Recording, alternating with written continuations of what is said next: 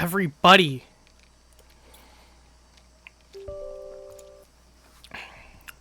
We have a very special stream for today. We're going back to my roots. Back to where it all began.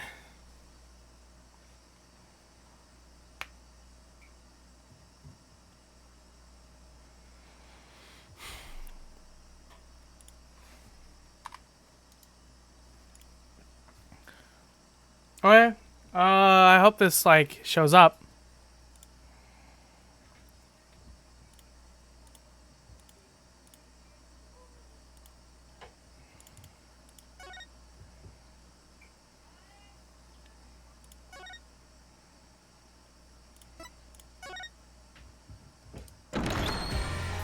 Oh.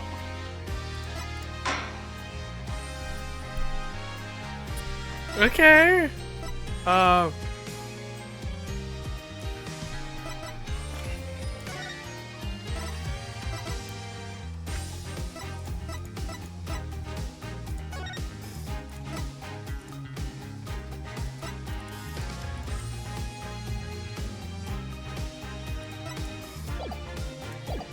There we go.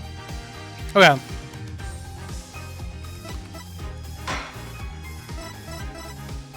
I mean, the music's good here, at least.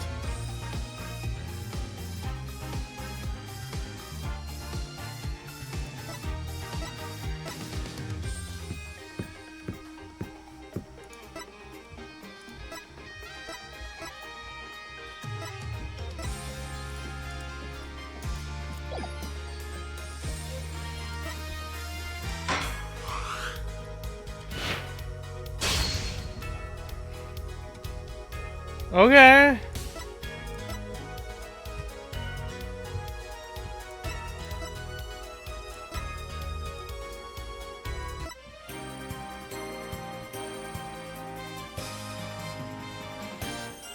Damn, so this one's got 5 episodes and a special episode.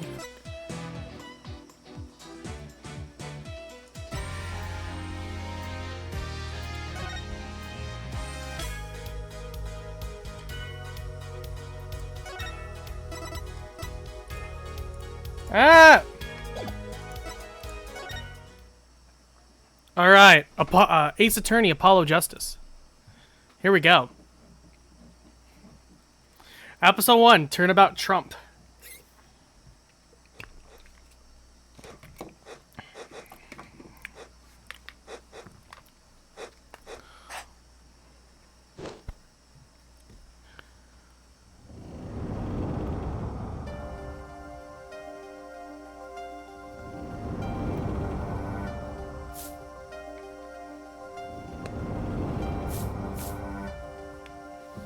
I kind of remember because I played the first case already.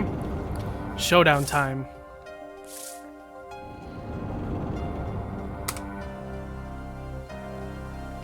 You lose.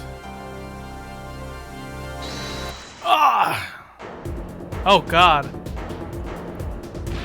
Eek! Oh, blood.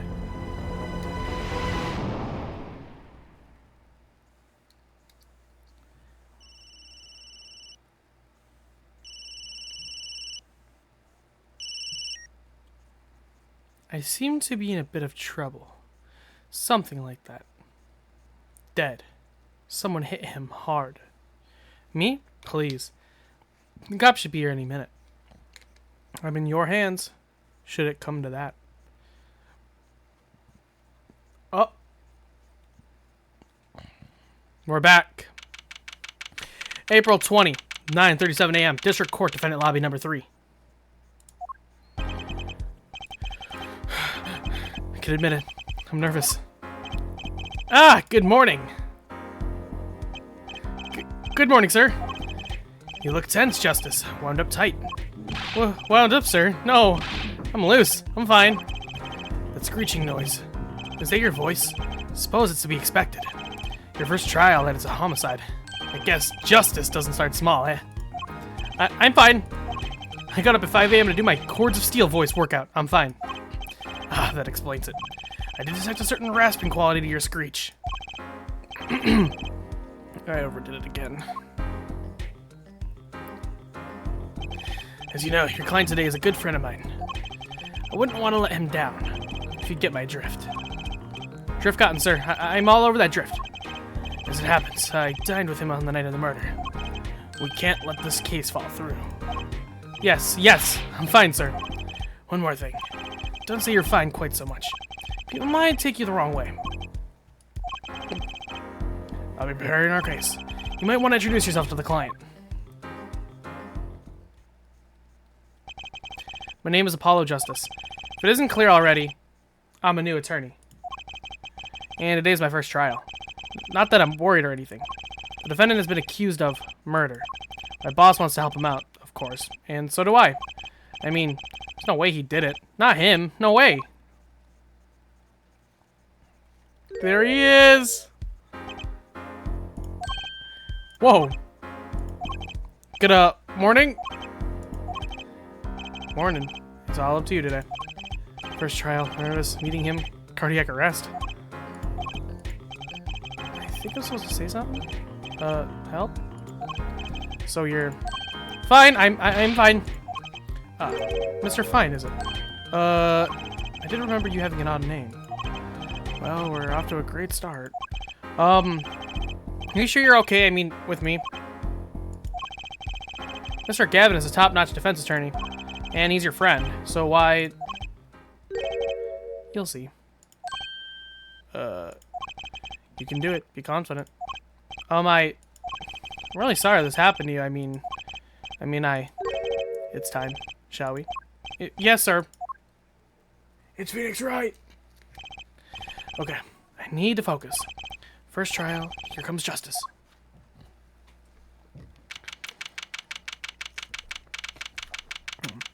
April 20, 10 a.m. District Court, courtroom number 2. Mr. Payne, the court is now in session. The prosecution is ready, Your Honor. The defense is, ready, Your Honor. I'm going blank. Don't panic. Too late. Your name was Mr. Justice? And this is your first trial. Yes, Your Honor, but I'm fine, really. Are you quite sure? Your voice sounds a bit strained. I am Mr. Gavin. Yes, Your Honor. I was under the impression that you would be heading up this case. That was my intention, yes. However, a defense attorney must always cede to his client's wishes. And my client specifically requested Mr. Justice. Well, of course he wants justice, but to entrust his case to this greenhorn, why? I do not exaggerate when I say that you're the best defense attorney in town, Mr. Gavin. Okay, so Gavin's got trial experience, fine. But does he have cords of steel? Then let's begin. The defendant may enter the courtroom. That's me. That's not me.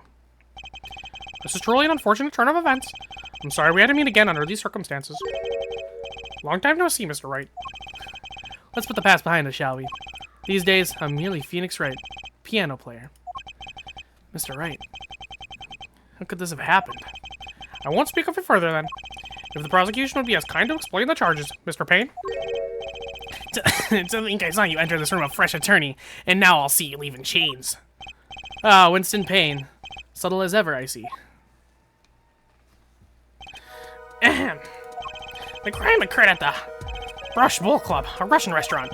The defendant, Phoenix Wright, took the victim, a customer, and he hit him, wham, on the head, smack, killed him cold. A customer at the restaurant, you say? And the defendant, you say he was? The pianist for the club, it seems. Phoenix Wright, a pianist? This is the weapon that took the victim's life. A bottle of grape juice. Grape juice is apparently our defendant's drink of choice. This court accepts a deadly bottle as evidence. Deadly bottle added court record. Grape juice bottle uses the murder weapon. Bears the defendant Mr. Wright's prints. Something to note, Justice. All evidence is filed in the court record. Make a practice of checking it frequently. The court record. Right, I've heard of that. Use to look at evidence so far. I'm confident in your ability to handle this. Right, just use... It sounds like for some time for some on action. Okay. Okay, this is my attorney's badge. It lets me know I'm an attorney. There's a number inscribed on the back of the badge. There are many numbers like this, but this one's mine. Proof that I'm an attorney. To Tell the truth, I get a happy feeling inside just by looking at it. No clues here. Oh, can I...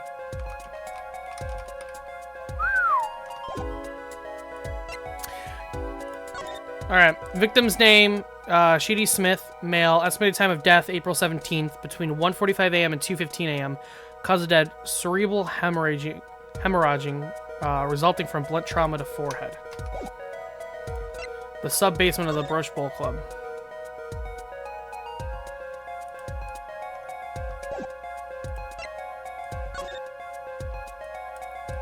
Yeah, I get it.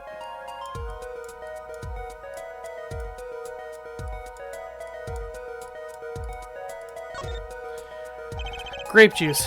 How long has it been since I drank grape juice? Apparently, it's Mr. Wright's favorite drink. Wonder how well it goes with Roche. The bottle's completely empty. Okay. So the victim was a customer at this restaurant. But just who was this Sheedy Smith fellow? We believe he was a traveler, Your Honor. Traveler? According to his passport, he had been out of the country for a number of years. He had only returned to the country recently, though his place of residence is unclear. And he had some sort of connection with the defendant. That, too, is unclear at the present, Your Honor. We believe they first met at the Brush Bowl Club on the night of the crime. If they had only just met, then why murder? Perhaps the victim slated the defendant's piano playing? That doesn't appear to have been the case. No, the motive had nothing to do with the defendant's lack of playing skill. At least not piano playing. I'll have this photo explain what I mean. As we can see, a game of poker was in progress at the scene of the crime. Wait a second. Isn't poker gambling? That's a crime in and of itself. Huh. Indeed, it appears our defendant has fallen to become the basest sort of criminal. Objection! It is true that the defendant was engaging in a game of poker with the victim. Yet, it was only that, a game, in the purest sense. A competition, Your Honor. A competition? Yes, a test of wits, a silent clash of passions. Only the guards, their backs wreathed in blue flame, know its final outcome. Come again? The cards at this table had blue backs, Your Honor. I believe the defense was waxing poetic in an attempt to mystify those present and impress women. That will be our first order of business here, then, to find out more about this fatal game of cards. Very well, defendant. You will testify to the court about the poker competition held the night of the crime. My pleasure. This is it. My first trial. Here goes nothing. Finally. Witness testimony. The competition. I'm a pianist by trade, yet I can hardly play at all. My real job is to take on interested customers over at the poker table. The room where we play and the competition in there are the club's main attractions. The rules are simple. We play a game of poker using 2 decks of cards. That's all it is. A game. And our customers are happy. A pianist who can't play piano. Better than a defense attorney who can't defend. Very well. The defense may begin the cross-examination. Right, Your Honor. My first cross-examination. Don't blow it. Are you all right? You're sweating bullets. Bullets? Where? It's a figure of speech, Justice. Voice sounds strained and raspy, too. My brain feels strained and raspy, sir. You've watched me perform cross-examinations many times. Though you've never done one yourself, have you? What to do? Should I ask Mr. Kevin for a refresher course cross-examination? No.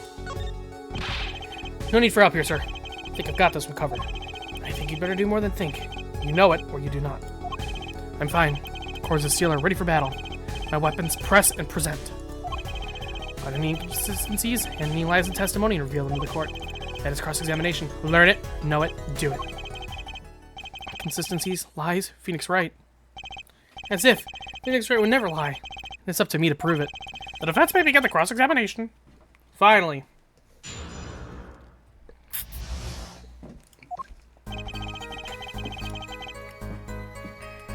Hold it! You can hardly play. I want to play sometimes when customers demand it. So I play them one song. That's usually all they want. Was it supposed to be a boast just now? The title of pianist is a mask, a respectable face I wear for the world at large. Then why are you really at the Brush Bowl Club?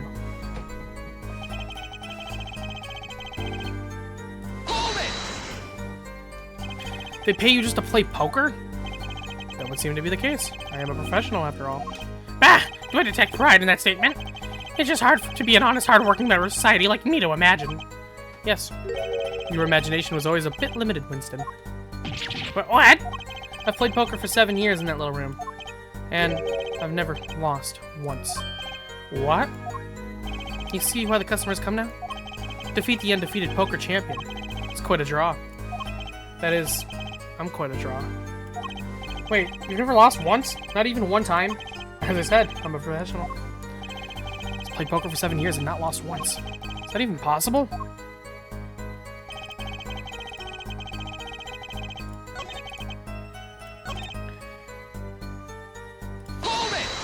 Okay. The room in the crime scene photo is an attraction. It is quite a history, actually. The Borscht Bowl Club used to be a gathering spot for black market types back in the day. But black market? All in the past, things like the black market are only on the silver screen nowadays. Suffice it to say that there were a lot of deals being made under the table. Right there in that room. A smoky room, gambling hoods, you know. Just looking at this picture makes me feel bad. The bosses gather around the table, cutting deals, safe from the eyes of the law. Meanwhile, a goon keeps watch through the small window. I can practically picture it now. The window. So it look like it would be good for keeping a lookout, but little else. The window does look like it would be good for keeping a lookout, but little else. We met a few other tricks to it, though it was common knowledge for regulars. At any rate, they come to play poker in a room steeped in history. Despite the dark past, it was all just good, clean fun. Those are simple. We play a game of poker using 2 decks of cards. 2 decks of cards. Simple measure to prevent cheating. If you alternate 2 decks, no one can slip in cards. There's something else I noticed. In addition to the cards on the table, there are some lines scattered on the floor. Precisely. Cards on the table, cards upon the floor. Each one forming a complete deck. Crime scene painted blue by a sad sweep of cards. It's poetic, really. Incidentally, we used 2 types of cards at the club. One deck of cards was red, the other blue. As I recall, in poker, you make 5 cards. You make 5 card hands. I can see how it would be easy to cheat. Yes, a game of hands. Hold on. This competition you're talking about, I believe the court understands the nature of the game sufficiently. That's right. It was a simple game, after all. Are you sure? People are not murdered over simple games, Mr. Justice. Defendant, you were in the room the very moment that crime occurred. Yet you claim no connection to the crime? Now that's strange. What's strange? I was testifying about the competition that night. Asking me about the crime at this point is against the rules, Your Honor. Of course, I expected to hear a cry of objection from the defense. Completely let that one slip by. Don't despair yet, Justice. Is it served? Right. There's something I'd like to make clear. Namely, your connection to the case at hand, and I'd like to hear it from you. Sure, why not? Very well. The defendant will amend his testimony. Just one little press. I've got myself a whole new testimony.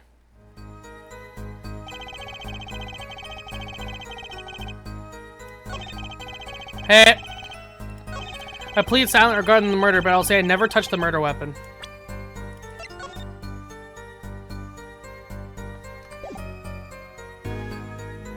Objection! So you say you didn't touch the murder weapon, this grape juice bottle? Right? So I said. Something the matter, Mr. Justice? Hehehehe. Too bad our new defense attorney never learned how to play dumb. What's this, Mr. Payne? I examined the bottle in question, you see, and it was covered with the defendant's fingerprints.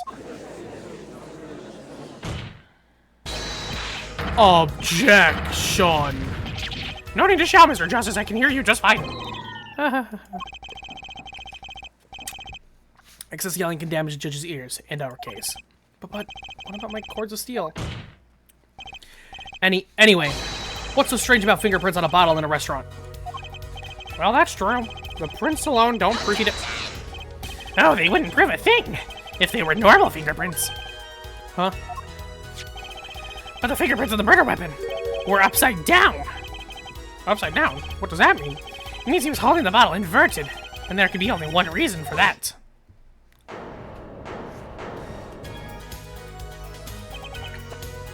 Yes. to brain someone with a bottle. Ah! Mr. Gavin, I think things just took a turn for the worse. Uh-oh. I see no problem, Justice. Huh? The only thing that matters is the truth. There's a good reason for everything, you'll see.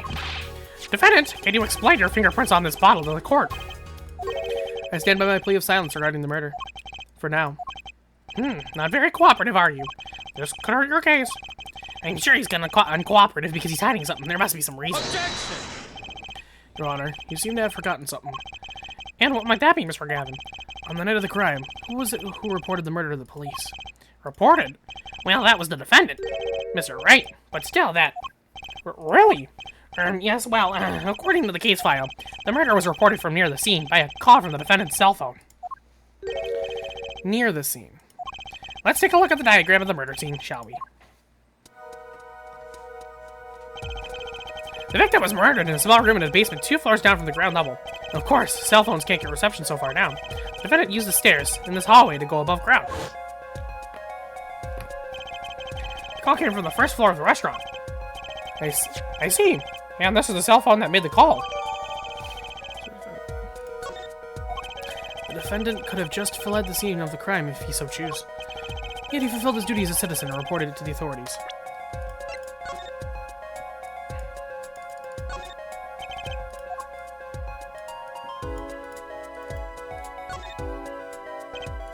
Well, the battery's being held in with a piece of tape. You should just buy a new one. Maybe he can't afford it, or he just doesn't care.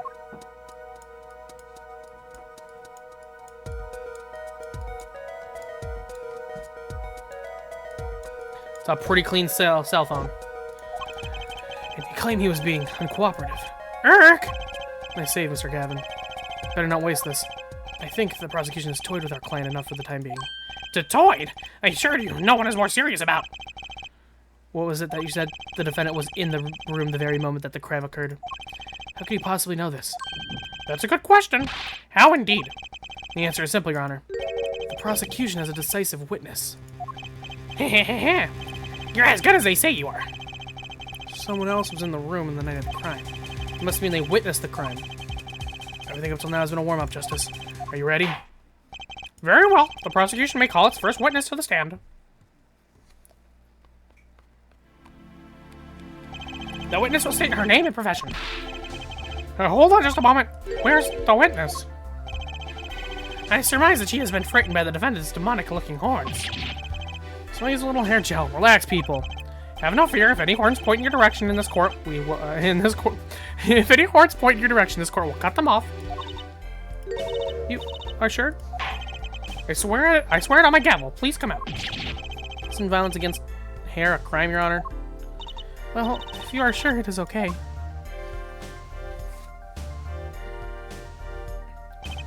Ahem, now, the prosecution. Well, wait a minute.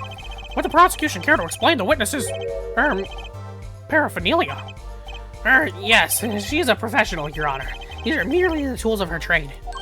And that would be... My name is Olga Orley. I am employed as witness in Boschborough Club Restaurant. Then, why the camera? Of course, it is my pride to serve Bosch, that is naming a restaurant. But I also perform, how is it said, other service. I take it one of those other services is taking the customer's pictures. Da-da. Like, for example, this one. That's the defendant. Indeed, on the night of the murder. Man in white hat is one who have gone kaput. Indeed, that is the victim. Order, order! This is quite a piece of evidence to casually drop in our laps. It is the same way as I drop cold balls of Bosch on laps of customers casually. Then the court will casually accept this new evidence. Now, witness, where were you at the time of the murder? I was in room, the hideout, we call it. Excuse me? The hideout? It is a room where famous gangster, bad guy, was arrested. It's room where murder took place. What? Your look of utter surprise, it is lovely. I will post my courtroom door later for you. Da-da, photos will be numbered, and you will write which ones you want copy of. So there were 3 people in the room at the time of the crime. The victim, Shady Smith, Mr. Wright, and Olga Orley, our witness. If Mr. Wright isn't the killer, that means... Very well, witness. You will now testify to the court about that night's events. Alright, Ogla. That night, customer asked me to deal cards for a game. It was cold. Both players played with hats on. Duh. The victim, he plays whole time with his hand on locket at his neck. Then last hand is done, but something terrible has happened. Duh. That man flew at the victim and is strangling him to death. What? Incidentally, who won the game? Isn't it obvious the winner was the victim? Mr. Smith. Objection! That's ridiculous. Because Mr. Wright can't lose. Justice. Maybe you can come up with a more legitimate objection. But he hadn't lost in 7 years. Take it from me, kid. It happens. I didn't lose a case my first 7 years as prosecutor either. Incidentally, I have some evidence here.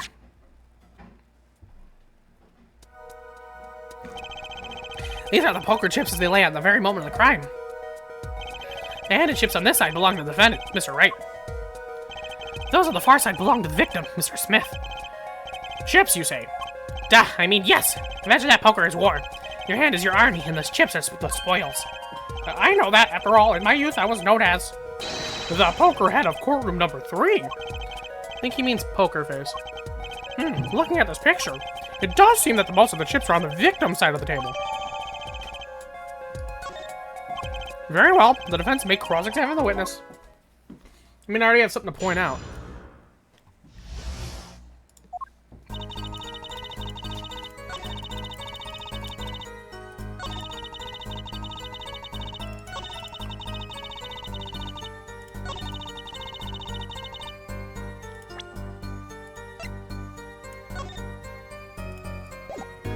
Objection! Oh, really? Strangled, you say? That's odd. Duh, normal customers only choke on Bosch. No, I mean, this report shows that the victim died of a blow to the head. Ack! Miss Orley, really now? Did you witness the crime? Eee! Good catch.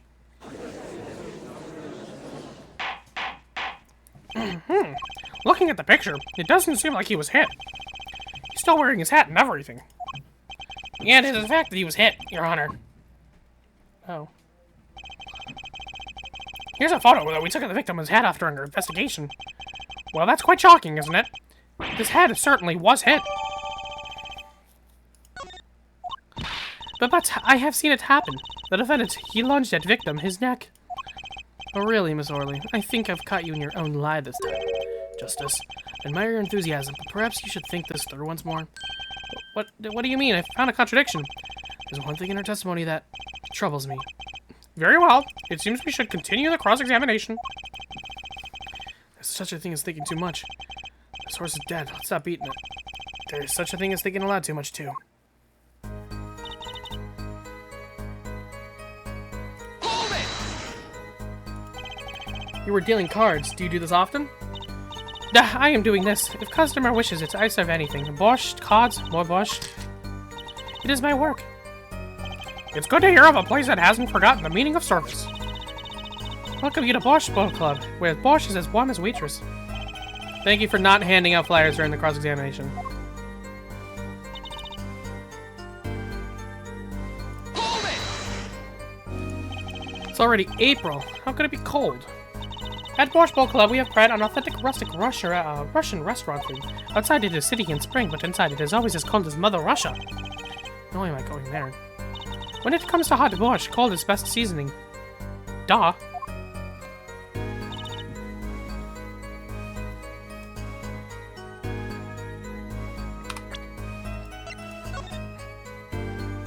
I don't see a locket there.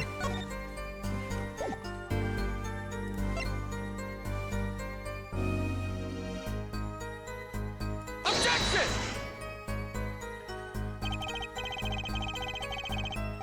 This evidence clearly reveals a contradiction in the statement, Your Honor.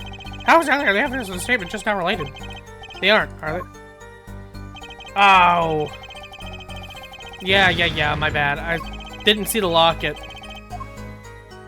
Maybe I have to press it first, watch. I'm gonna press it and then I'm gonna be able to. His locket.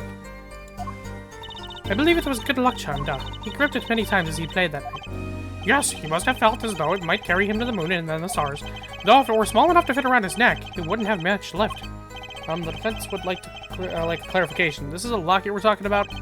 I mean a pendant with a picture in it, right? Not a rocket. Of course I knew that. It was probably a pendant shaped like a rocket. That's why she called it that. No, a locket's a locket. Doesn't matter what shape it is. It's considered bad form to poke fun at the hard of hearing in our society. Hard of hearing, or hard of understanding. So, what happened next? Hold it! Something terrible. Eek! The defense will refrain from needless shouting. Sorry. I need to seriously consider this vocal training thing. Now, Miss Harley, can you tell us what happened? Oh, I was so frightened. I trembled with fear. Hold it! You didn't say anything about hitting before. So sorry. You must be forgetting this, da. Witness, you will take greater care with your testimony. Oh, da. I'm sorry, Your Honor. And that clears up the discrepancy with the autopsy report, I believe. The defendant made to strangle his victim, then changed his mind. And chose a simpler, blunter means to do the job. Yes, that sums it up nicely. We strangled him. Then hit him? Nothing fishy about all this. Go ahead. I believe you know what it is you need to do. Right, sir. Leave it to me. There's only 3 people in the room at the time of the murder. The victim... Yeah, I kind of get it.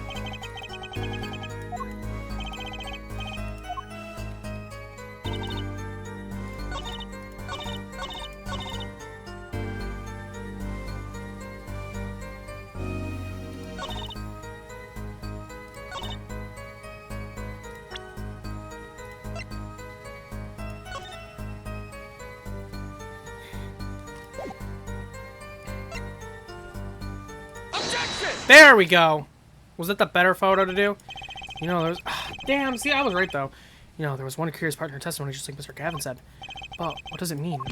Mr. Justice, would you care to explain what it is you're thinking so intensely about? Call the testimony, Your Honor. The victim played with his hand on the locket at his neck. I believe she said. I have you aren't about to raise an objection to witness's grammar. No, but look at this photograph. Look at this photograph. Do you see a locket on the victim's neck? Well done, Justice. I'm impressed. Knew you'd be able to handle this. But what does it mean? If we are to believe this witness's testimony as is, then the locket disappeared following the victim's death. Lockets don't just disappear, Your Honor.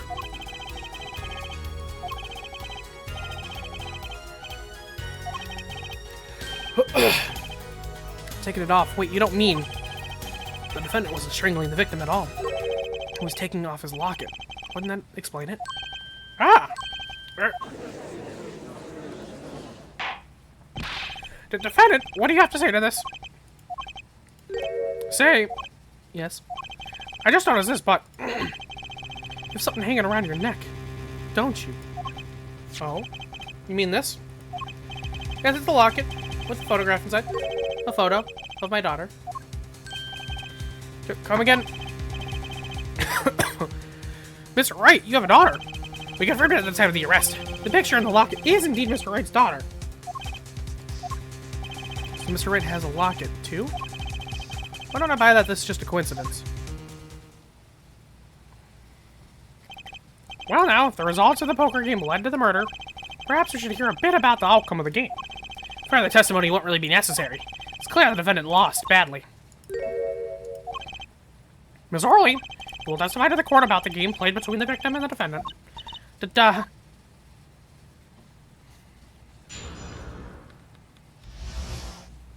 Alright. The game began with 3,500 points of chips for each man. House chips come in 2 sizes, small and large.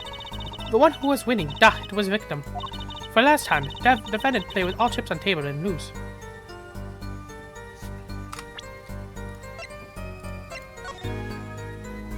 Okay. The moment the last was decided, defendant grabs bottle from table end.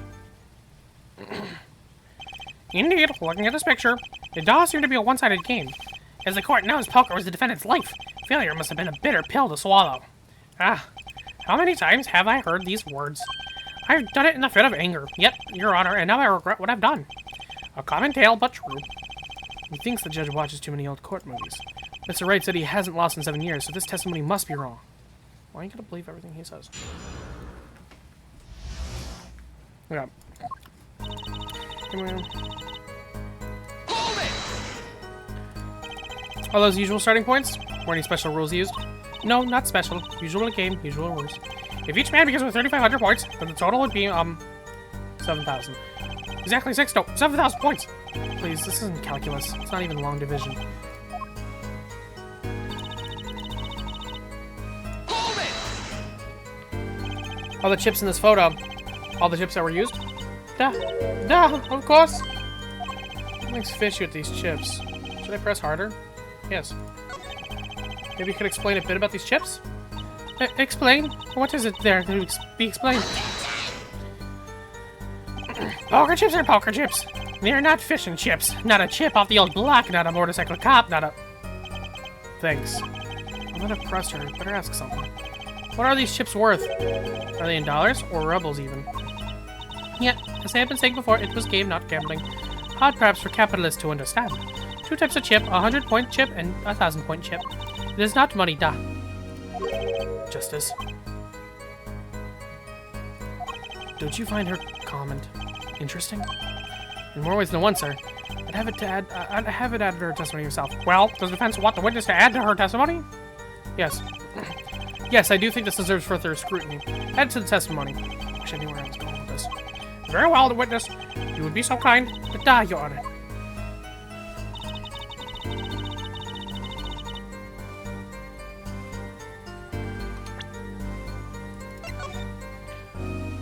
Are these 1,000?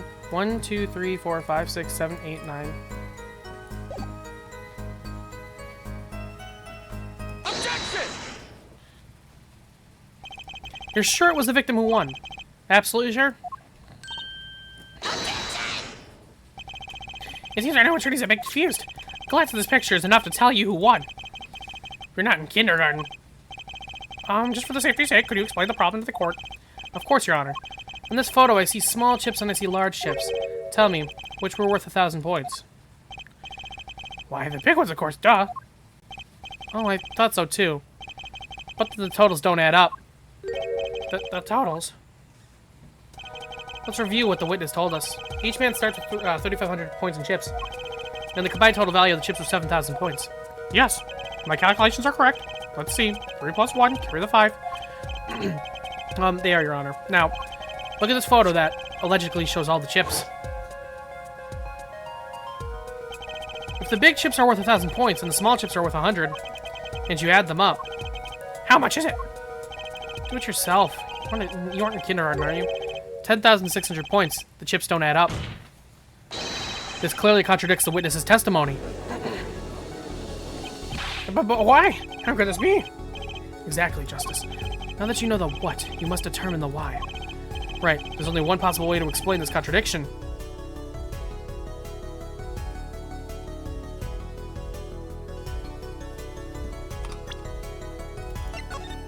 One, two, three, 4, 5, 6.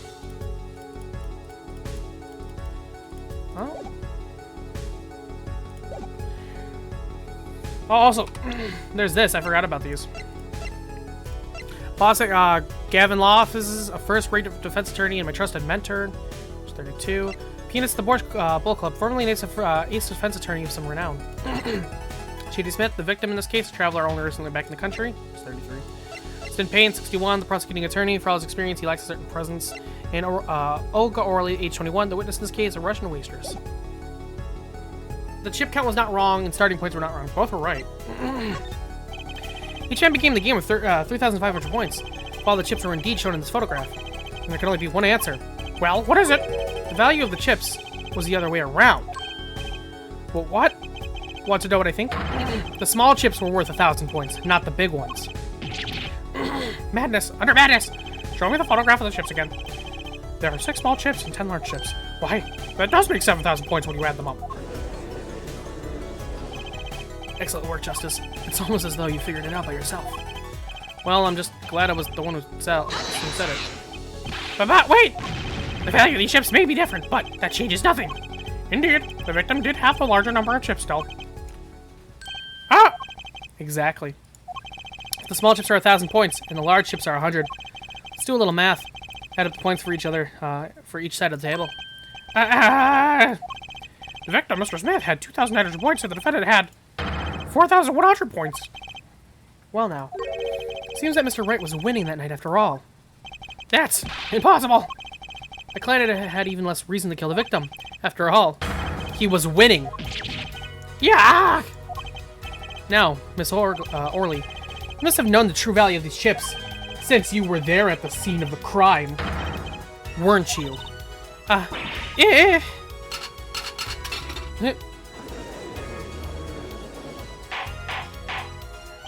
Order! It appears our defendant has lost his motive, and Mr. Wright's supposed defeat never happened.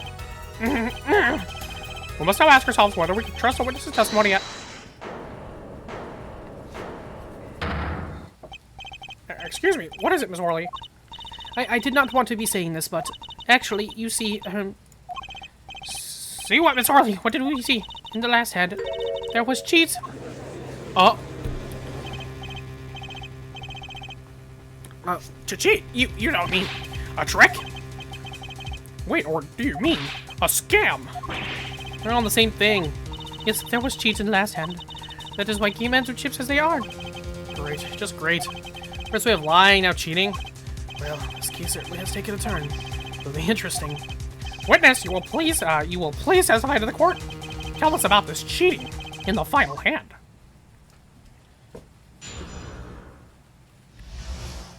Final hand. The last hand, both men had full house. There is 4 of each card in deck, from ace to king. You look at both men's hands, cheat is more obvious. The next moment, game becomes an argument. Duh. The defendant's trick was exposed. He took bottle in his hand. Poor Mr. Smith. Miss Orley, why did you not tell the court about this from the very beginning? I thought I smelled the cover up here. Well, folks, it's time to throw back in the covers. A full house is a very high-scoring hand. Not easy to make in my experience. That alone is enough to suspect less than scrupulous tactics. Mr. Gavin? It's a full house. Lawyers these days, you don't know your poker. I can't say this much over your case or career. What is this, some kind of secret court pokering? Justice, you know the terms 1 pair, 2 pair, and 3 of a kind, yes? Yeah, no problem. Cards with the same numbers makes a pair, and 3 makes 3 of a kind. Good. Now picture a hand with 1 pair, and 1 3 of a kind. That's a full house? That doesn't sound very easy to make, does it? You can see each of the players' hands in this photo. Oh, he had a full house. Oh, they both have full houses. They forget, that's an easy way to make a full house. And go undefeated for 7 years. You cheat. Ma'am, the defense may cross-examine the witness. He did cheat in the last hand. That still leaves one important question. Mr. Wright lost that hand. Has ever heard of a professional con man losing when they cheat?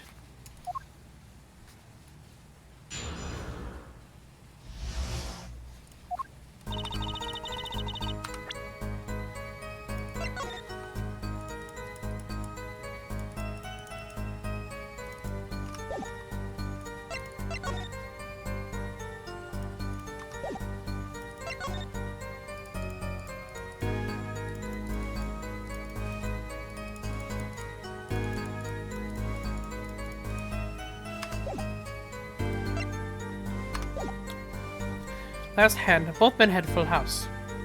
Hold it! Just how hard is it to make a full house, anyways? It is quite hard, duh. It is making a pair and a 3 of a kind at the same time. Yeah, that's hard, though. I guess that's right. Very difficult to be sure. You take my word as the poker head of courtroom number 3. Very difficult, duh. But it's not impossible. Okay, full house, hard. It's not a questioning, a waste of time. Yeah, 4 of each card in deck, yep.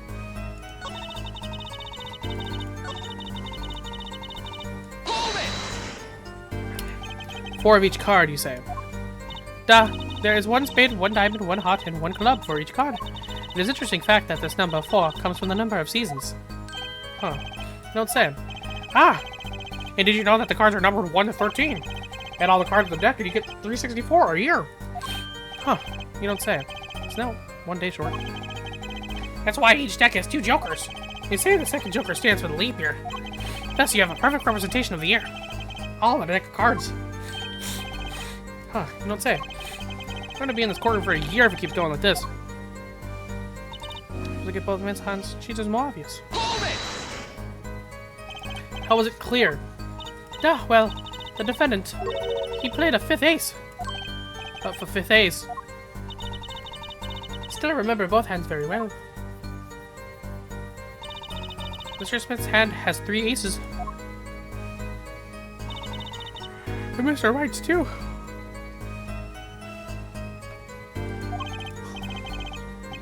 Obviously, cheating was afoot, or perhaps I should say at hand. Your Honor, perhaps this could be added to the testimony without Mr. Payne's joke. Very well. The witness will add this detail to her testimony. Please.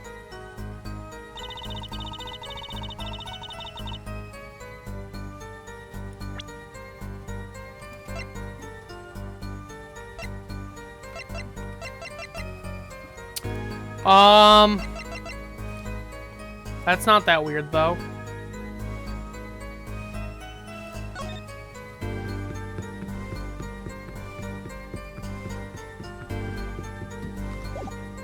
Because there was 2 decks. Hold it! Fifth ace. It should not exist, no. I still remember both hands very well.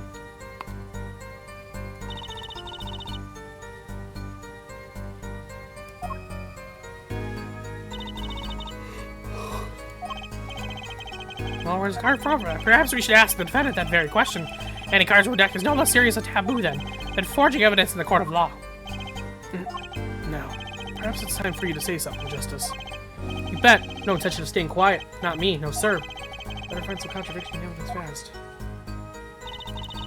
Moment, game becomes argument. The defendant was exposed. Hold it! Do you recall what the men were arguing about? I believe so. The victim, he shouts, "You are cheater," and then the defendant shouts something like, "I have an objection." Shouting objection, eh? Old habits are hard to break. First he blocked his way through the courtroom, now he blocks his way through life. Objection! However, Mr. Wright lost the hand. It seems to cast a shadow of doubt on Mr. Smith. Humiliation from losing even when cheating. That is what set fire to the defendant's heart. So what did the flagrant defendant do next? Hold it! By bottle, are you referring to this? The defendant uses this bottle to... His behavior is an admission of cheating by the defendant. But why use a grape juice bottle? You'd be surprised at what can be used as a weapon. This juice is recommended drink of Bosch Bottle Club, This year's vintage is remarkable for its hefty flavor. How do you have to brain a grown man, apparently? First she says it was a serious competition, now she says there was cheating. Justice, notice anything odd? Testimony keeps changing. Now she says the defendant cheated. Actually, yes, I noticed that. Say the truth about this cheating first, shall we? Right, leave it to me.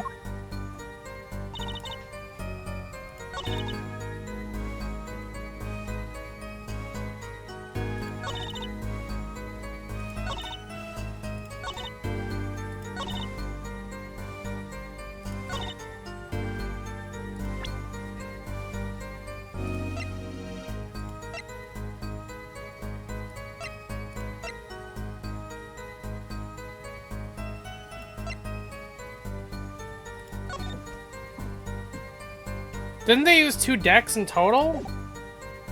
Objection! It appears the witness is mistaken. Mistaken, but my name. Look, this piece of evidence clearly contradicts what you said in your testimony. That's the photo of the chips, is it not? Justice, perhaps you ought to explain your point in a way that the judge can comprehend. In other words, use your finger to point out your point. Yes, please point out the contradiction in this photo.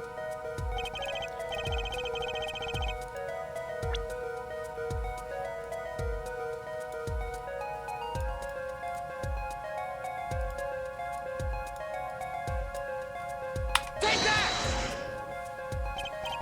Why, it's here, of course. It's where? Where is it that you're pointing? Where, good question. Already heard it today. Oh, wait, what?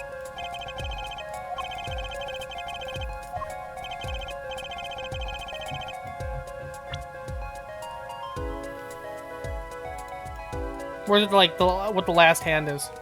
Take that! Oh, come on. It's not the bottle being on his side, right?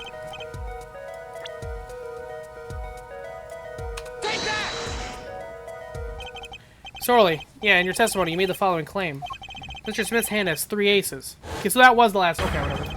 As you can clearly see, the victim's hand only held 2 aces. Eek! Well, maybe the witness was simply confused. Perhaps it was the defendant's hand that held the 3rd ace in question. Objection! Taking another look at the evidence.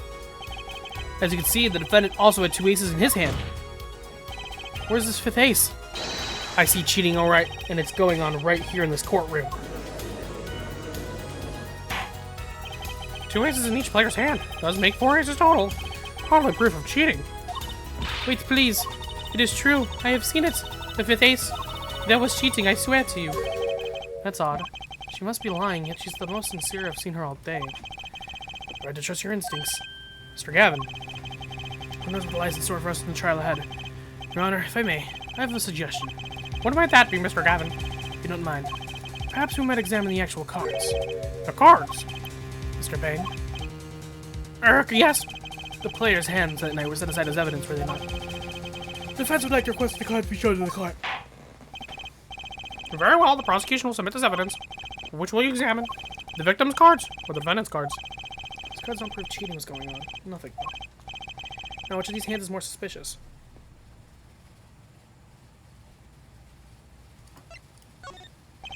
Let's start with Mr. Wright's hand. The defendants would like to view the defendant's hand. Very well. Mr. Payne, your evidence. Yes, Your Honor. Well, now let's see what we have here. Right, sir. We're examining evidence. Be sure to view it from all sides and angles. Try using. Yeah.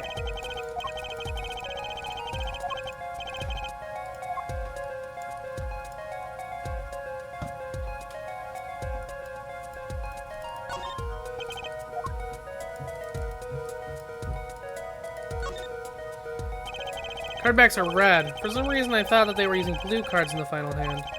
Didn't you, Mr. Gavin? Which was it now?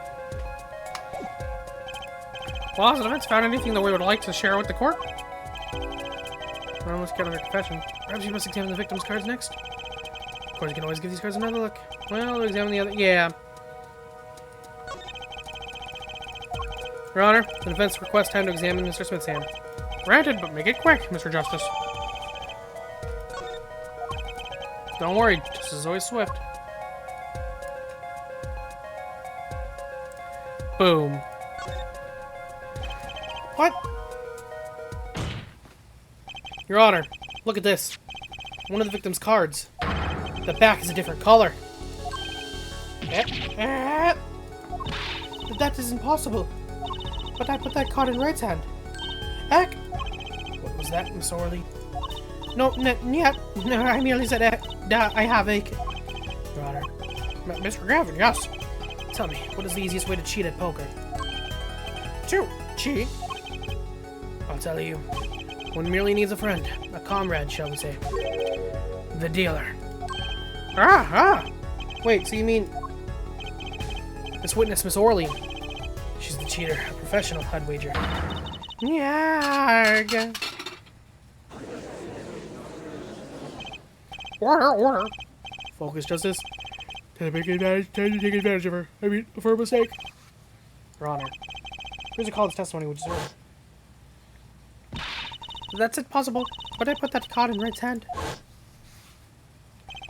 There you go. Miss Olga Orley conspired to cheat, not with my client, but with the victim, Mr. Shady Smith. Oh! Not only did she cheat, she cheated poorly.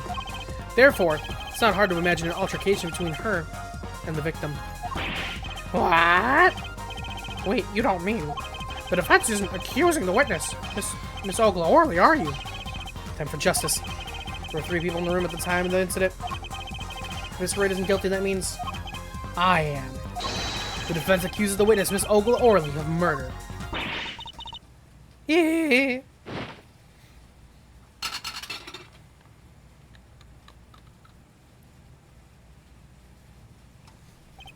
Mr. Payne, where's your witness, Miss Olga Orley? It appears she has lost her consciousness, Your Honor. Mr. Justice? Your Honor, it seems you've presented a new possibility to the court, one suggesting a connection between the witness and the victim, Mr. Smith. And that means? This court cannot pronounce a verdict for the defendant at this time. What? I did it. I held out. There's no point in prolonging the trial at this time. Prosecution will need to make further inquiries. Objection!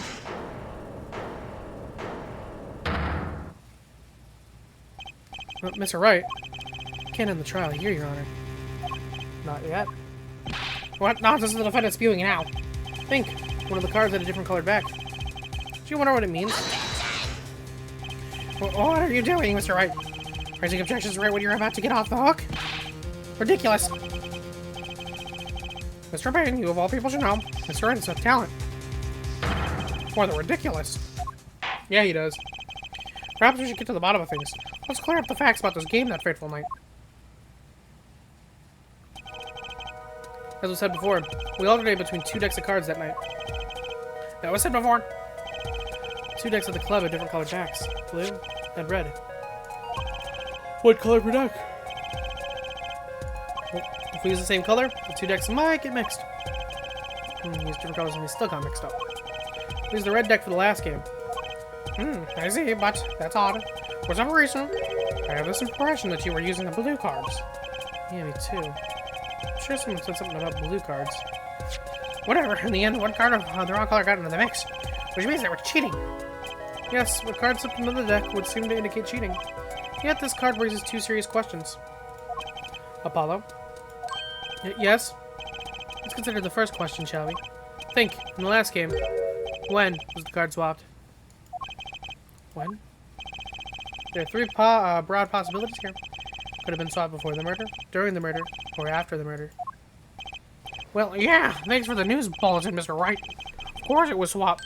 Oh? Might be as simple. It might be as simple as you think, Mr. Bain. Or it might not be. I'd like to hear what Apollo thinks first. When do you think the cards were swapped? Those cards swapped into the deck.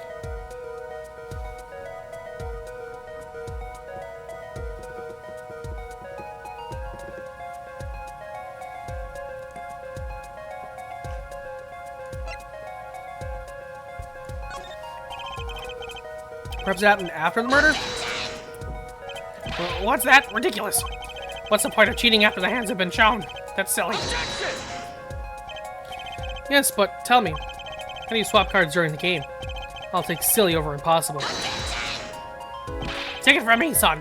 There's a lot of silly in this world, but very little impossible. Oh, even when the backs of the cards were a different color? If you pulled that during the game, you'd be caught in no time. Ah, Quite true. That wouldn't mean that the blue card in question was swapped after the hands were shown, after the murder.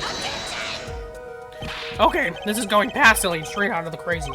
I ask again, what's the point of cheating after the game's over? Who would do that? Who indeed? That's one of the mysteries before us. There's another.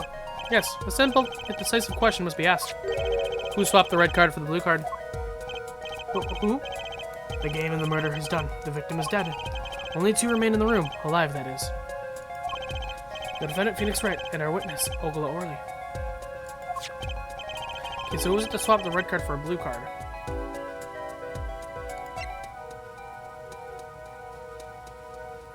Someone else. When who swapped the cards wasn't Mr. Wright, of course. And, well, it doesn't seem like it could have been Ogla Orley either. What are you suggesting? It's hardly a logical conclusion, I'll admit it. To defense, I think it only makes sense for you to name Miss Orley at this point. Yes, I know, but she was the one who dealt the cards, right? I just can't believe she would make the mistake of swapping the wrong color card. And if the card was swapped during the game, it'd be obvious. Something you'd like to share with the court, Mr. Wright? Oh, my apologies, Your Honor. Just thinking how much fun all this is. Fun? How about confusing? I have no idea what the defense is claiming, Your Honor. If the one who swapped the cards wasn't the defendant, and it wasn't Miss Orley, then who was it? Yeah, well, that is the question, isn't it? Precisely. Huh? I believe we're about to see this case take a new direction. A new direction? We'll find that indeed, after the murder, someone swapped one of the cards in the victim's hand, and that someone made 2 critical mistakes. I'm sure you're going to tell us what the first was swapping the wrong colored card. So the one who did the swap didn't know 2 colors of cards were being used. The other mistake was the number on the card. Right. The person replaced the 5th ace with a king. I'm sure whoever swapped it wasn't expecting there to be a 5th ace after all. All they knew was that the game had been won with the full house, so they picked up a king from the table and swapped it in. But there's one problem. According to our case records, this person doesn't exist. True, not until now. But you have to admit the possibility of a fourth person, though it's more than a possibility. There was someone else there that night at the scene of the crime. What? I believe the judge spoke truthfully earlier.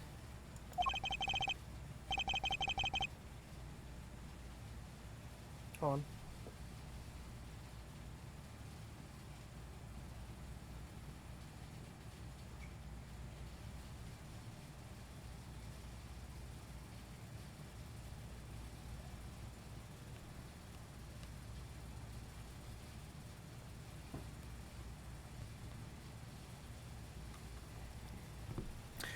You do make trials ridiculous, Mr. Wright. The trials proceeded on one central assumption, namely, that at the time of the incident, there were only 3 people in that room. I believe this new evidence, shall we say, overturns that assumption. The problem is that you chose to conceal this information from the court. I suppose that is a problem, yes. Court is adjourned for a brief recess. Mr. Gavin, I'll see you in my chambers during this recess. Certainly, Your Honor. Very well. Trial will resume in 20 minutes.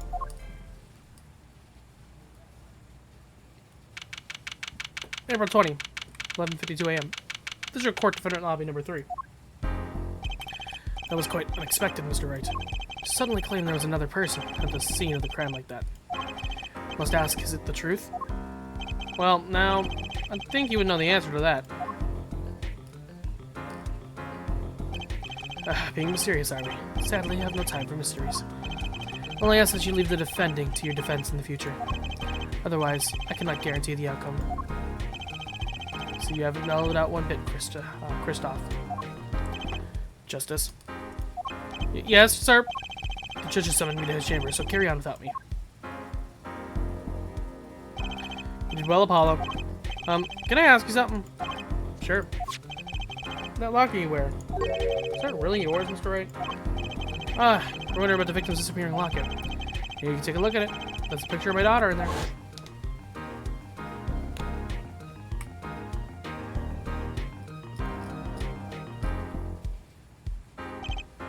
I'm just surprised to hear you had a daughter. Most people are. Perhaps you'll meet her one of these days. One more question. Who who cheated that night? Was it you? What do you think? Huh? You know what happened 7 years ago? What I did? It's not unreasonable for you to think I might cheat. I never honest, but it is odd that he managed to go undefeated for 7 whole years. Want to know something? There's only one game where you can be dealt bad cards all night and still win. Poker. It? You see, poker's all about reading your opponent. And that way, it's a lot like a court case. Poker is like a trial law. Figure out what your opponent is thinking, and you win. Well, yeah, but that's harder than it sounds. I think not. Try as they might to conceal it, everyone reveals their true thoughts in the end. Their body language can become a valuable source of information. You're kidding! That witness, for instance, Sorley. She would touch the back of her neck during certain parts of her testimony. Did you notice? No. Come on, who knows that? Words, habits, twitches, it's all information for the reading. That's the secret to winning, Apollo. Someone taught me, and now I pass the secret on to you. But I'm not worthy. I mean, there's no way I'll pick up on these signals. No, you can do it. Huh? Just don't know it yet. What's he talking about? But you will, soon. Almost forgot. One more thing. About this case. You should know, I haven't told the truth to anyone yet. What? I knew it. My reasons, of course. All shall be revealed. And Apollo, I need you to be there, defending me. I need your power. My, power? No idea my cores of steel were that special. It's time. Real trial begins now. Do your best. Like, I understand, kind of, but also, just tell me the truth. I'm trying to save your ass.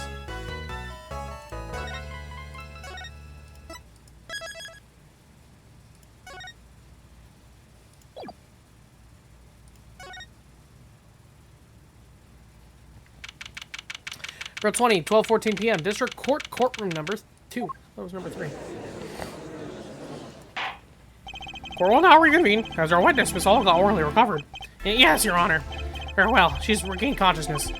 Perhaps we can hear her version of the events again. That's the thing. You see, she's quite fatigued.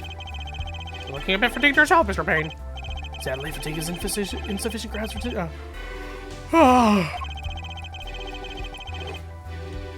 The defense would like to request that Miss Orley take the stand. Very well. The witness will take the stand. Perhaps you can repeat your name and profession. Perhaps you'd rather admit that you're a poor liar and a poor loser. I... Not.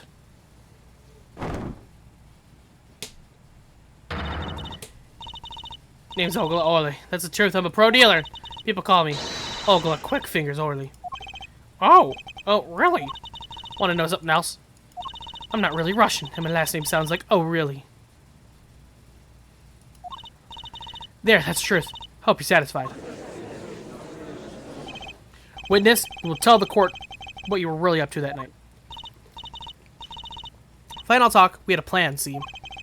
Let me remind you that you are currently under oath. Any further fabrications will have serious consequences. Fine.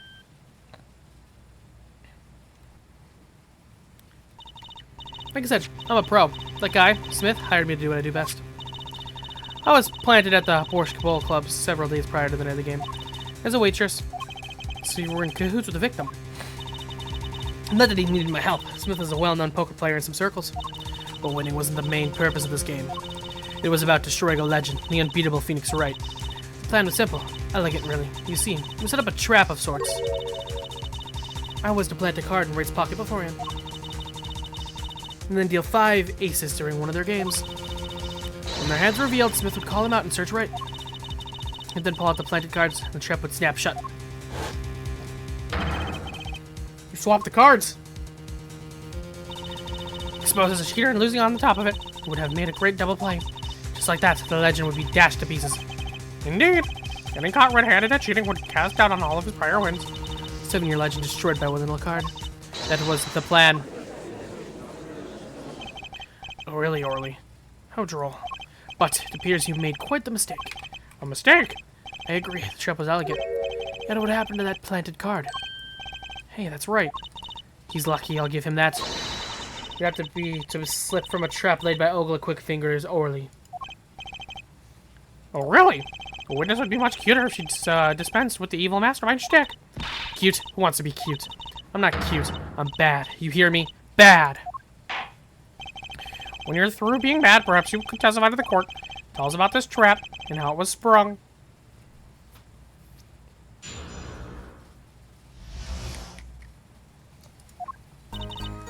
I played at the concert I was supposed to. Right, lost. It was last night just like it was supposed to. Then Smith searched him. But the planted card was gone. The trap failed. The next moment, Red picked up a bottle and swung it. It wasn't me who had Smith. It was that no-good cheating defendant. A surprisingly frank testimony that still leaves us supposedly in the dark. Trap was perfect, I tell you, perfect. If that rotten cheater hadn't messed it up. Look who's talking. Well, the testimony, for what it's worth, is all yours, Mr. Justice. With witnesses like her, who needs criminals? With defense like Mr. Wright, who needs prosecutors? Well.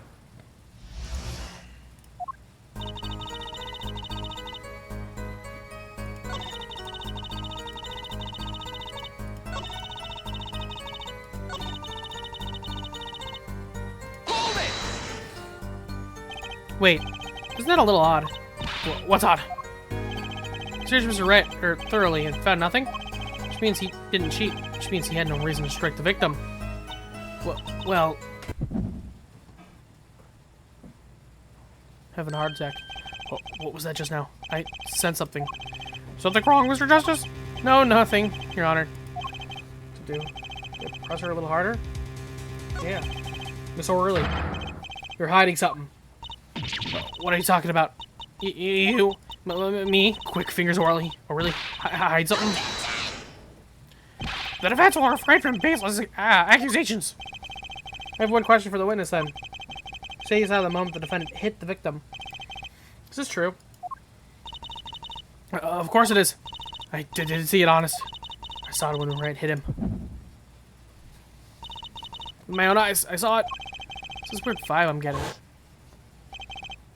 That witness, for instance, was, oh really? She would touch the back of her neck during certain parts of her testimony. Did you notice? Touching her neck, was it?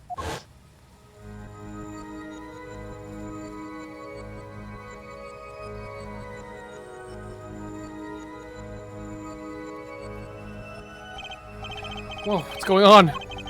Sensation. It's coming into focus. There, the twitch. It's so clear. It's like I could perceive her habit like I couldn't before. Gotcha! Okay.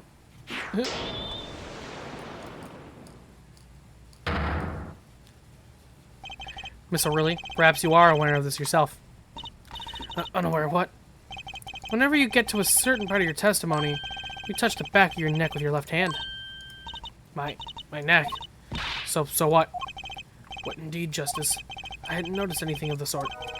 She says that part of her testimony. She's subconsciously recalling something. Her body reacts to the memory and she touches her neck. I'm sure of it. A memory? Would someone care to explain what he's battling about? It's highly unusual, but let's ask the defense. Claim the witness is remembering something. Maybe you have evidence of this memory to show us? Her habit is scratching her neck whenever she talks about the moment of the crime. Hold on.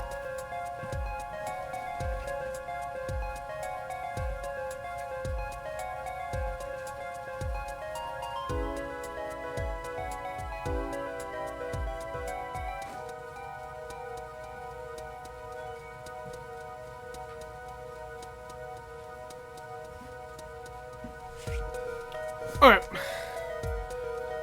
So, what would remind her most of the moment of the crime?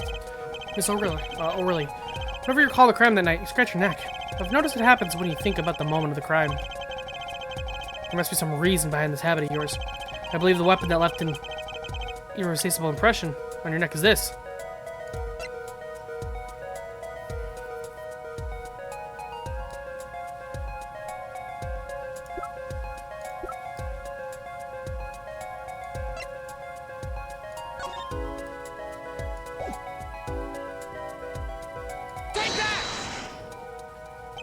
Whenever she talks about the moment of the crime, she touches her neck. It reminds us more of the moment than this bottle, the murder weapon. But something doesn't fit. If you were only the witness of the crime, why would that make you touch your neck like you're in pain? What's he talking about now? It was Mr. Smith, the victim, who was hit. Not you. This is a cross-examination, not a cross-wild conjecture. The witness's habits, they're completely irrelevant. Justice, I'll admit, I'm a bit confused myself. This is certainly a unique cross-examination. I'll explain later, just trust me. Now's our only chance to break her. Miss O'Reilly, please testify in detail about the moment of the crime. The very moment. And yet, I am not knowing nothing. We know you're not Russian. The witness will testify, please. Now. What? Why'd you do all that? Ah, fine.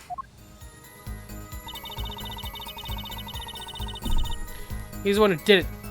I let him out of my sight until the cops got there.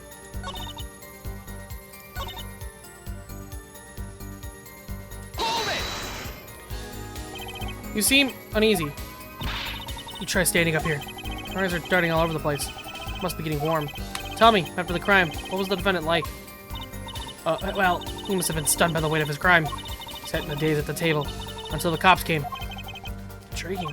I believe you've gotten all the testimony you're going to get out of this witness. So, what do you think about her testimony? I'll tell you what I think. Her testimony is flawed. It's basically bogus. Contradicts the evidence. What's that? Well, show us this evidence, Mr. Justice. There's evidence that you claim contradicts her testimony. Didn't let him out of her sight until the cops got there. I know there's some evidence that contradicts that. This. Take that! So, really, we have a record here that clearly contradicts what you said. It states that the police were alerted by a report from the defendant. And we know that the defendant left the room, climbed the stairs, and made that phone call from the first floor of the Borscht Bowl Club. So, explain how you kept your eyes on the defendant when he left the room entirely. Ah! Oh, shit.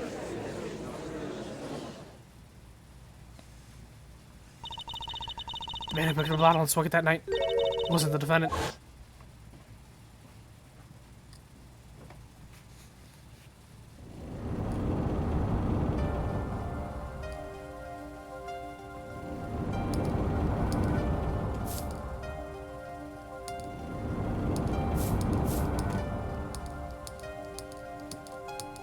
Showdown time. You dirty cheat! Check his pockets. Now! It's gone. The card's gone. You lose. Ah! Just then, Smith grabbed the bottle from next to right. And he hit me. You, some master of cheating you turned out to be. Eek! When I came to, The victim was already dead, is that it? that's why I couldn't reveal who I really was. If it came out that I was in leagues with Smith, I'd be a suspect for sure. Well, where does this leave us? The madness, this is madness, I'm dreaming. It must have been me who was hit with the bottle, and I'm imagining all this. It appears our prosecution is at his wit's end, and frankly, I can't blame him. Mr. Gavin, what do you think about this turn of events? Mr. Gavin? Sir?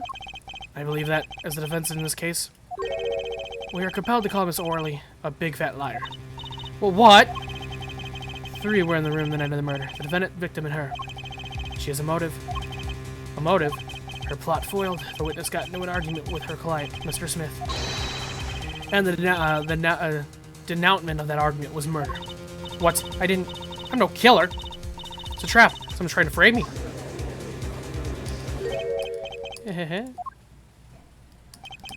What tangled webs we weave when we practice to deceive. So tangled, we catch ourselves in the process. But Mr. Wright! Such a hasty conclusion. It's not like you, Christoph Gavin. What are you saying? Why not consider the other possibility? There was another person in the room at the time of the murder. Right, Mr. Wright was saying before recess. A single card was swapped into the victim's hand after the murder. And the one who swapped the card didn't know 2 colors of cards were being used. A 4th person.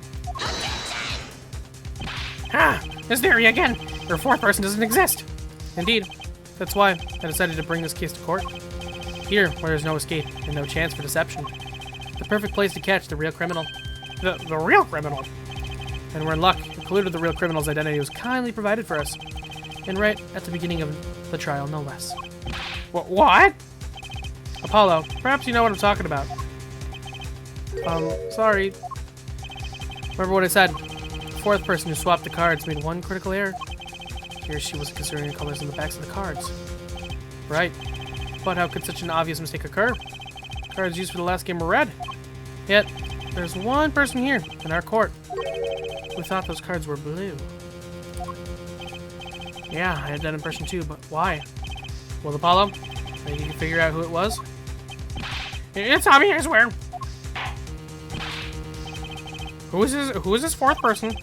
I always get put on the spot like this. Let's hear what the defense has to say. Who was it? Who thought the cards used in the final game were blue?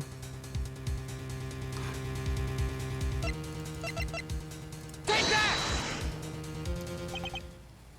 As I expected. Your eyes and ears are as sharp as your hair.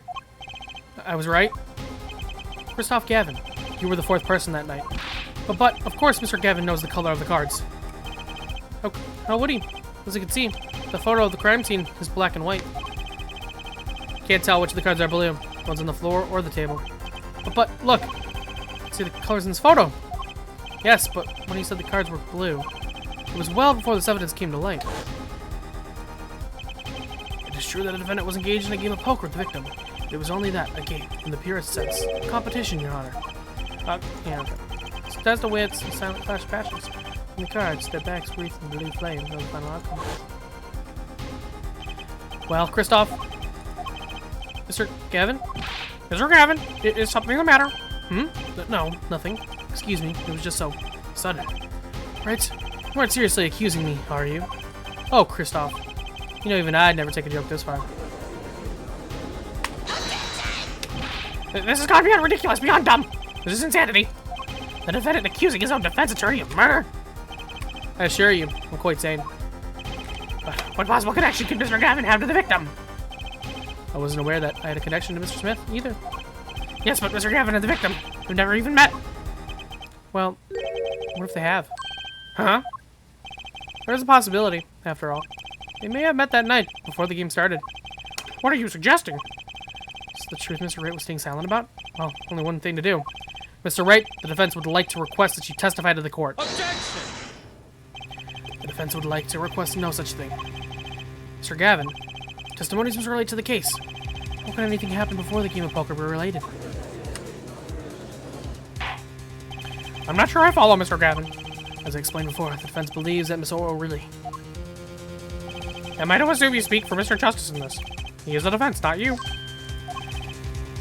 Mr. Justice, the matter of Mr. Wright's testimony is up to you. Oh, okay. This is the court. In your opinion, you need to hear Mr. Wright's testimony. Yeah. This is Mr. Wright's strategy. He was planning this all along. I intend to see it through. The defense would like to request that Mr. Wright testify to the court. Et tu, Justice. You would betray me, your teacher. I'm sorry, Mr. Gavin. This isn't about loyalty. This is about the truth. Very well. The defendant, Mr. Wright, will take the stand, please.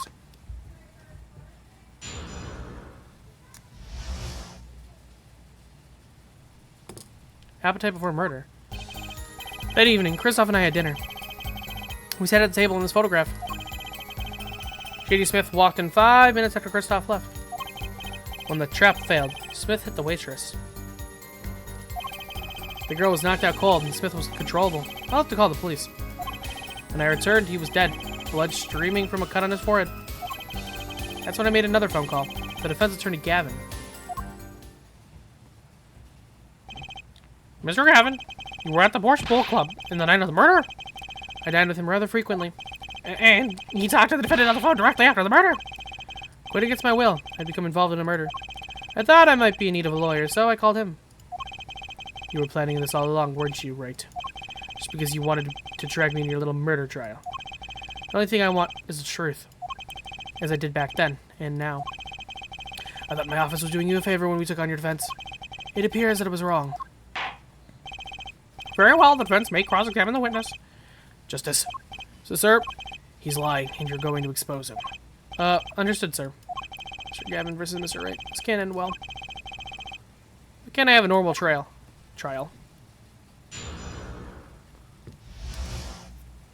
Appetite before murder. That evening, Kristoff and I had dinner. Sat at the table in this photograph. J.D. Smith walked in 5 minutes after Kristoff left.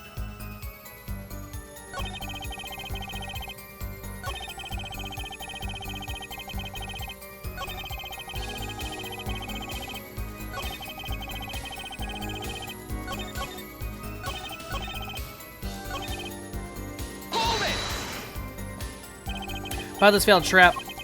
This is the same trap that Ms. Ogla O'Reilly mentioned. Yeah.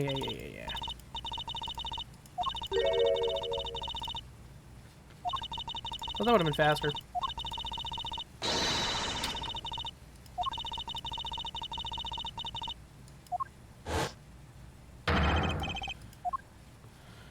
Yeah. She's a pirate. Yar. Yes, a harmless prank, in essence. It was by a quirk of fate that I happened to discover it. A quirk? I happened to put my hands in my pocket and found a card. The card she planted. Yes, I snuck a peek at it and found it was the 5 of hearts. I had a feeling something might happen, so I disposed of the card. Before the game. Disposed? Where? There was an empty bottle of grape juice I had been drinking right beside me. I threw the card inside the bottle. An empty bottle of grape juice? That was not his voice. The murder weapon. Yes, I rolled it up and shoved it in. The colored glass makes it hard to see. A battle of wits between the deceiver and the would-be deceived. That sounds like terrific drama. Card inside the murder weapon. That's strange. Did the police miss it in their investigation? Maybe I'll take a look. I know it's not. It's empty. Mr. Wright, the poker at courtroom number 3 approves of this battle of wits. Please revise your testimony if there's new information.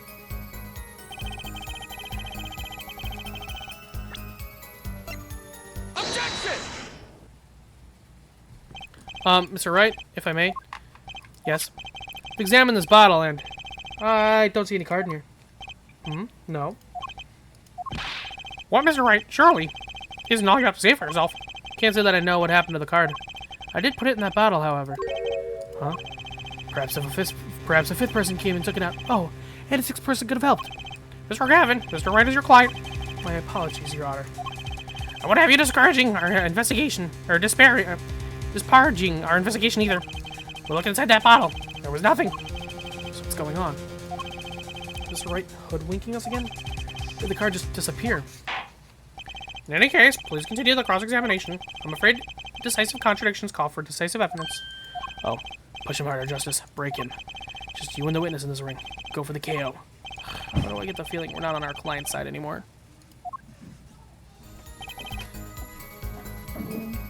Hold it! You had dinner with Mr. Gavin. Yes, he dines with me at the Borscht Bowl Club quite frequently. We were enjoying our usual dinner at our usual spot, as usual. Always eat at the table closest to the piano.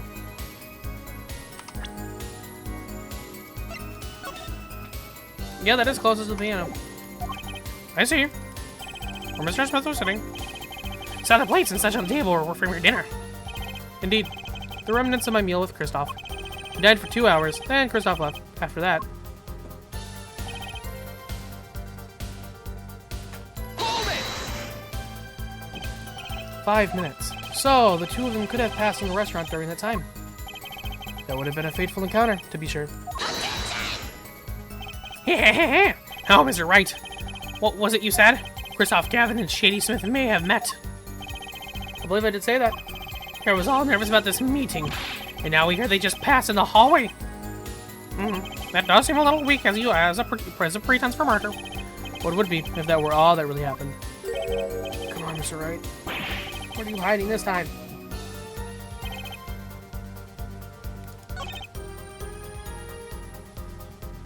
Hold it! You made the call to the police from the first floor of the restaurant, correct? Exactly. Cell phones don't get a signal down in the hideout. Was anyone else on the first floor at the time? Not a soul. It was the middle of the night, after all. So there, in the darkened restaurant, I called the cops. After making the call, I returned to the hideout. Didn't seem right to leave the injured waitress alone. Is this something because blood streaming on a cut on his forehead?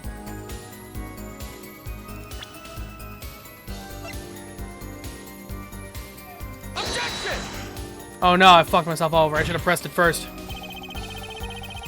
Yeah. Yeah, fine. That'll answer. We'll do it. Okay, I need to really press first. Hold it! And when you returned, the victim was already dead, yes. I'll admit, I was a little startled when I walked in. Oh, little? He was bleeding from his forehead, after all. Guess I'd be startled, too, if I walked in on a scene like that. But... Hold it! Could you explain why you called Mr. Gavin? I'd obviously gotten involved in a rather sticky affair. Yeah, I figured Kristoff's law office would give me a friend rate for my defense fees. Oh, go ahead, you intend to pay him. Oh, I'll pay in full, Kristoff. It was I who got you involved after all. You may find the price of your defense quite high, my good friend. Quite high. Is this the truth that Mr. Ritt was talking about? Justice, you know what you have to do. He's lying. Expose him. Now. Yes, sir. Think, Mr. Ritt's trying to tell me this testimony.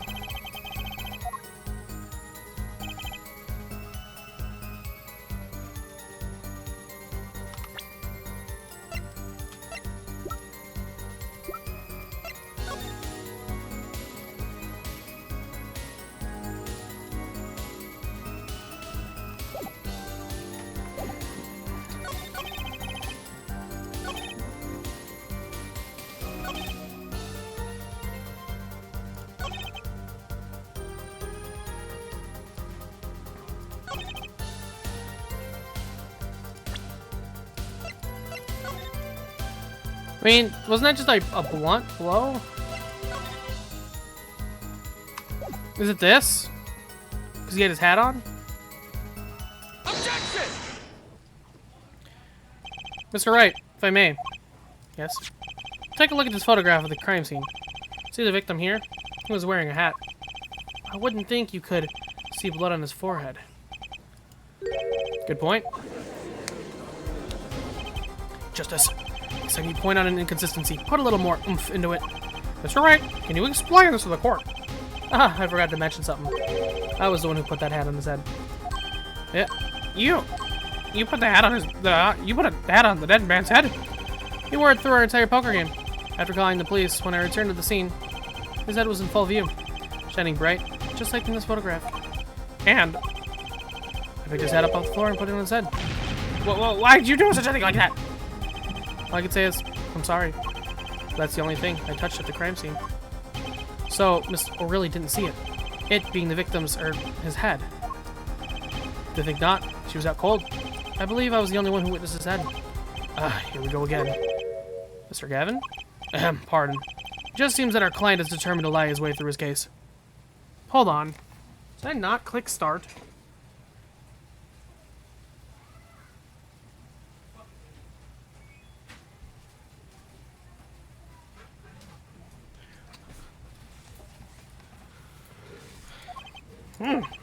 Hey, still our client, isn't he? I believe that's enough of that. Mr. Gavin?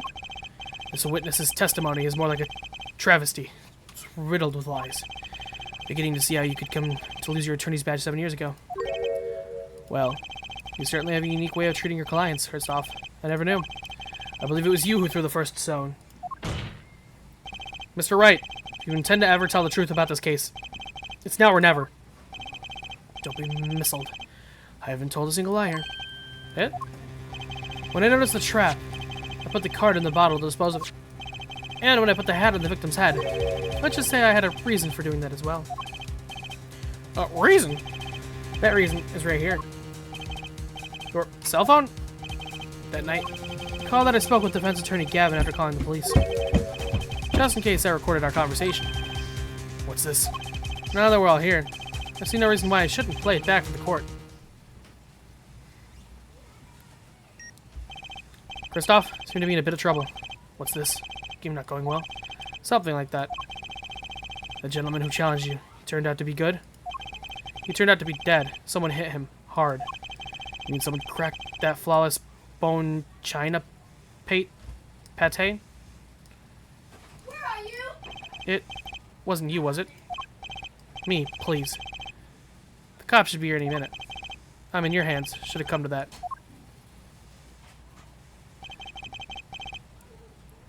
Did it say plate? Did I? Okay. Bone china plate.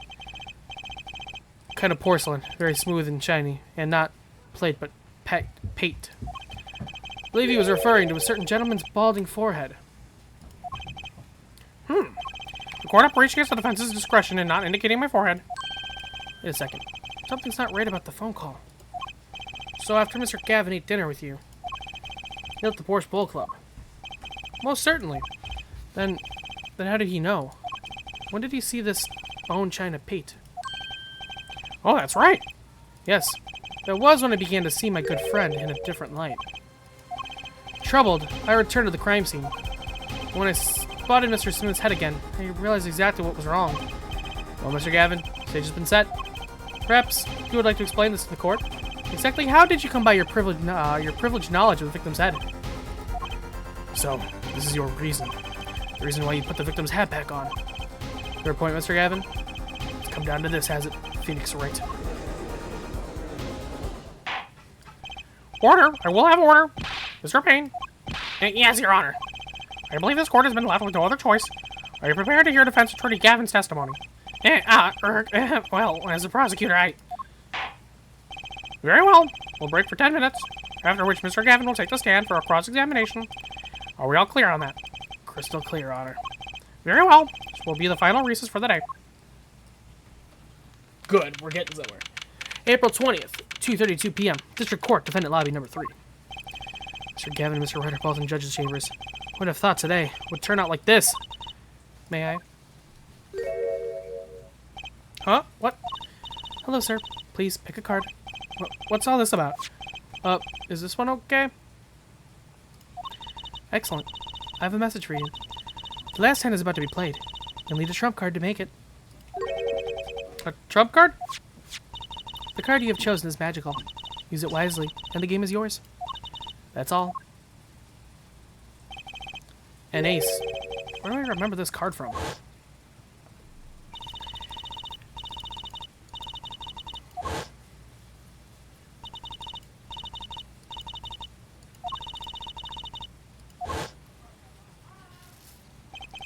Missing fifth ace. Wait, this botch of red. Is this blood? You have a trump card. That's up to you to cut the deck and draw the truth. My father's fate is in your hands. I know you can do it. The bloodstained card. It's my trump card for finding the truth? I fell deep in the thoughts. My mind raced to understand what this all meant. That girl. I've seen her recently, but where? That's when I made the connection.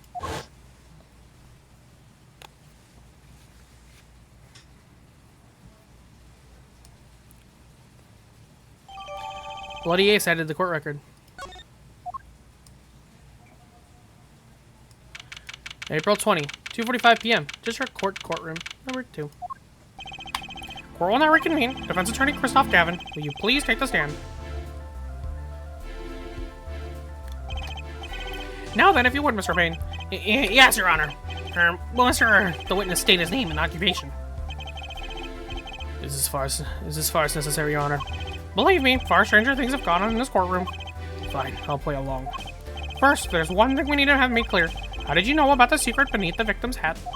By secret, I'm guessing he means the fact that Mr. Smith was bald. Forgive my curiosity, but what is it about this fellow's head?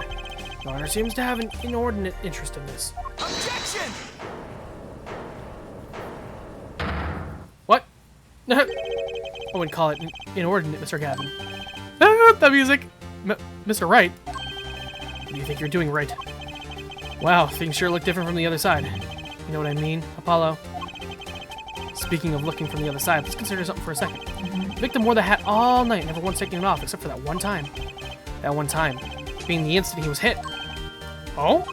When Mr. Wright returned from reporting to the crime, the hat was lying on the floor. Mr. Wright picked it up and placed it on the victim's head. In other words, in order to have seen Mr. Smith's bald head, he'd have had to been there in the hideout at the time of the crime.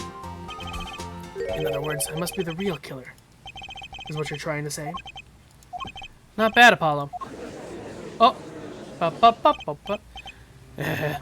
Mr. Gavin? I'm afraid that I haven't been entirely honest with the court. What?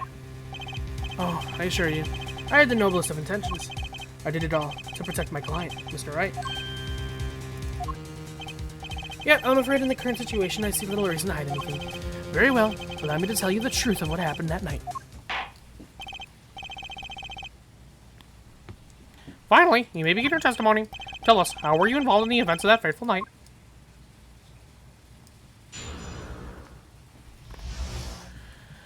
Alright.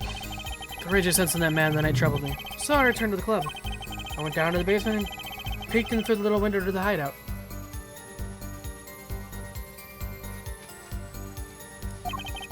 Must have been right after the murder took place.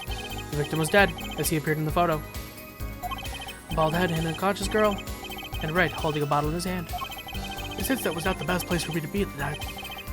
And so I left. That's when the call came from Wright. What? That makes no sense. So, you witnessed the murder? For better or worse, I missed the actual moment of the deed.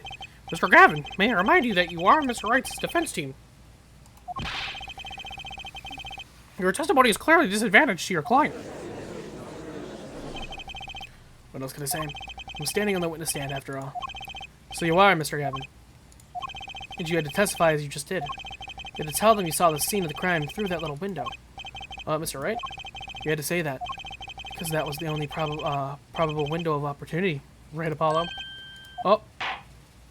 Mr. Wright, the defense should do the cross-examination, not the defendant. Mr. Justice, are you prepared? Yes, Your Honor. Can't believe I'm going up against Mr. Gavin. This trial is getting weirder and weirder.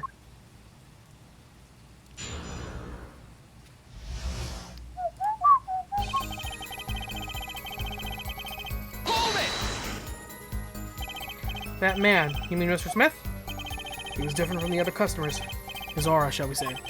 And he was a serious poker player, but it was more than that. So then, you knew the true nature of your client's job? Of course, but I also knew he wasn't engaged in gambling, which would be illegal. Well, it makes sense that he'd know. They were friends, after all. Wait for my friend to return to the club. I see. What happened then? Nothing new there. Hold it! The little window. You mean the one used to keep watch up the stairs? Yes, a relic of the ancient past. The black marketeers used it, I believe. Why did you go through the trouble of peeking in through the window? Wouldn't it have been easier to just open the door and go into the room? I didn't want to upset Wright, you see. Upset Mr. Wright? Yes. One of my fears would be unfounded. Be walking in on their match. Bad form, to say the least. So far, everything he's saying makes sense. Where after the murder took place? Hold it! How did you know it was right after the murder? Really, no need to shout, Justice. I was just getting to that part of my testimony. Ah, there he is. The coolest defense in the West, we know and love. Even when you're standing up there on the witness stand, some things never change. I was afraid you'd change too, Wright, but you hadn't. You and that overbearing personality of yours. With friends like these, who needs enemies? The victim was dead as he appears in the photo. Hold it! By photo, you mean the second photograph of the crime scene. Precisely, you see. He wasn't wearing his hat then. Saw his head, and he was dead. And then Mr. Wright came along and replaced his hat. Can you describe the scene of the crime for us?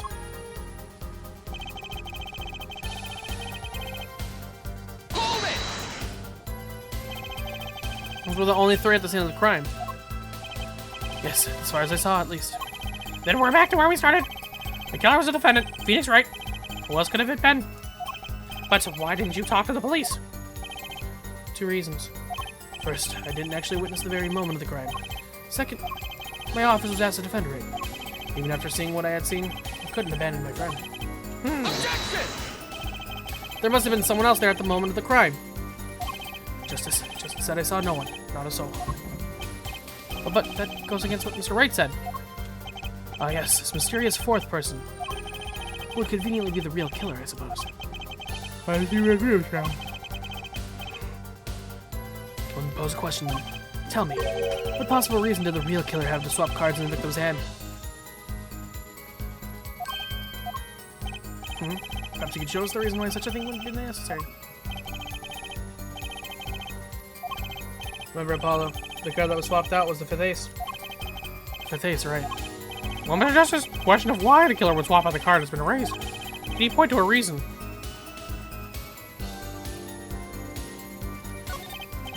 It's now or never. Feds would like to present evidence to the court. Evidence showing the reason why a card was swapped out. Then go ahead and point out your reasons, Mr. Justice. Why did the killer take the fifth ace?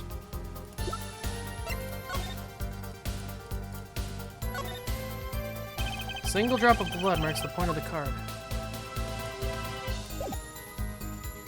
Take that! My reason is this. Is that an ace? Why has it got blood on it? Right next to the spade. What? This is insane. Why wasn't I told about any of this? Why? Could this be the missing fifth ace? Inconceivable. How could you? What are you doing with that card? Well, that's the thing. Why is Mr. Gavin so upset? Just a fishy card from some fishy girl. Oh, that card? It's mine. That is, I picked it up at the Borscht Bowl Club that night after the murder had occurred. Give it to my daughter. Cards are her stock and trade after all. Objection! No, impossible. Unacceptable.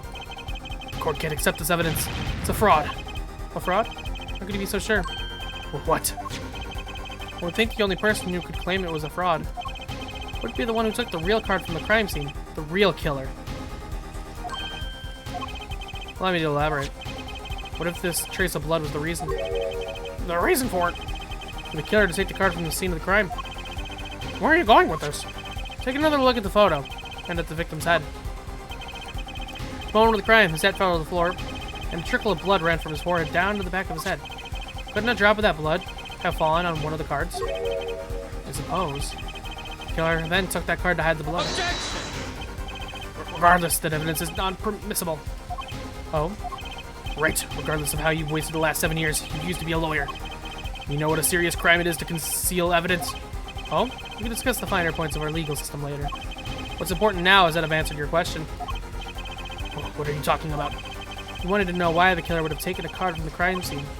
And now I've told you. Now one drop of blood would have been decisive evidence, you see. Objection! This is baseless conjecture. Baseless. Objection! Oh, I assure you it's quite based. What? It's amazing, really, how a single drop of blood on a single card can lead us to the truth. It's quite simple. Well, Apollo? Yes? Try picturing the scene of the crime. In your head.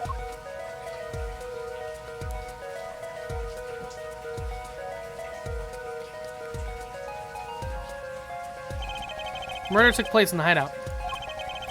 The body of the luckless victim was found at the poker table, and before the killer swapped the card out, there was a single card with a drop of blood on it in the victim's hand. Given this, there's one decisive problem with the scene. Well, what is it? Let's keep it simple, shall we? Given that there was a drop of blood on the card, whose position in this diagram doesn't fit? The victims? The killers? The witnesses? The second witness?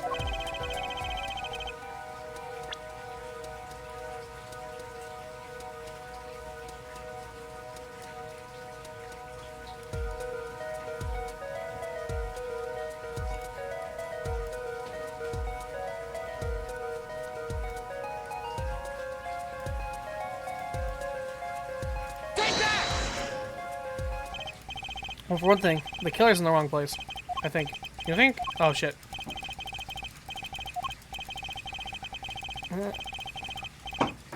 Uh-oh.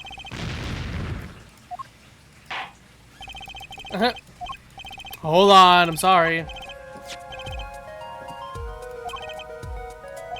Oh, I'm an idiot. It's the victim.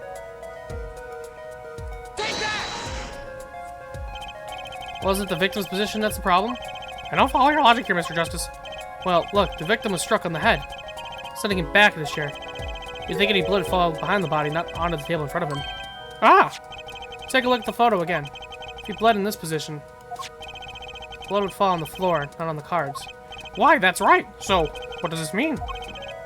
Incidentally, we were sitting in swivel chairs. Swivel chairs? Oh, man. Apollo, try turning the chair around.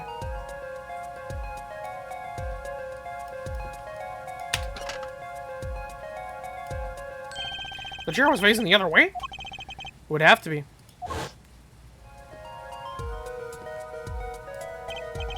So, we have to assume that at the time of the murder, the victim's chair was facing away from the table. When Mr. Wright returned from informing the police, which way was the chair facing? When he came back to the room, his body was facing as seen in this photo. That would mean the killer turned the chair back around. Let's take the next step. Look at the diagram once more. We know how the victim was facing away from the table at the time of the murder, but this creates another significant contradiction. Again! Let's test your reasoning skills again, shall we? Apollo, whose location on this diagram contradicts our new understanding of the crime? The victims, the killers, the witnesses, the second witness?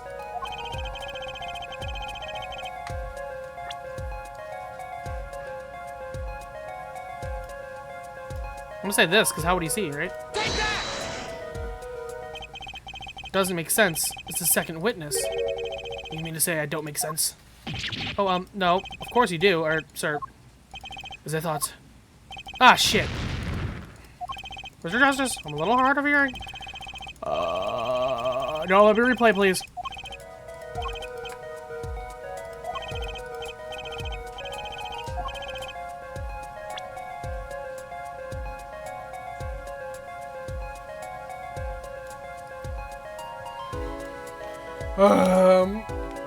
It's not the... I'm gonna say the witness.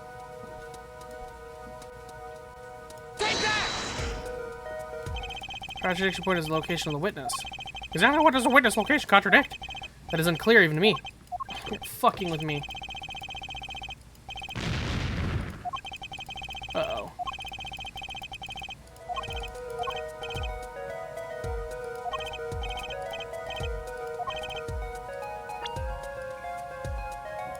Well, it's clearly mine. The victim was struck from the front, correct? Did it say that?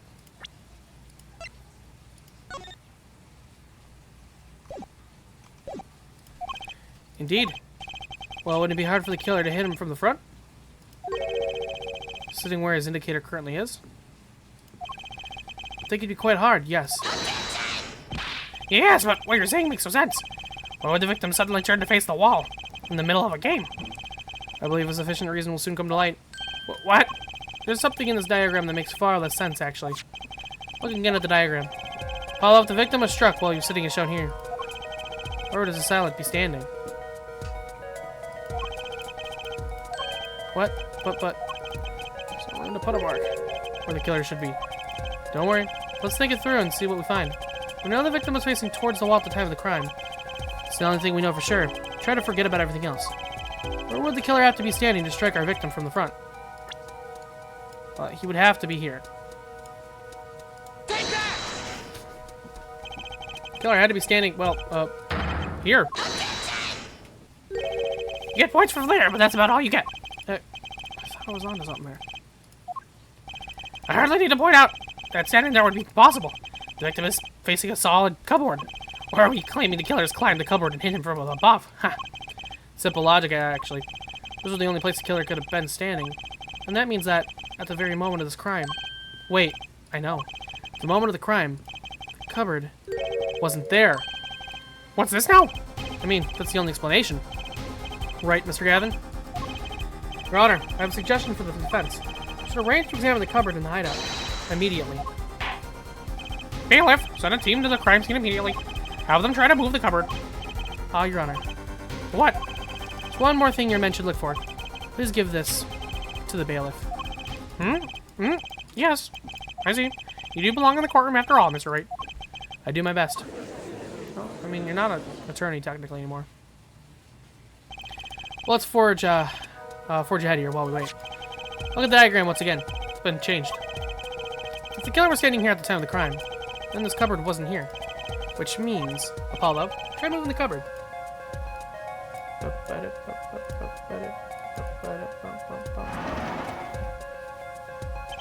Thank you. Okay. So you can see, the cupboard was the problem. At the time of the murder, it has to have been shown here, covering the window. Now everything's in place to reconstruct the moment of the crime. Oh my! What's this? What is it now? Look at the diagram this scene makes out one more. It appears we found yet another contradiction. What I believe to be the final contradiction, in fact. Oh dang. Notice something, Apollo? Our line of deduction is rapidly approaching its logical conclusion. Now then, Mr. Justice, please point to the new contradiction indicator. Is it the victim, the killer, the witness, the second witness? Okay, it's the second witness. Yeah. Let's see. Take that! About this cupboard. Are we all okay with assuming it was moved? Sure, why not? Well, if it was, something really doesn't fit.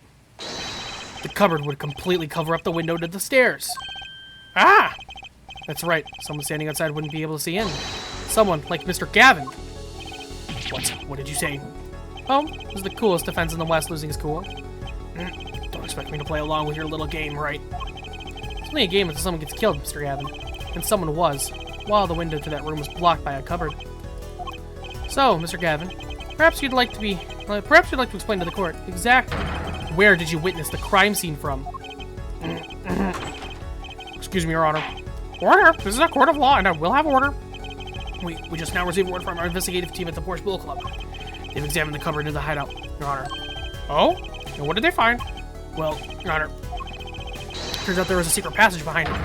What? Yeah, they said that before.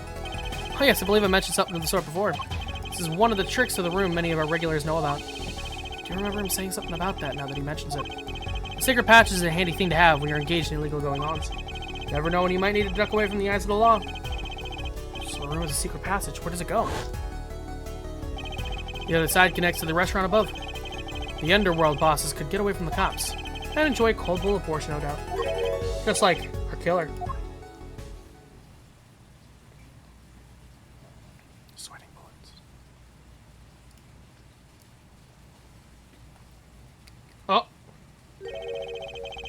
You see where our line of simple deductive reasoning has led us, Apollo? I see it, but I don't believe it. The girl wasn't kidding when she said I needed this. This trump card, the last hand. At the time of the murder, the window was blocked to the victim's hat. It was only off his head for the few minutes between Mr. Smith's murder and Mr. Wright's return from calling the cops. In other words, the only place anyone could have seen the victim's bald head was from inside the hideout. Well, Mr. Gavin, come on, say something. Dare I ask what really happened that night? Actually, I think we could probably figure it out ourselves at this point. That night, for whatever reason, our killer had a date with Mr. Smith. A date with Destiny. There he crouched, hidden in the secret passageway behind the cupboard, holding his breath, waiting for just the right moment. Then the chance came, and he took it. Oh. Eek. What? Why did you do that? Wait here. I'll get out. Miss Ogla O'Reilly was out cold, struck by Mr. Smith. This time was soon to come. Mr. Wright went upstairs to call the cops, leaving Mr. Shady Smith alone in the hideout with the unconscious dealer. Then our killer stepped out from the secret passage and into the hideout. The victim must have heard the cupboard sliding aside. He wheeled his chair around to look, and after the deed was done, the criminal must have seen the blood on the card. He would have, of course, realized the need to destroy the evidence. That single spot of blood told the whole story of the crime. Too bad for him, he didn't linger any longer in the hideout that night. If he had, he might have noticed the cards on the floor, and the fact that they were all red.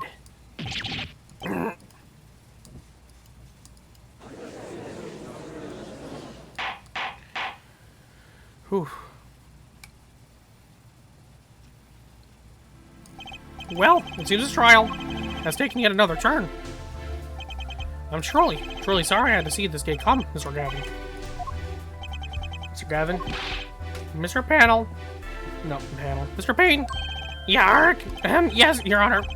Prosecution will continue its investigation. As for Mr. Phoenix Wright, the defendant, he is hereby cleared of all suspicion. Quack!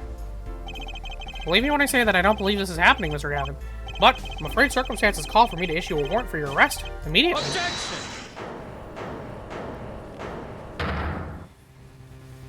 Oh, no need to apologize. I rather enjoyed myself. It's not every day you get to witness a legendary attorney's dirty tactics firsthand. Your point, Mr. Gavin? Frankly, Your Honor, I'm shocked that a person of your caliber would be taken in by such a low-grade parlor trick. Excuse me. The defendant is cleared of all suspicion. This is hardly the time for jokes, Your Honor. Mr. Wright hasn't proven anyone's guilt or innocence here. What he has done is use illegal evidence to put the blame on someone else. And not just anyone else, but me, his own defense attorney. Illegal evidence? Objection! Let me ask you, Mr. Gavin. There's still any reason, at present, to suspect me of wrongdoing? Of course. This bottle, for instance. The bottle of grape juice Mr. Wright was drinking. How do you intend to explain away the fingerprints on the murder weapon? And not just any fingerprints, am I right, Mr. Payne? Actually, yes. The fingerprints on the bottle were upside down. I seem to recall this being an issue earlier. The court, in this case, demanded explanation. You think of only one reason why you would hold the bottle upside down, And that is to hit someone with the bottom of the bottle. well, Your Honor. See how the codfish squirms to the last? Well, Apollo? Yes? The boss seems awfully concerned about this bottle still. But I'm sure you can come up with a suitable explanation. Just like that. Yeah. Just go on. I won't even grab a bottle upside down. Other than do. Don't let him trick you into thinking the explanation is the only legitimate one. Is there really any other? Take another look at the court record.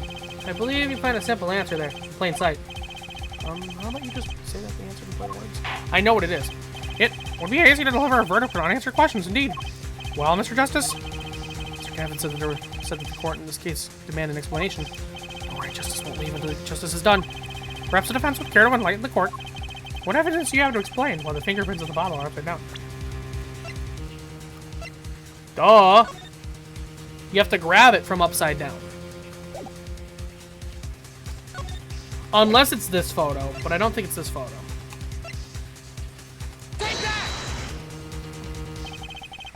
actually easier to show you than explain, Your Honor. Place that bottle on the floor next to your chair. Excuse me, on the floor. Yes, now reach down and pick it up without getting out of your chair. Huh? See? You naturally go to pick up the bottle by its neck. With your fingers upside down. Look at this photograph taken on the night of the murder. The defendant, Mr. Wright, sat here, playing piano. Bottles of grape juice on the floor to the side of his piano bench.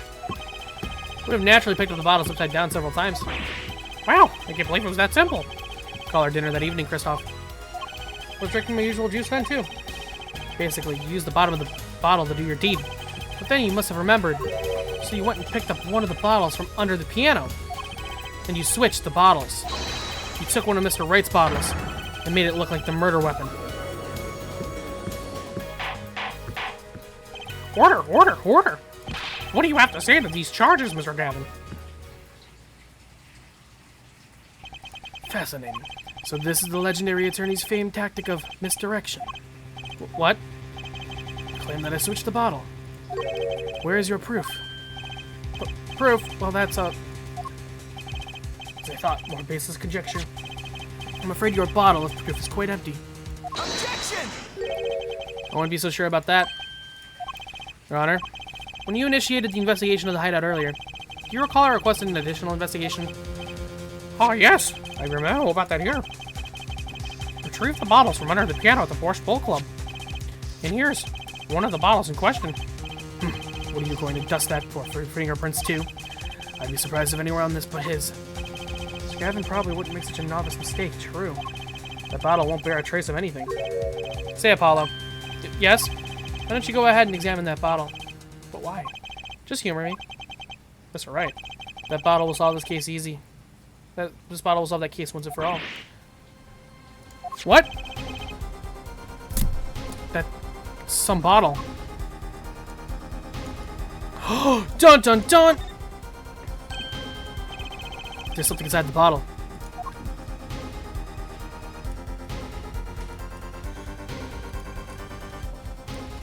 The crumpled 5. What's this? That card, it can't be. Call that unpleasant woman's testimony for a moment. Miss Ogla O'Reilly? Yes, our little swindling Devotchka. She planted the card like supposed to, right last hand, just like you're supposed to. And so searched him.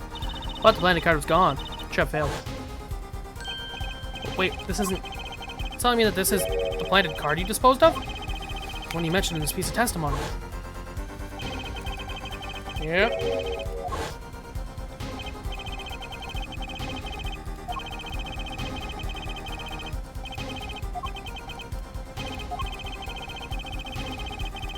Yeah.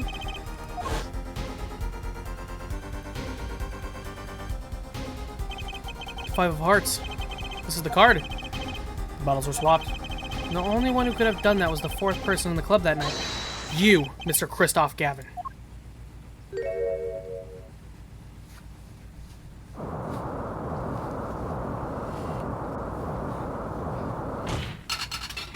At least it didn't break.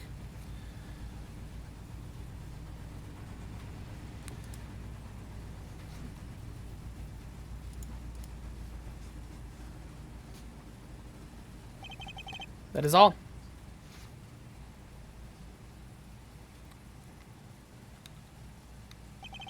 Is this your idea of revenge, Phoenix Wright? Revenge? Revenge for the events that took away your attorney's badge 7 years ago. My past is like my logic, straight and true. Nothing's changed. All I did was point the finger of justice in the proper direction. Fine. I'm glad we could have this little tete-a-tete, right? This is insane. What about me? Don't I get to prosecute anyone? I believe this time we've finally come to the end of our trial. Mr. Payne, do you have a report for us on Christoph Gavin? He's admitted everything. We're processing his arrest now. I see. Still, one has to wonder why he would do such a thing. He didn't even have a connection to the victim, did he? None that we know of. Mr. Wright, have you anything to add? I'm afraid I can't shed any more light on the matter. About this victim, Mr. Shady Smith. His occupation was listed as traveler. An odd profession to be sure, and that's all we know about. I'll arrange for a follow-up investigation, Your Honor. Good, Mr. Wright? Yes? 7 years, and you still haven't lost your touch. Christoph Gavin was a man with much significance for me, both as a friend and a lawyer. He was extremely talented, to be sure. I needed 2 things before I could confront him. The first was a place where no injustice would be tolerated, this courtroom. The second was a man who could tolerate no injustice. In other words, defense attorney. You, Apollo. Me? This is a dark time for our legal system. A twisting of justice brought on by our own very initial trial system. We have to set it right. Mr. Wright. Our work lies ahead of us. And I, for one, am looking forward to it. Well, this seems to be a good time to announce the verdict. This court finds the defendant, Mr. Phoenix Wright. Not guilty. Yay! Woohoo! Confetti still exists. Woohoo! We did it. Court is adjourned. You're free. Free. I say free. That's him. April 20, 4:28 p.m. District Court Defendant Lobby number 3. Thanks, Apollo. You came through, just like I thought you would. I'm pretty sure I did do a thing in there. It was you who cornered Mr. the killer. Couldn't have done it by myself. You sensed it too today, didn't you? Your ability. Ability? Yes, a sensitivity I lack. You'll come to understand it soon enough. Wait, I wonder if he means...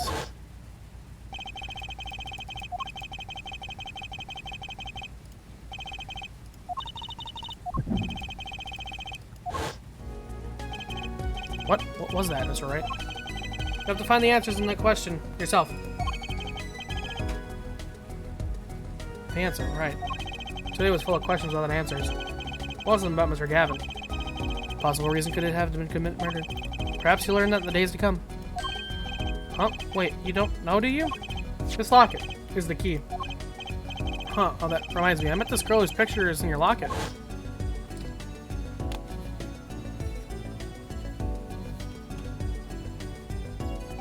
Your daughter, right? That's right, she's my daughter. You know, you were right about this locket. Huh? I took this off his neck the night he died, but it looks like our dear Russian scam artist saw me. So the truth is, this locket really did belong to him. Wait, but that's perjury. Perjury. You testified. You said that locket was yours. I said no such thing, actually. Huh? I merely said that it was a locket with my daughter's picture inside. A subtle distinction, but a distinction nonetheless. And it's the truth. Wait, but then why? Why was the victim wearing a locket with the picture of your daughter inside it? Sometimes the straightest path to the truth isn't the best one. Give it time. You're still just getting started with your career. Speaking of which, I may be out of a job. I work for Gavin Law Offices after all. Still can't believe it. I just saw Mr. Gavin get led away in handcuffs. Apollo? Yes? How about coming to work for me? Huh? You mean at the Wright & Co. Law Offices? I mean, there's not a single attorney in my generation that doesn't know it. Can't imagine that to be true, but... Wait, but didn't you... You're not a... Oh! I turned in my badge, yes. I'm not an attorney anymore. That incident 7 years ago. That legendary trial. And at the middle of it all was one man. Phoenix Wright. The case reached its sad conclusion, and he left the law for good. Have you ever thought about coming back to the courts? I'm not qualified to stand in a court of law, I'm afraid. Didn't you notice in today's trial? There was a single piece of forged evidence. Forged evidence? What are you talking about? I'm talking about evidence that shouldn't have existed. A naughty magician's trick. Hey! Get the line. What? Get the line.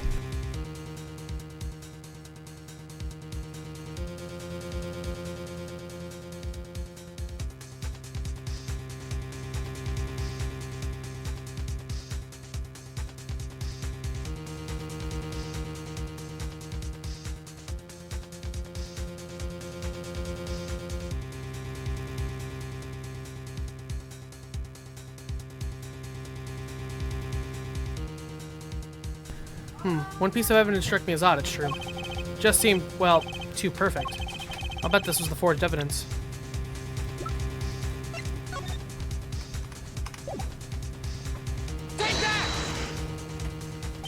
You mean this?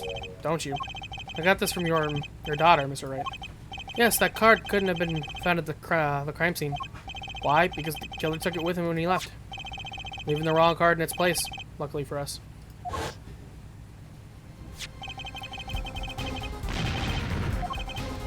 Uh-oh.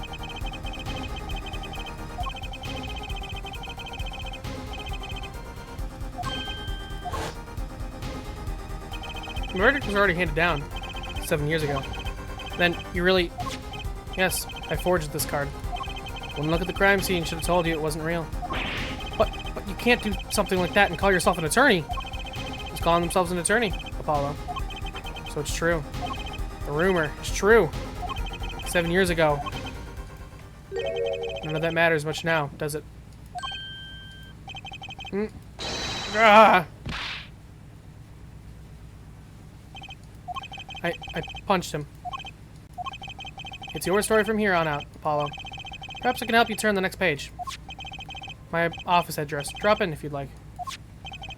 It's alright. Oh, and about your uppercut. Try yelling, "Take that," next time. I find it packs a little more punch. Apollo, thanks for today. I had a good time.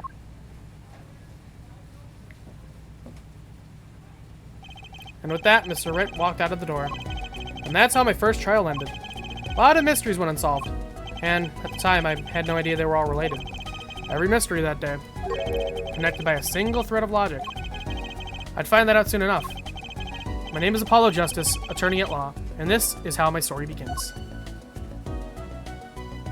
End.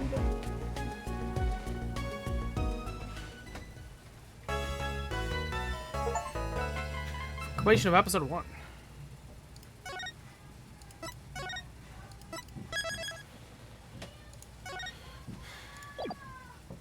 All right. All right. I'm gonna go eat dinner, and then I'll be back.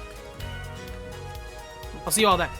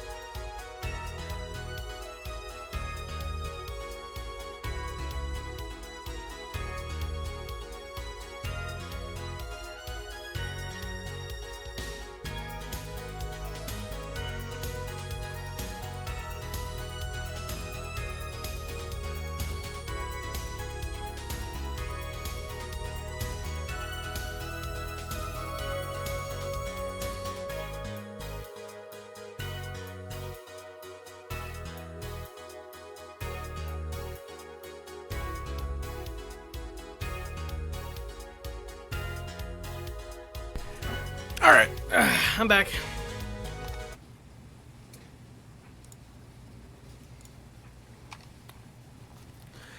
Alright, we're gonna try to get through one more court case for tonight. Because obviously, these cases can take a minute.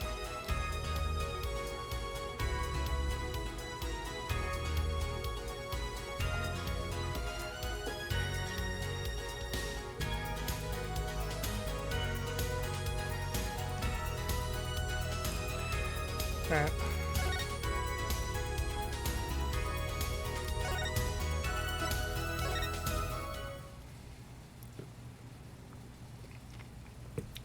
Episode 2, Turnabout Corner.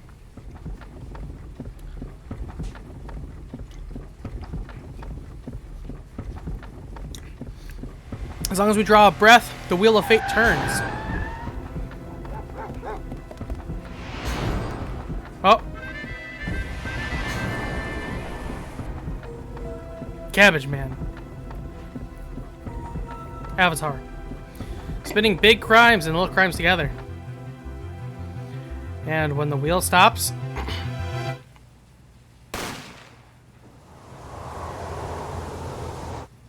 you die. Okay. June 15th, 9:12 a.m. Right in Co offices. 2 months have passed since Mr. Gavin's arrest. My first trial, and I lost both my mentor and my job. Yeah, I'll admit it. I was screwed. But even when I hit bottom, I told myself I'd never come here. Honest. Here being the legendary Right and Co offices. Okay, Justice, time to stop trembling. Oh, you must be here for the interview. Right this way. Huh? Oh, there, you found the right place. Welcome. What's with this girl? Well, now, shall we begin? Begin what? Right, first things first. Any special talents? Talents? Yes, well, you must have at least one. Well, I guess... defending? Defending? An unusual talent, but it'll do. With a little jazzing up, of course. You think so? Let's give it a go, shall we? Huh? Go ahead, show me, defend. Just give it all you've got. Don't hold back now. What are you talking about? I can't just defend here. First lesson, a professional can perform anywhere. Thanks. We want people to be laughing with us. Not at us. Thanks. I'm not too sure why they should be laughing at all. What? What exactly do you think you came here to do? What, defend? No? Excuse me, but do you know where you are? Huh? The Right and Co law offices, right? Oh. Was afraid of that. Don't worry, you're not the first. Look, what's going on here? Who are you? Came here to meet with the person in charge. Well, you've apparently made no fewer than 2 mistakes. Mistakes? But I got a call from Mr. Wright this morning. Perhaps you should go read the sign out front again. What's there to read? Look, it says right there. Oh. Why does it say Wright Talent Agency? Welcome to the Wright Talent Agency, where you've always come to the right place. I'm Trucy Wright, CEO. I'm a magician. It all came flooding back. The trial, that girl.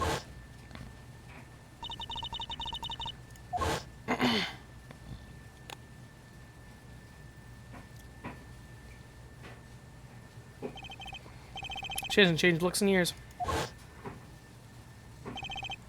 Trucy, right. Here, check out our flyer. So, what's your name? Apollo Justice, attorney at law.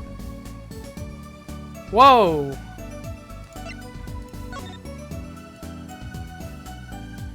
Okay. That's one of those hula hoop things everyone went crazy about way back when. Really? I had no idea these were that popular. I'm not so better than myself, actually. I'm still learning. So you can really make someone levitate with it? Show me. Huh? I have no idea how. It's just a normal hula hoop, isn't it? There are all sorts of strange paraphernalia sitting on top of the piano.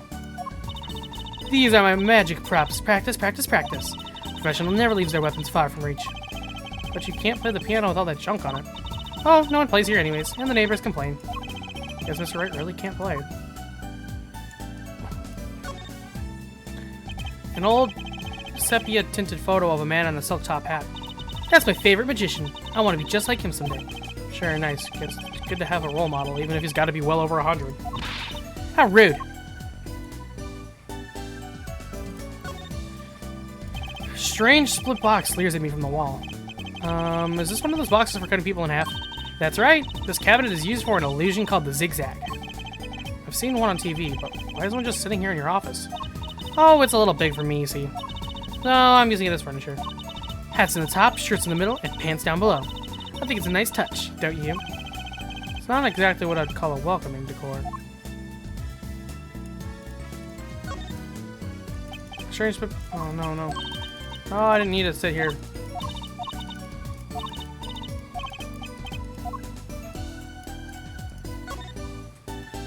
A blue silk hat, just like the one Trucy's wearing.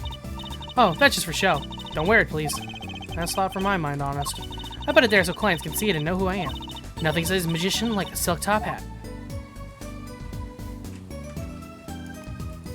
What's this? That table doesn't look very sturdy. You've never seen one of these? It's a magic table. So, like, you make this teapot disappear? So you might think, but that's not it. Before your very eyes, the contents of the pot change. From Earl Grey to Darjeeling. Kind of hard to see the difference, I think. All these legal books must be Mr. Wright's leftovers. There's a lot of unrelated books in here, too. One Trick a Day, Magic for Idiots. I think a pro magician would aim a bit higher. Heck! Don't touch Mr. Charlie.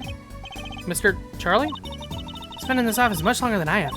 Daddy's mentor had a great fondness for Mr. Charlie. He's lived here since Daddy was a rookie attorney. Huh, Mr. Charlie. Right. Now I take care of him.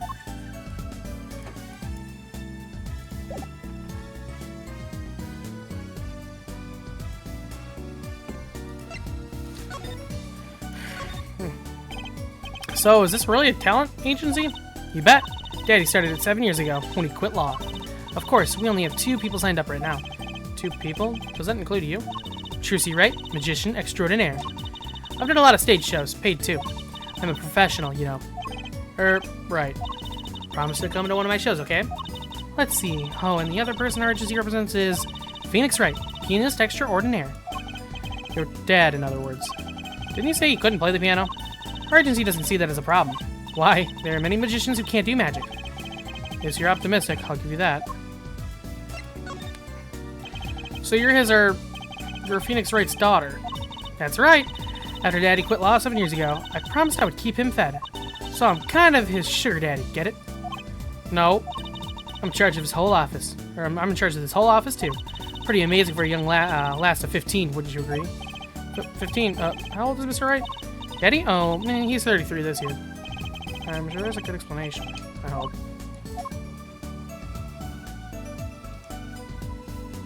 Yeah. Adoption?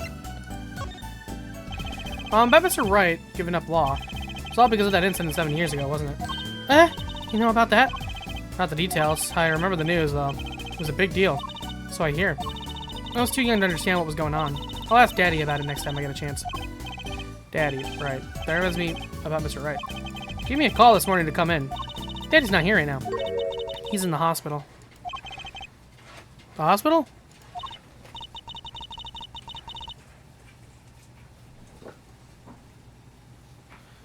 Yeah, he's on a strict bed rest until he gets better. What happened? Okay. Which hospital is Mr. Wright in? I'll pay him a visit.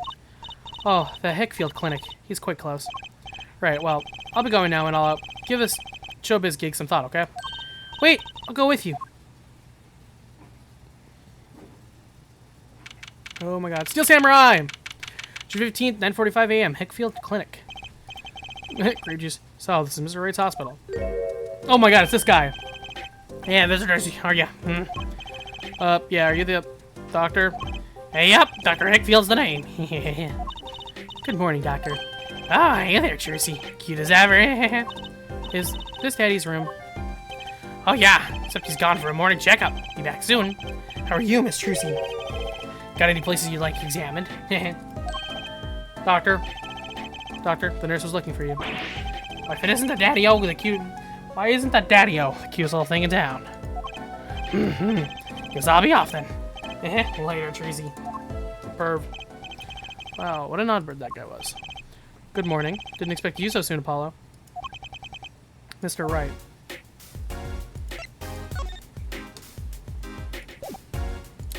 Bum. How long did I yearn for one of these? Just putting it on makes me feel ready. This is my attorney's badge. It proves that I am an attorney.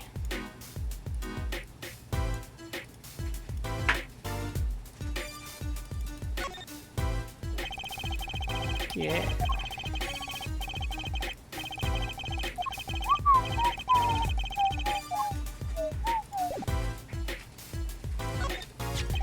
What's that? Looks strangely familiar. Could you not recognize an attorney's badge? It's been 7 years. Forgot a lot of things. Because some 7 years are longer than others.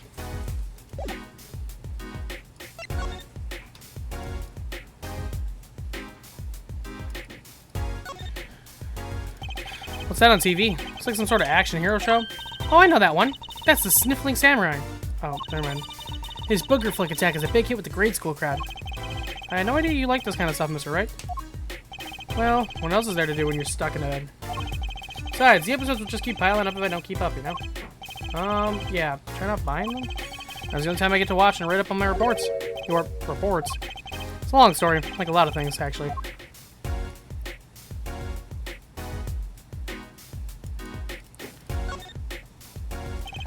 Mr. Wright's bed. It's really messy. Look how messy this is. You're just hopeless without me, aren't you, Daddy? Yikes, she's attempting to clean up. Look out. Ha ha ha, you got me. What can I say? I was raised in a barn. Try not to let word get out, Apollo, if you don't mind. Yeah, it might ruin your illustrious career pretending to play the piano.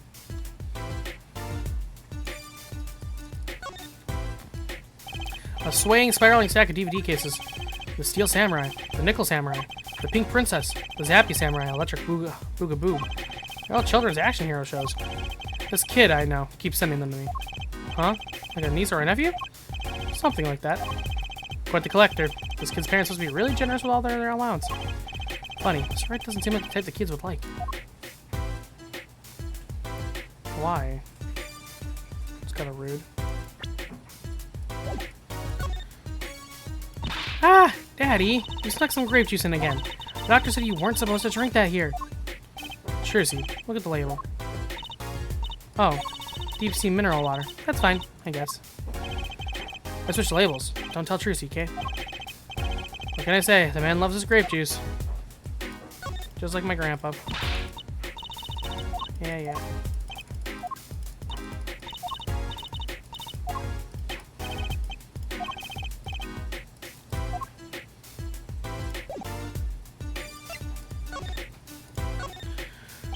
So, what happened? Who could have imagined it? Me, victim of a hit and run. A hit and... You were hit by a car? Oh, he tried to swerve, I'll give him that. Picture me tossed 30 feet through the air. Only stopping when my head hit that telephone pole. You hit a telephone pole with your head? Are you okay? Thankfully, my only injury was a sprained ankle. Really is as lucky as they say. There's something that, well, it just doesn't sit right. I just can't believe you have a daughter, Mr. Wright. And she's so big, not fat, but her, you know what I mean. Oh, Trucy's still a child. Daddy, how many times do I have to remind you? I'm not a child anymore. Ha ha ha ha ha. But you'll always be Daddy's little baby girl to me, Trucy. Ha ha ha, my foot. I'm not buying it. Oh, something you should know about Trucy. She's a magician, right? She told me. Not a mere stage magician, she's a genius. Aw, Daddy. You'll soon come to appreciate her talent. Just tell me things instead of insinuating them. So, why'd you contact me? What could the Wright Talent Agency possibly want with me? I need to get prickly now. Hey, I didn't ask to be dragged in like this. But didn't you come into the office on your own free will anyway? Well, yeah, of course. Help! We're in big trouble here at the office. Big! I thought someone was dying. So you don't think this is big trouble? My talent agency represents only 2 people, and one of them is in the hospital. That's right, Daddy. How are we going to pay this month's rent and the groceries? Yeah, that's the problem with such a tight operation. It's a symbiotic relationship when one of us falls. The other 2 must fall. Hey, this isn't exactly a suitable conversation to be having with a 15-year-old kid. In any case, Paulo here can't help you. You'll have to transfer to a new school again. No, I can't. I only just made friends. How could you do this to me? To us, Polly. Huh? What? Oh, it's my fault? On that note, how about you come and work for us? I've got the perfect client for you already lined up. A client? You mean I get to do my job? I get to defend in court? Alright, I'll hear what you have to say. You got him, Daddy. Hook, line, and sinker. Aha! Now is the time to reel him in. It's official. I'm scared. Alright, so who's the client? Ah, yes, here. Take a look at the map and I'll explain. Last night, I left the office just before 9 o'clock. I was going to that Indochine pasta joint, Aladdin Tay's. Play piano there, of course. That's when it happened. Car sent me flying, nicked the telephone pole, and zoomed away. Creepy, huh? Just a tad. It's almost as creepy as hearing you tell a story like it was no big deal. The car sped off in this direction. So, good luck. Huh? You wanted a client, didn't you? Well, I'm your client. I'm the guy who knocked me into that telephone pole. Whoa, hold on. I'm a defense attorney, not a detective. Don't worry. Once you found that guy, I intend to sue him. Then you can stick it to him in court. I'm not a prosecutor either. Sorry, but this is crazy. I'm going home. Don't get so worked up. It's just a joke. Huh? Oh, Daddy. Sorry, Apollo. He just loves jokes, you know? Even the ones that aren't very funny. The real client should be stopping by the office anytime now. The office? You mean the talent agency? Well, harm in going. Not like I have anything else to do. One more thing. Do look into my accent too, would you? I marked the scene of the tragedy on this map. Right in front of this park. Should be easy to find. So he's going to make me investigate this after all.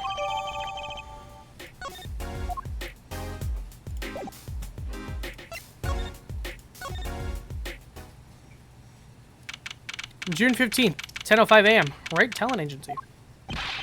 Hey! How long you planning on making me wait, eh? Ah, good morning. Oh. Hey there, Trucy Doll. Sounds like your pops had a bit of a rough spot, eh? All's well that ends well, I guess. This is our client. Hey, so this is that Apollo fellow, eh? Oh, yes? His name's Apollo. Look at him there, arms all crossed, like ready to fight. Yes, sir. You don't mean that literally, do you? The boss told you what I need, right? Don't let me down now, Apollo. Don't worry about your defense, sir. I'm on it. Defense? Your noodle half cooked? It's too late for defense. My castle's been stormed. My keep's been kept. My noodle stand's been stolen. Noodle? You know Mr. Eldoon from the noodle stand, don't you, Polly? No nicknames, please. And no, of course I don't know him. You new in these pots? Not really. Then you know the best noodles in town. Eldoon's Noodles? Huh? Whose noodles? My noodles. Help me out here, Trucy Doll.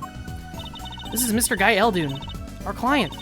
Maybe you can tell us what the problem is, Mr. Eldoon? Anything for you, Trucy Doll. Just Guy. So, you run a noodle stand, Mr. Eldoon. Guy Eldoon's the name. And noodles are my game. The secret's in the soup. I've been searching for the perfect soup for 1.5 years. Oh, that's not that long, really. My family's been noodlemen for generations. Got a lot of expectation on my shoulders. 15 fathers passing noodle to 15 sons. That's a pretty solid old noodle. Aye, and fool that I was, I pushed it away. I rebelled against my pops and picked another livelihood. But that didn't turn out so well. Oh, there was no denying it.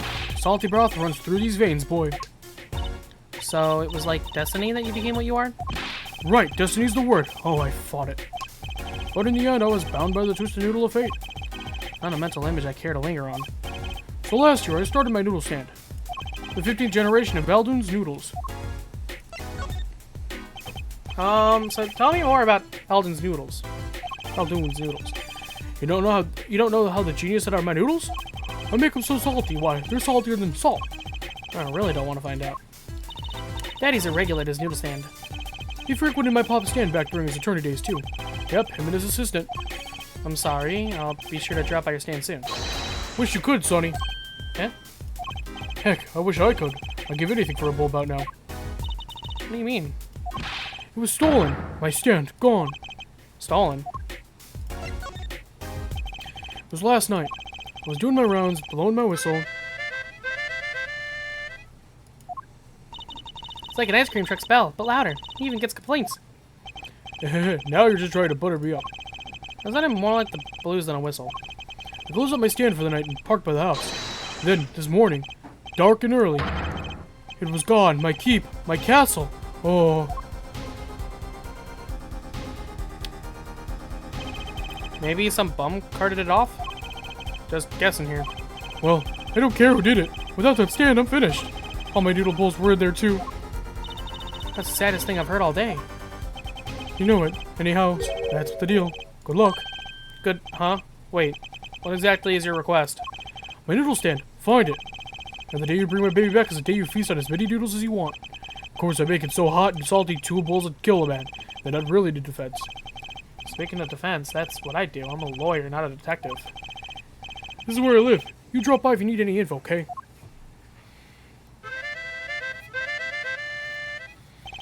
Get it back today if you can, Paulo. I got noodles to make. Things have certainly taken a turn for the bizarre. Traffic accidents and noodle stand thieves. Actually, there was something I wanted to ask you about, too, Apollo. Huh? A bad feeling about this. Oh, those are the lady's problems now. Don't be cruel. I asked something last night. That is, something was stolen. Hey, what's this? More thieving and skullduggery? Well, someone stole a pair of my panties. Panties? So they were, stolen? Your, My panties, yes. right, panties. That's a crying shame. That is Trucy Doll. I was alone in the office last night. I had hung my panties out the window there to dry. When a thief came and took them, my favorite panties. I ran after him. Give those back, I shouted. Wait! Well, that was certainly brave of you. But I lost him. Without those panties, I don't know what I'll do. A darn crying shame, yup. Well, at least the scene of the crime is convenient. I'll mark it on your map. I'll be heading home now. Remember, find my stand or there's an empty bowl in your future, Paulo. Right. And you help out Trucy Doll here too, you hear? Things have certainly picked up, haven't they? We had no work yesterday, and now we have 3 cases. I guess. Let's see where we stand. Not in the courtroom. That's weird. Well, the first item on our list, Phoenix Wright, Daddy's hit and run accident. I have to find the one who hit him. Do you want to pay us for this again? And the second item, Mr. Eldoon's request to find a stolen stand, for which we stand to gain a bowl of salty noodles. And the last request is mine, to find my stolen panties. That bowl of noodles is looking better and better. Okay. Let's go, Polly, to the streets. Aren't you enthusiastic? How can I not be? Let's crack these cases, you and me. Guess we might as well get started. Let's see, a hit and run, a stolen stand, and last but not least, stolen panties.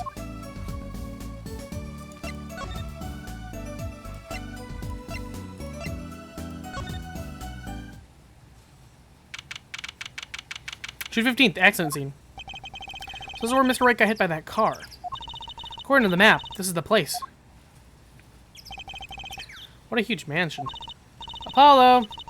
There's a nice looking lady over there. Let's question her. Okay. I'm a little curious about the park over there, too. Oh, okay. Excuse me, can we have a few words with you? You want something? Whoa, that husky voice. Why am I suddenly sweating? Oh, husky. It's quite a house you got there. You must have a lot of money. Whoa. Money sounds like something my sons would call his friends. This is the Kitsuki family mansion, little girl. Eh? You, kid with the hair. You want something. Me? No, not a thing. Bye. Apollo, we can't leave without questioning her. What if she knows something? But the Kitsuki family. They're the biggest organized crime syndicate in town. If you're going to ask something, ask it. If you're man enough. Ah, right. Yay, way to whip him to shape, ma'am. Does she know no fear? I'm Plum Kitiki, wife of the fourth head of the Kitiki family business. Friends call me Little Plum. I'm Little Apollo Justice Attorney at Law. If looks could kill, this woman would be a mass murderer by now.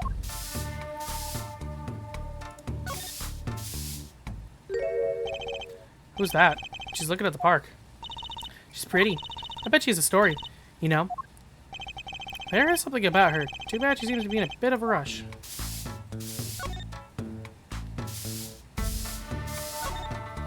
Okay. Little Plum, that's a really cute name for someone so... Yes. Whoa. What is it, Apollo? How about you go through me when talking to her, okay, Tracy? Huh? This seems like a little bit of a needless procedure. I'm a lawyer. I live for needless procedures. Oh, little girl, you should know, we're gangsters. Oh, that means you're the bad guys. Tracy, through me, please. I'm begging you here. Wah!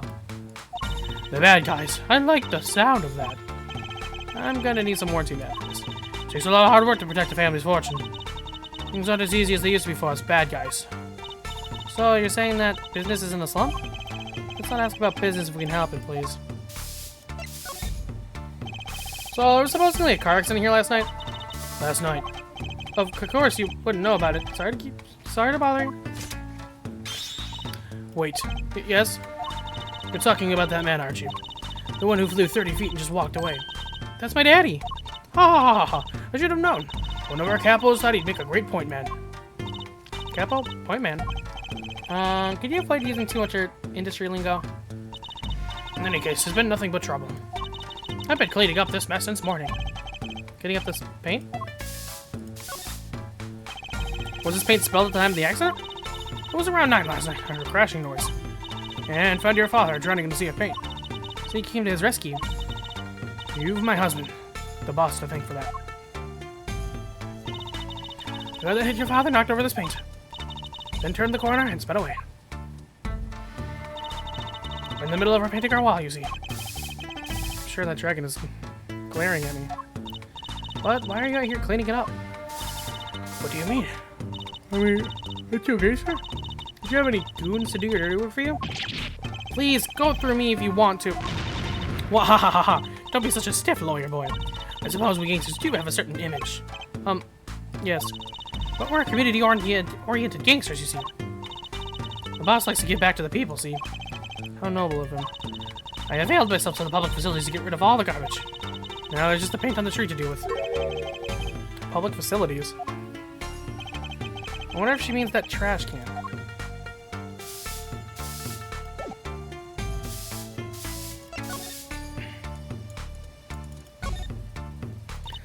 Wow, what a big house.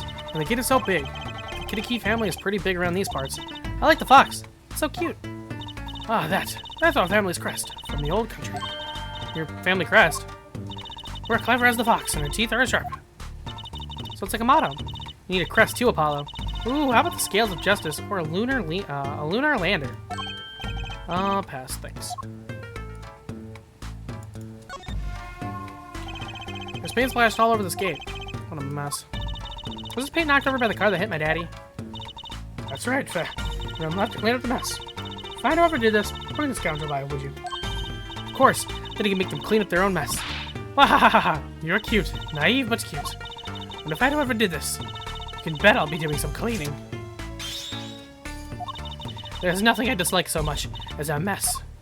Ooh, I wish I could say cool things like that. I'll bet you do. Wahahaha. I laugh at my teeth weren't chattering so hard.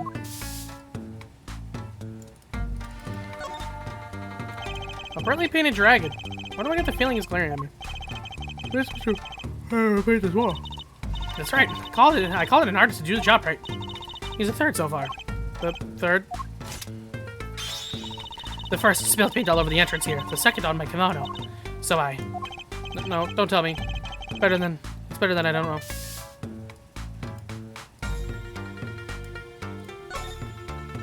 Not that deep. Looks like there's some trouble by the park gate. Smell an incident. Ma'am, there's no entry to the park. Now don't you tell me where I can't go, young fella. I always walk through this park on my way home. Please, get down from there. You'll hurt yourself, ma'am. Yeah, that's quite the determined old lady.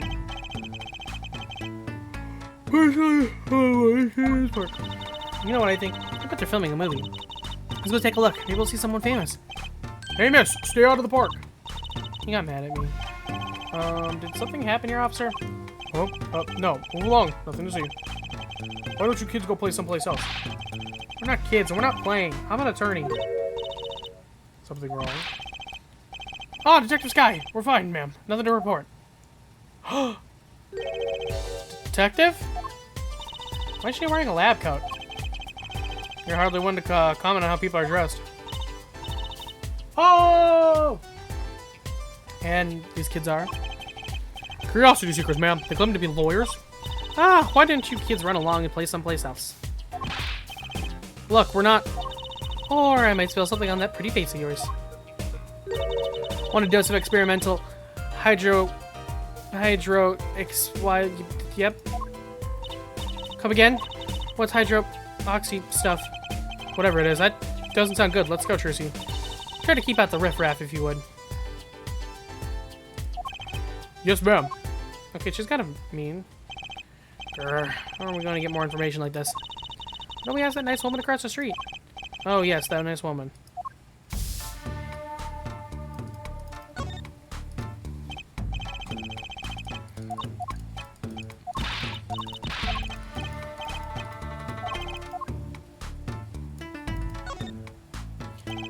Gotta say, I really like to go up here. Unless you want a face full of hydroxy a day, what's it? On dice.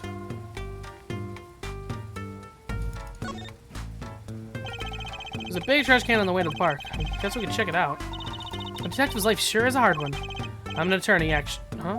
2 pieces of garbage with paint on them. These are slippers. They look like those slippers you get at the hospital. Look at this, Apollo. Doesn't this go on a car? It's a side view mirror. Looks like it was torn off when it smacked into something. Or someone. Wait, you don't think? I do. This could be from the car that hit Mr. Wright. Wow, he took off its mirror? I never knew Daddy was so strong. I only have room in my pocket for one of those, though. Which do you want to take? I guess the mirror?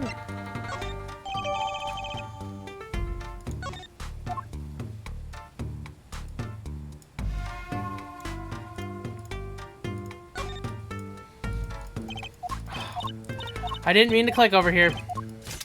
Can't believe she killed them. Bro!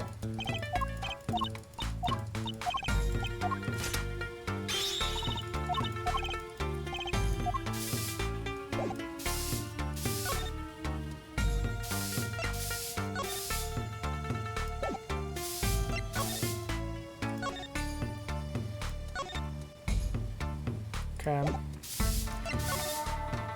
People park. Can I ask you a question? What? What happened to the park across the street? Oh yes, quite the commotion. Chicago lightning, as the boss would say. Chicago, huh? Gunfire. Someone was killed. Strange circumstances too. You're kidding. What a morning. Trouble everywhere. The park, the gate, even our house. Something happened in your house too. It's a private matter. Want to hear about it? Somehow I don't think no is an acceptable answer. So, what happened at your house? Bloomer sliced last night. Yep, I got a bad feeling about this. Me, little plum Kitty, the victim of a panty snatcher. What? So it wasn't just my panties that were stolen. Got you too, did they? Poor thing. Like I said, whoever did this is a hardened criminal. It wasn't you, was it? No, of course not. Mercy. I've heard word that panties have been disappearing lately. And the missing panties all have something in common. It's hard to imagine Tracy and Miss Kitty's panties having much in common. Just imagine Miss Kitty's panties. I know. We'll find your bloomers too. Great. Show me what you're made of. What have you gotten me into this time, Trucy? That girl from before. Oh, welcome home, sweetie. Hello, mother. She's a kitty too. Miss. Here, our flyer. The right anything agency? Anything agency. Yeah, do you like the new flyer? So, this is our defense attorney, Mr. Apollo Justice. Attorney. Drop by our office. We'll be waiting. Goodbye. Why did you give her our flyer? I don't know. She seemed like she could use some help. She's the heiress.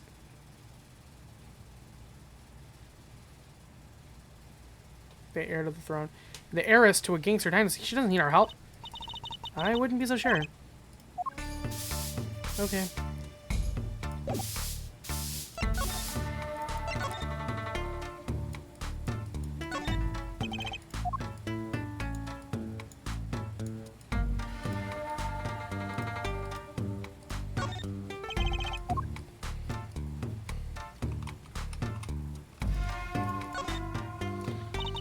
It's cut clean off. I wonder what's in there. Don't. There are bare wires hanging out. Let's see. Zap! Ew! What? Are you okay? Hee hee. Just a little joke. Don't scare me like that. I mean, don't shock you. Zap! Hee hee. Well, it wouldn't even be anything bad.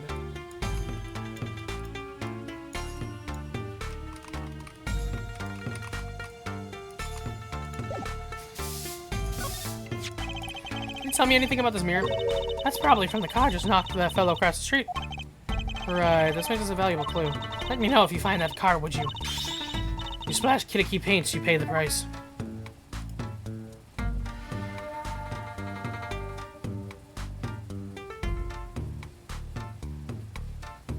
Okay. I think we've gotten all we can from here.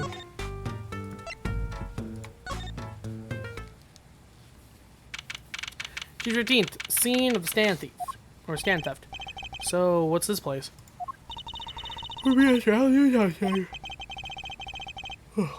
Oh, so this is where his stand was stolen from.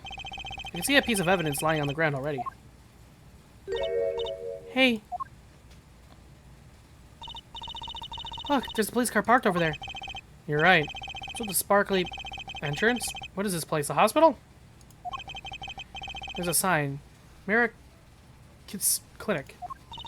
Oh, that's where the thief went. The thief? The one who stashed my panties. He ran into this clinic last night. Wait, maybe that police car is here to find my panties. I doubt it. 3 shots for the price of 1. Okay. Well, there's only one way to be sure. Let's investigate. Ah, there you are, Sonny. Oh, wait, no. Ah, there you are, Sonny. Well, you find anything yet? Or, no, not yet. The longer you live around here, the saltier your victory bowl gets. Just remember that. This bowl of noodles is sounding less like payment and more like punishment. So, your stand, Eldon's Noodles, was it? Aye, passed down from father to son. That stand's seen a share of salt. Salt runs in the family, you might say. I bet high blood pressure does too. So your stand, Haldoon's Noodles, was stolen. Well, it wasn't just the stand that was stolen, sonny boy. I lost those wobbly wheels, my salt crushed stew pot, my stained sign. I didn't just lose a stand, I lost a legend. No one steals a legend and gets away with it on my watch. Let's find that legend, Apollo. Isn't it about time you bought a new one anyway? Are there any more details you could give me about the stand? You bet, sonny boy. It happened last night. I was blowing my whistle like always, crying the town I was. The smell of broth filled the streets, thick and salty. I got home, well, right before 10 p.m., I reckon. Guess he's not aiming for that late night market. I washed my bowls and gave the wheels a squirt of grease, and I went inside. When did you notice it had been stolen? Early this morning, before the sun rose. Work starts early. How many people eat noodles for breakfast? I'm washed up on the salty shores of Ruination. That stand had my whole life in it. Nay, my whole being. It took everything? All my soup stock, my noodles, my bowls, and my dreams. At least they left one bowl. Look, they're on the ground. If you don't find that stand today, then I'll be forced to walk the streets peddling that bowl, my last bowl. Please, I'm under enough pressure here as it is. That's it. That's where the thief who snatched my panties ran to.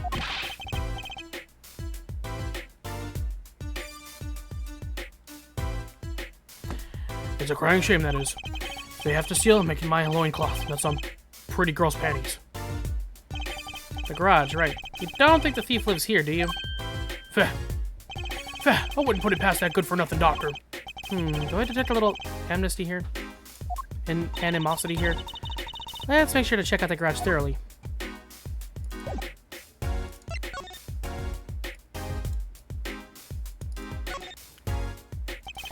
It looks like the oil drum is connected to that sink over there. Collecting rainwater to do the dishes. How environmentally conscious. You don't think he uses rainwater to cook his noodles and then make the broth, do you? Oh, I'm sure he finds the best water money can buy. This is his business, you know? Look, the sign over there. Aldunes only uses water from all natural sources. I think I'll take a rain check on eating here. There's a handwritten sign here. Save the light. Save the light, indeed. Mr. Aldune's house is practically in the dark here. Guess the hospital clinic next door blocks the sunlight. Everything's gone wrong since they built this monstrosity. Broth needs sun or it rots. What's a man to do? They just want my customers to get food poisoning so they can turn a pretty profit. That seems like a lot of trouble to go through for a few extra patients.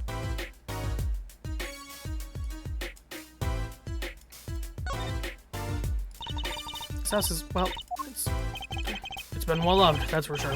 I've lived here with my wife for many years now. It's got character, though. Just like my soap.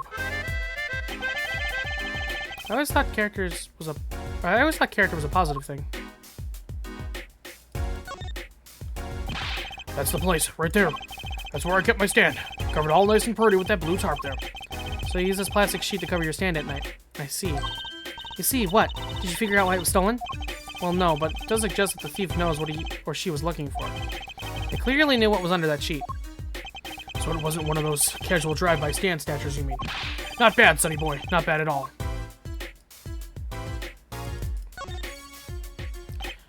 That's quite a sign. I take it that's new as opposed to old. Ah, you like it? Made it myself, I did.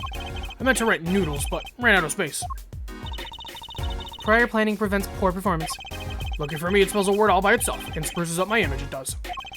It does have a certain power of willful denial thing going for it.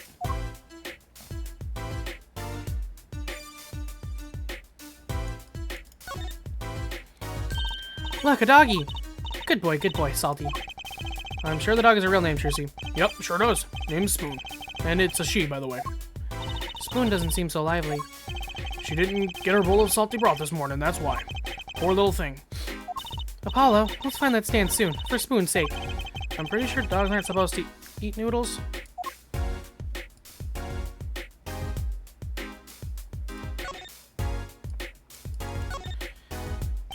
I'd understand if there was an ambulance outside, but a police car? Maybe they're tax evaders. Oh, sorry, miss. No going to the clinic today. Hey, something happened? Huh? Oh, no. Nothing to see her. Move along. You'll have to find someplace else to play doctor. Do we look like the right age to be playing doctor?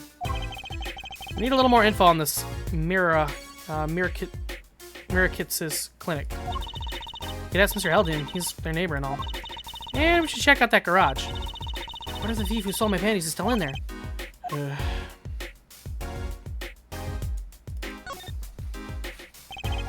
like they have a special offer going on. 3 shots for the price of 1. Ooh, now's our chance, Apollo. Chance for what? I don't need any shots, thank you. Whoever runs this clinic, they seem pretty business-minded. That doorway sure is sparkly. The Americans Clinic, huh? Looks more like a casino parlor than a hospital. They must be quite profitable. Funny, it looks closed. Maybe they're on vacation today.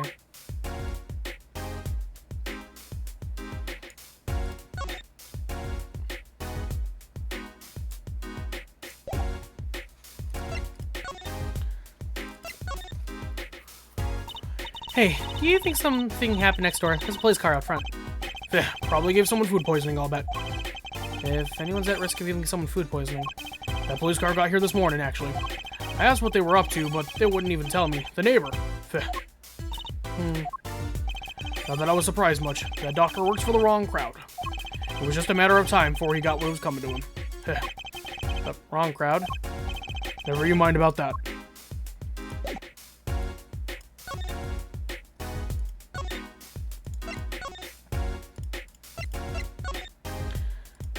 I keep doing that. Sorry, Sonny boy. My interest is for my stand and purchase a little else. Get cracking on that case. Find my stand. I'm begging you.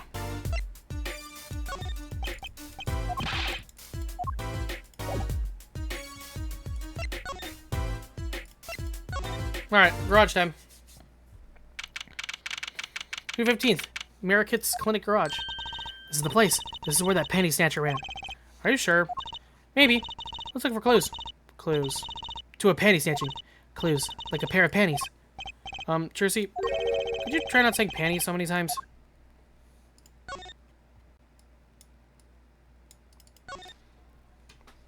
Eek! Someone's there. Oh, it's just a gold-painted human skeleton. Just a human skeleton. And painted gold. There's a mannequin head. Wait, there's a mannequin hand waving to us from the box behind the skeleton. This place just screams hospital storage, don't you think? It screams something, that's for sure.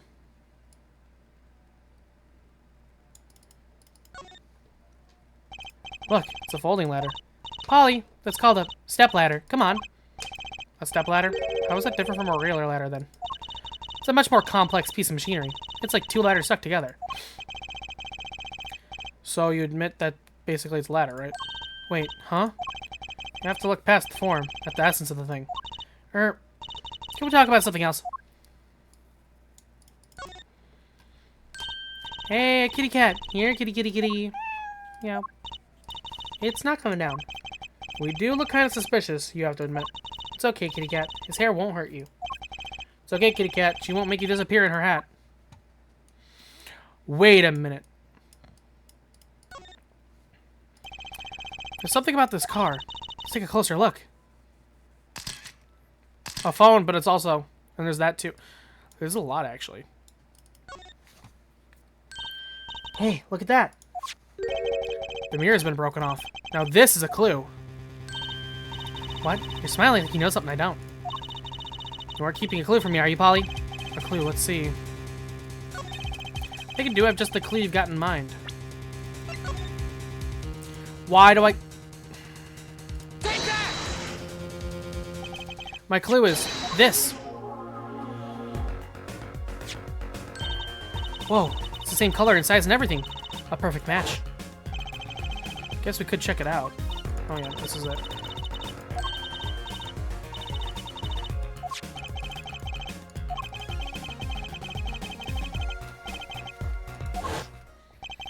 Well, looks like we've just solved the case.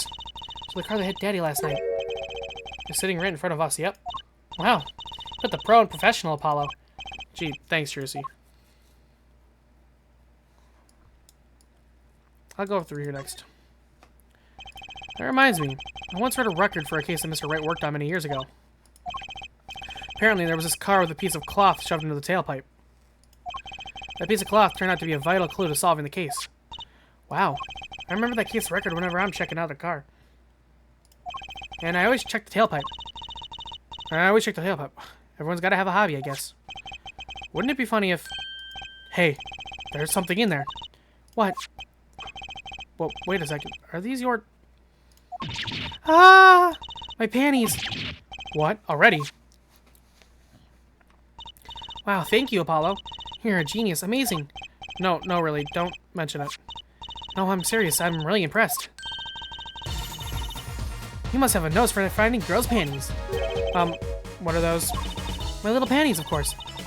They've come home to Mama. I can't wait to use them. You're going to put them on now? Watch closely now. See? Nothing in the panties. Ta-da! Whoa, where did that come from? How did that bowl get in your panties? My panties are an extra dimensional space. Anything could fit in there. They're my magic panties. It's one of my best tricks. Magic panties? They love them over at the Wonder Bar. I do shows there nightly. You mean those panties are a prop? You could have told me a little sooner. Well, that's one case closed, at least. What are you saying? Still have to catch the sly devil that ran off with the tool of my trade. Oh, right. Something tells me we're not finished. Yeah, no shit.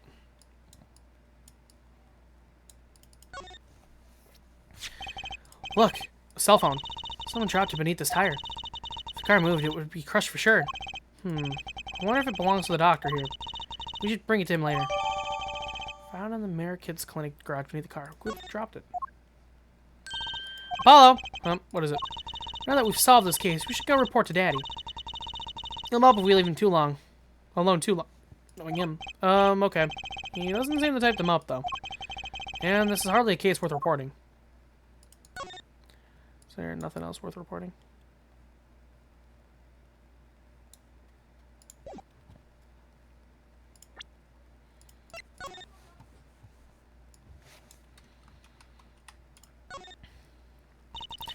Look at this cute little watch strap. I want one.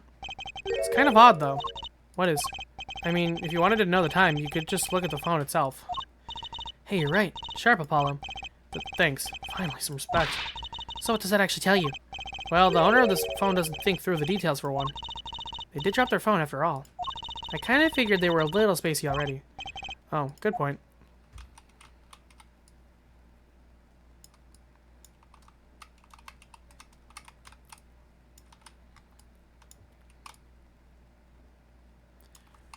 Okay.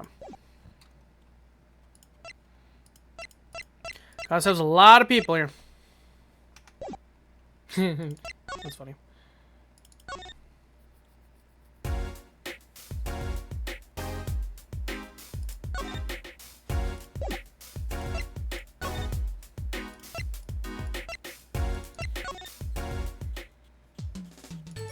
Wrong place.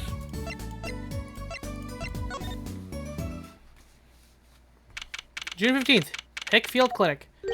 Oh, Mr. Wright's gone. Maybe he's gone for an examination? He'll probably be back soon. Let's wait. I think it might take some time. Daddy always loves his examinations. Don't ask, Justice. You don't want to know. Why don't we come back later? Yeah, I guess you're right.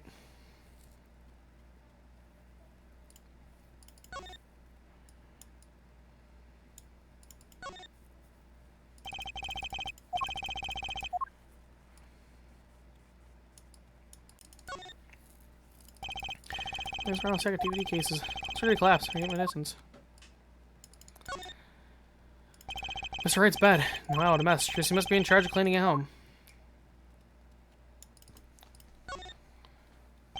Television's been left on. To an episode of The Steel Samurai. Looks like the same episode as before. Must be his favorite.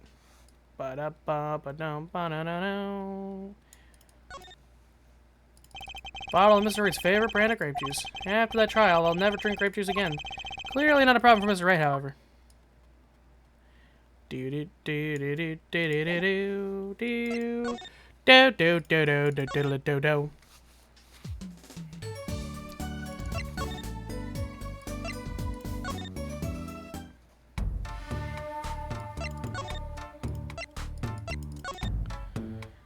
Oh wait, I guess I never did figure these out, right?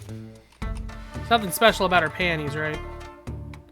Not that I really want to know. Something's the matter? I was just wondering if there was, like, a switch on these? Of course not. Huh? Mysterious. Oh, do you want to know the secret of my panties? Heck, no, thanks. Who's magic panties on the stage, though, anyway?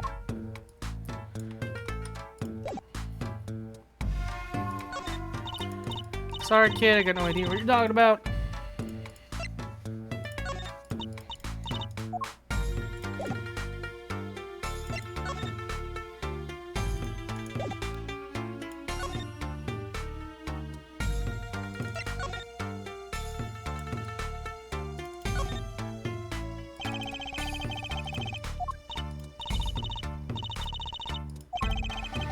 What do we need to? Oh no, please, knock yourself out. Don't mind me. I'll be waiting over here. Just so we're clear, searching through trash isn't a hobby of mine, okay?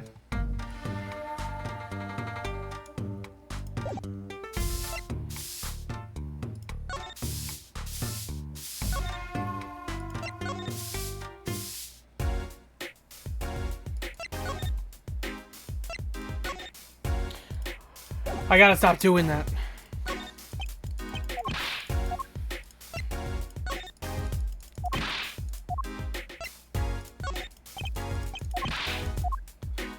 So clearly, there's nothing else I forgot, is there? Oh, there's this. Is this yours, Mr. Eldoon? Hey, there's the heart and soul of Eldoon's noodles. The bowl absorbs my salty soup. Pretty soon it's gonna taste just like noodles. Wow, it does smell like noodles. All my other rules got taken away with my stand. Get it back from me, sonny boy. I'm begging you. Okay.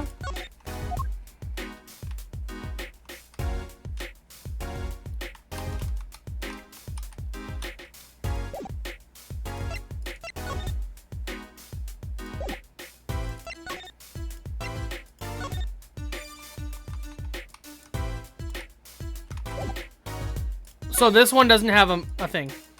Oh, it does. Saldoon's noodle mascot. Mr. Salty, he's so cute. It's not very endearing mascot, is it? You know, come to think of it. It looks a lot like you, Apollo. Especially the red parts. Can I help it if I like red?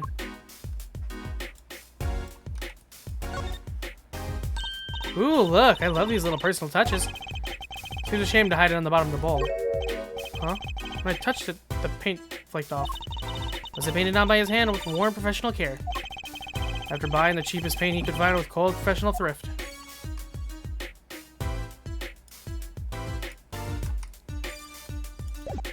I'll be right back, guys.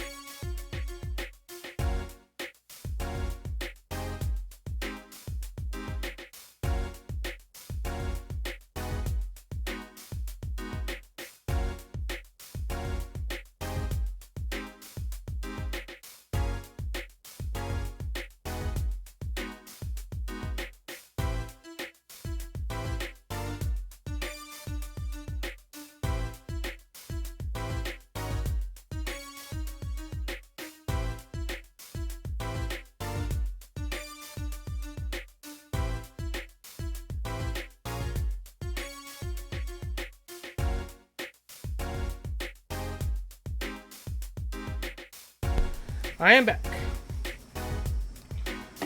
Alright.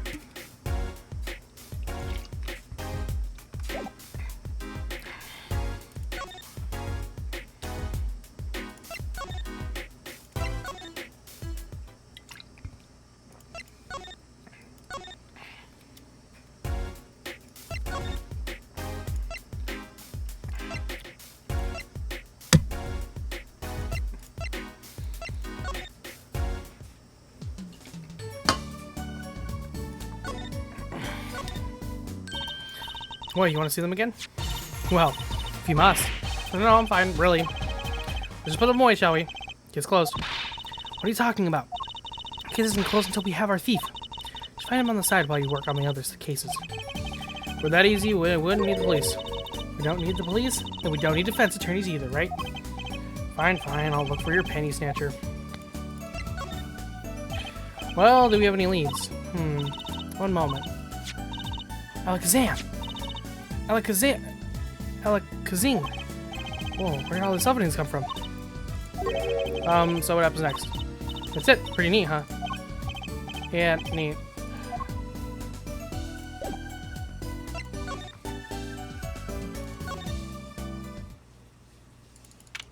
June 15th, Hickfield Clinic.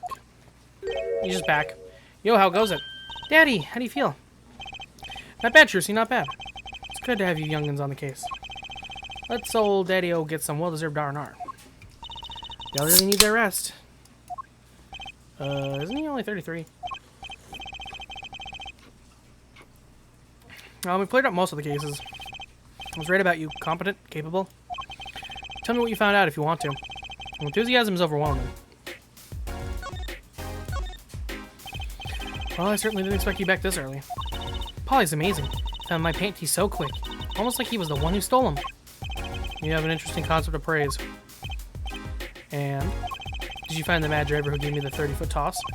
Apparently, it was a doctor from the Mirrorkits Clinic. Mirrorkits, huh? I've heard of him. Nothing good, mind you. That reminds me, a police car was parked outside the clinic. Maybe something happened? What is this Mirrorkits Clinic anyway? All I've heard are the rumors. That clinic's been making good money. In a bad way. Bad? Ties to organized crime. The Kentucky family. The Kentucky family? Did that on purpose. Some injuries you can't take to a public hospital, see? They use the Mirrorkits Clinic for their patch-up jobs. Interesting. Yeah, it looked like something had happened in that park. Ah, a body was found there in unusual circumstances. Something more unusual than being dead? It's not our concern in any case. Right, let's ignore that and find this noodle stand. Whatever happened to professional curiosity? Thanks, really. If I get tired of sleeping, maybe I'll head down to the Mirrorkits place. Maybe hit him up for some reparations. A little legal action would do me some good. I was wondering when I get paid. Solved the case of your accident, found a missing article of clothing. My panties. That leaves the noodle stand. Feel free to drop in if you ever get stuck. I'd be happy to help with anything not involving money. Goodbye. Quid pro quo. Hello, pro bono. Right, back to the office to plan our next move. Okay.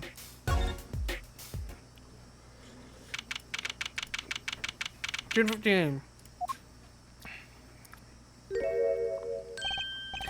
You're the woman from the Kentucky place. Yes. I knew it. Something's the matter and you want our help, right? Well, you've come to the right place. This way, please. Thank you. My name is Alita Tiala. Alita Tiala. I have a request. What is it now? Your request. Let me guess. Something's been stolen. Your flyer. It says now defending, so I thought... What? You mean you want me to defend you? Me? Maybe you could tell us what happened? Were you hit by a car? Did someone steal your stand? Or your panties? No. I'm not the client, actually.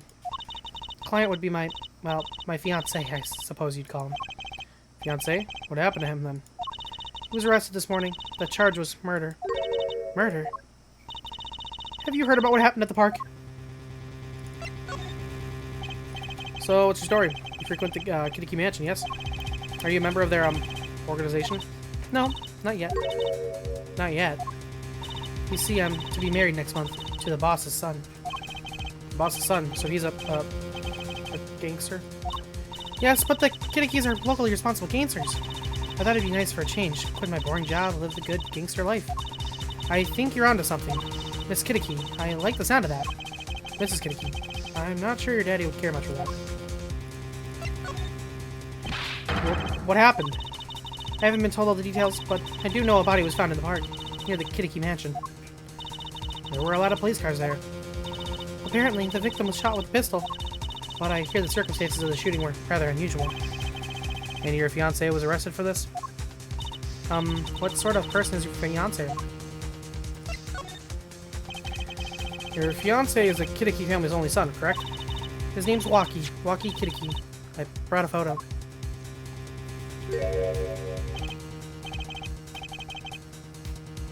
Okay.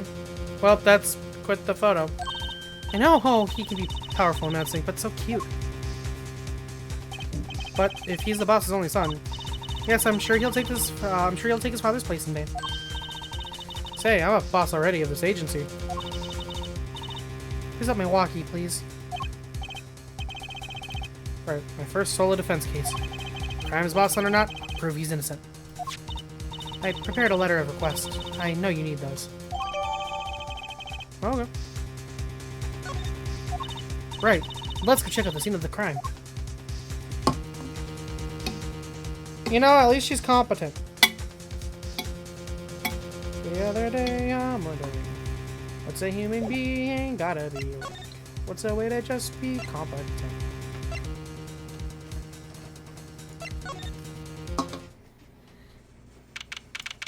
June 15th, detention center, visitor's room. Ah, it's been a while since I've been here. Polly, you look as happy as a clam in a shell. For a lawyer, this is it, the place where the battle begins. You need something? Yes, we're attorneys. I was hoping we could see Mr. Waki Kitty. Sorry, he's in questioning right now. Could take him a while.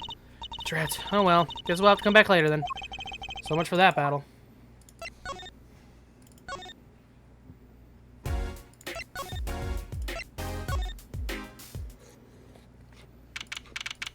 G15, Kitty Mansion. So this is it. First murder scene crime. Or my first murder crime scene. Oh, it's you kids again. Look, can't you find some other place to play? We're not playing. We're investigating. Aren't we, Apollo? Sir, I have a letter of request here. Letter of... huh? Why does it say hit request on it? Miss Tiala must have used Kitty Key stationery. Excuse me, coming through. Huh? Wait, this isn't the same person, is it? Oh, it's you, Mr. Gavin. Who's this guy? I must say, I'm used to being inspected by the ladies, but this is the first time I felt this way with a man. Whoa. Also, this guy looks... Okay. Mr. Gavin? Yeah, it looks just like him. The heck is that? Ah, Frolian, it is a sweet morsel. What is a sweet morsel like you doing in such a dismal place? Can I help? Yep, yes? The policeman officer fellow here won't let us in. We even have a letter of request. You must be exhausted, standing out here. I will take you to the scene of the crime. Ooh, really? By your leave, officer. Yeah. Yes, sir. Of course, sir. Aha, very well. This way, Frolian. Whee! I'm just confused now. Hey, what about me? Hey, noodle stand. On that note, enjoy your investigation. Thank you. Will we see you again? Ask for the wind, Frolian. I'll be riding on it. Who was that? Eek! Apollo, look! A corpse! What? Hey, it's just a mannequin. Wow, it sure got me. What is exactly what you're doing here? Okay. Oh, it's you. How did you kids get in here? Oh, this guy. Well, he was more like a prince, really. He'd let us in. Him again. That glimmerous fop, always getting in my way. Anyways, this scene is off limits. Excuse me, we have a letter of request? One moment. Why is she holding that big magnifying glass? You ignored what I said. What'd you say? Oh, she's silent. I'd recognize that handwriting anywhere. Scientific analysis says that this was written by Alita Tiala. Alita Tiala. Thanks. It took you 30 minutes to figure that out? So, what's up with the mannequin there? It's taking the place of the body, preserving the scene of the crime as it was found. The body was pulling the stand? So, you're a defense attorney, are you? Detective Emma Skye. I'm in charge of this crime scene. She doesn't seem that happy about it. She doesn't seem that happy about many things. I trust you know how to stay out of the way. I always carry 2 pairs of handcuffs. Just in case. Oh, okay then, buddy. Detective Skye? Quiet, please. It's snack time. Oh, okay. Munch, munch, munch. Bro, we're not making much progress here. She must not be very busy. I never seem to get a lucky break. Back after 9 years and they won't give me the position I requested. And then I hear he gave up the defense attorney life. He? Who's he? The next defense attorney. Detective Skye? Quiet, please. Bro.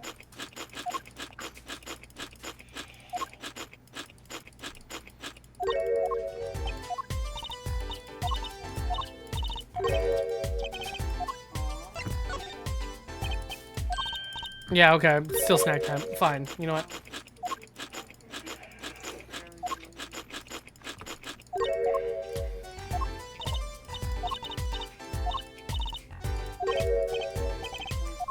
I'm not talking to you anymore.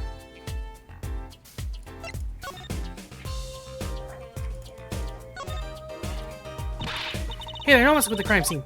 But we need to investigation to be carried out by professionals, scientifically. She's not gonna let us check. She's not gonna let us check out the crime scene, is she? Hey, Apollo. My very unscientific analysis tells me something here is very suspicious. I think I know what you mean. It's kind of hard not to notice. Gotta check out what we came here to find, at least. Hey there. No messing with the crime scene. Apollo, look, that stand. It says Eldoon. I've noticed. Well, it's solved the case of the missing stand, at least. Though the circumstances could stand to be better.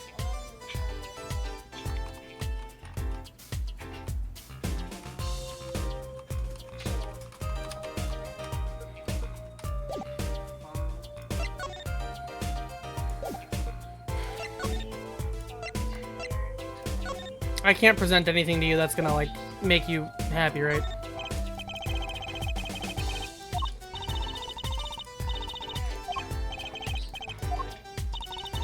Cuisine snacks, you know.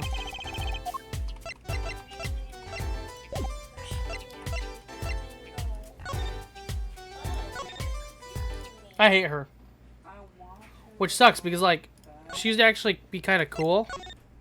I said I don't want to, and I sent you a message like, So, oh, Mr. Eldoon. Hello. Looks like he left. We found his stand and everything. What about our free bowl? Oh, too bad. Looks like we'll have to wait a little longer for that bowl. So sorry. Oh, what a bummer. exactly, love. We can check the garage again. Just go to bed. I love you. I'm not mad. I'm just I'm the opposite of mad. I don't know what to present you with.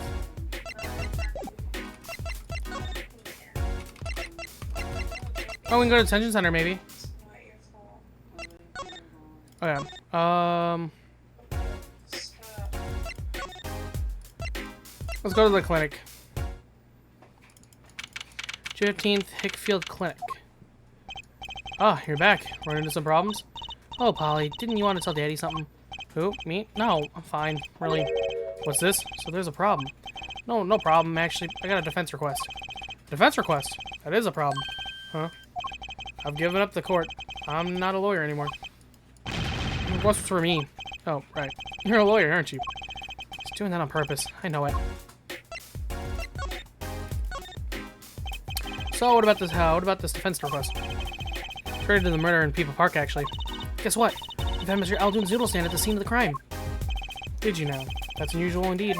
Never heard of a noodle stand being used as a murder weapon. I think the murder weapon was something else. You really don't know what the murder weapon was? That funny detective lady won't let us on the scene. What kind of detective wears a lab coat anyway? A lab coat? Didn't think she'd be involved with this.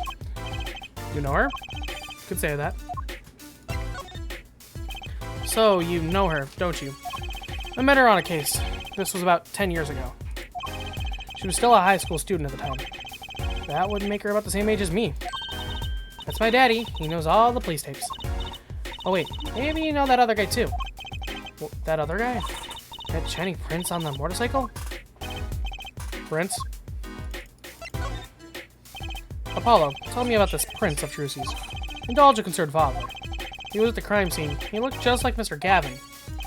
Did he now? You know him? My guess is he's Christoph Gavin's younger brother. His brother? We're acquaintances after a fashion. Clever Gavin, rock and roll god incarnate. Clever, what a lovely name. He's so dreamy. I didn't know Mr. Gavin had a brother. And what was he doing out there? I have a feeling they'll be crossing paths again soon. Now, what was the problem again? Having trouble investigating the crime scene in the park? Yeah, that detective woman was. Go to the office. Under the silk top hat, you'll find a bottle of white powder. Try taking that to this detective. White powder? Hope it's not what I think it is. Just take it to her. It'll be fine, you'll see. Oh, and tell her I said hi. Okay.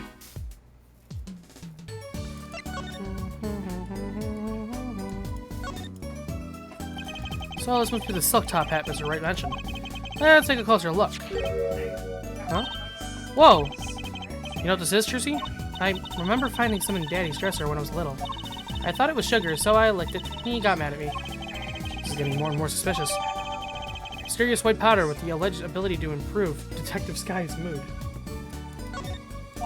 Let's go talk to the detective. She's sure to know what that white powder is.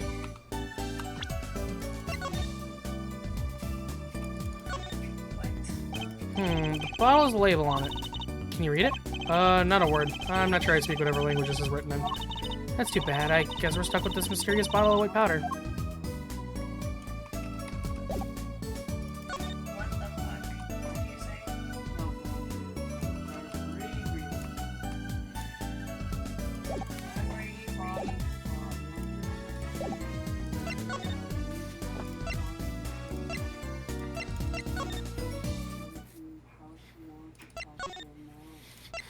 Alright.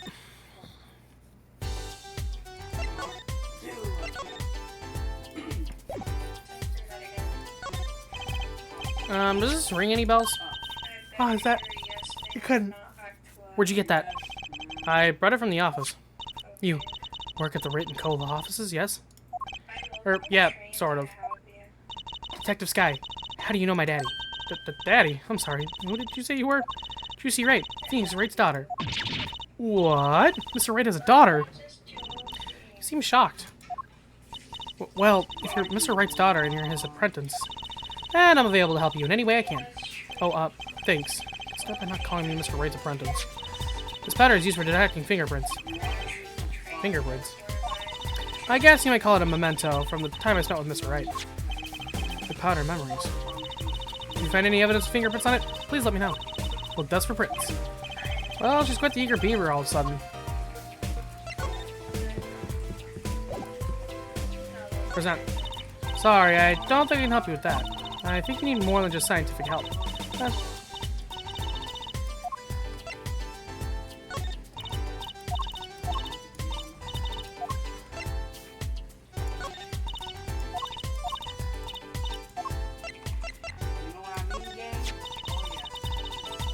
Fingerprint analysis is the very basis of modern forensic science.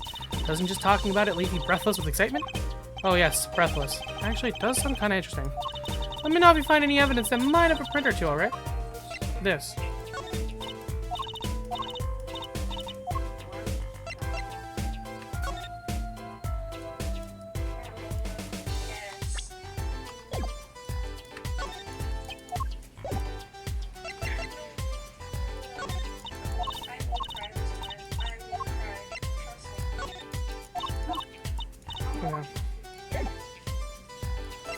Now we talk with you. The report came in late last night. The body was found much as you see it now. Yeah, except it was a real body. But why? Why was the body playing a noodle stand? If I knew the answer to that, I wouldn't still be here. Well, what was the cause of death? A bullet wound to the temple. He was shot by a pistol. A pistol? Not the easiest thing to come by in this day and age. Unless you're a cop or a gangster. Incidentally, the victim's name was Paul Mirkitz. I just received the autopsy report, in fact. Mirkitz's autopsy report added a court record. Time of death, June 14th, after 10 p.m. Cause of death, single bullet to the right temple. I mean, really, what's up with this case? It's enough to make me want to run off, pulling a mysterious noodle stand behind me. Not so mysterious, actually. You should tell her, Apollo. After all, we know where the stand came from. I like the story. I didn't come here to play games, you know. Actually, we do know where the noodle stand came from. The noodle stand's owner is... Take that! Who's the old guy? This is the proprietor of Eldon's Noodles, Mr. Eldon himself. He's famous in this part of town. Not bad. I guess Mr. Wright picked the right kids for the job. That saved me a lot of work. Thanks. The noodle stand added to the court record. Mr. Eldon's noodle stand. The victim died pulling it. What sort of person was the victim, anyway? I mean, what did he do? He was a doctor. A doctor. Starting to see a connection here. Who, me? I'm just a supervisor for this crime scene. Detective Sky. I was out of the country for a while. I came back to be a forensic scientist. Ooh, were you studying abroad? Something like that. I was studying in Europe. Forensic science is, mind you. But when I got back here, they threw me in criminal affairs, just like that. Why didn't you just become a forensic expert in Europe? Well, I suppose that was an option, but I had a lot of favors to repay to people back here. Favors? Wasn't she in high school when she left? What? What's that look for? I was involved in an incident before I left. But Mr. Wright and his people helped me out. I owed them. Really? I had no idea. If she's been out of the country for a while, she probably doesn't know about Mr. Wright's current state of affairs. So, defendant. Could you tell us a bit about the defendant? He's the only son of the Kitiki family, yes? Walkie Kitiki. I don't know if he is the boss's son, but he's clearly throwing his weight around. Violently. In the detention center. I see. Why was he arrested in the first place? You are a defense attorney, aren't you? You're not his, by any chance. Actually, yes I am. Well, we have a witness to the moment of the crime. The witness called the police. They'll be testifying during the trial tomorrow. What? Could you tell us a bit more about the victim? Well, let's see. Apparently he's the physician at a... physician at a clinic in the area. Quite well off, too, from the sound of it. The clinic's name is the Mirkitz Clinic. Maybe that's why the cop car was parked there. What? You've been to the clinic? Yeah, though on a related issue. Told the detective about the case of the stolen noodle stand. I see. So that means Dr. Mirkitz stole the stand and pulled it all the way here? That would seem to be the case. But why? Don't ask me.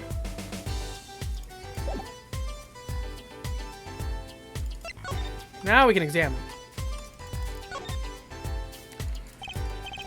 And this is Mr. Eldon's noodle stand, obviously. It does say Eldon in big letters, doesn't it? And that mark on his paper lantern there looks familiar.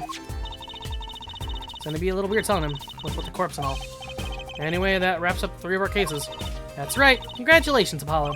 And leaves us with one case that's worse than all 3 put together. Murder.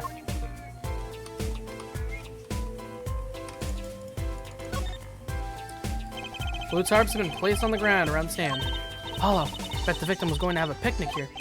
I guess he could have eaten all the noodles he wanted. Don't touch those. Those are preserving the crime scene. Oh, I guess the police put these tarps here after all.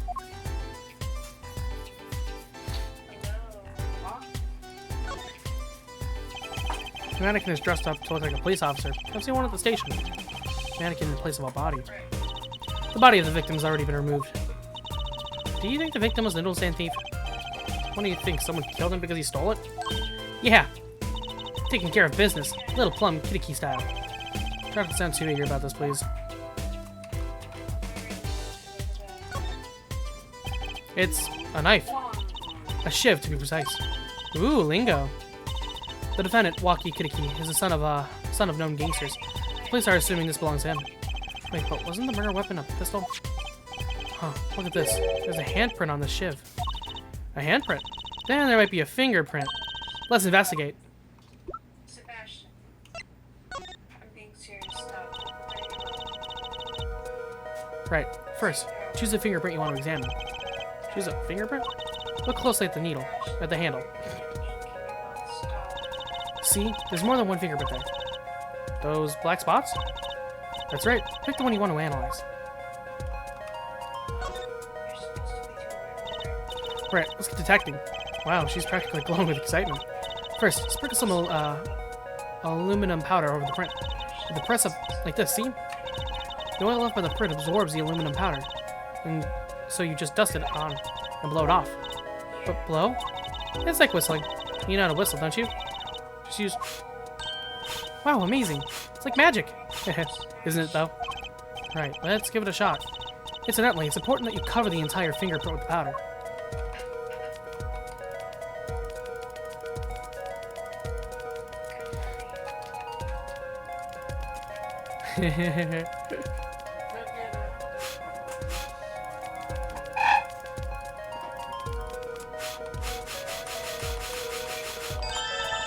Good. Clear. Quite impressive. Next, to match the print. The police officer has samples so you can tell whose finger the print belongs to. That doesn't sound like as much fun actually finding the print.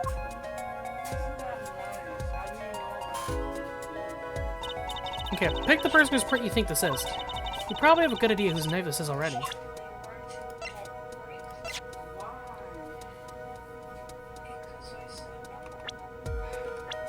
I wonder whose matches the description well.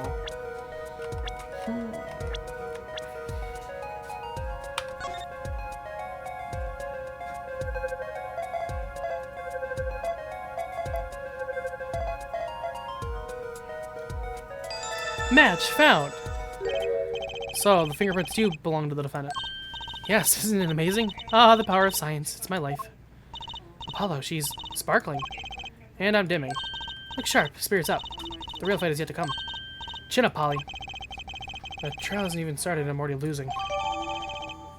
The knife known as Shiv found at the crime scene bearing Walkie's prints.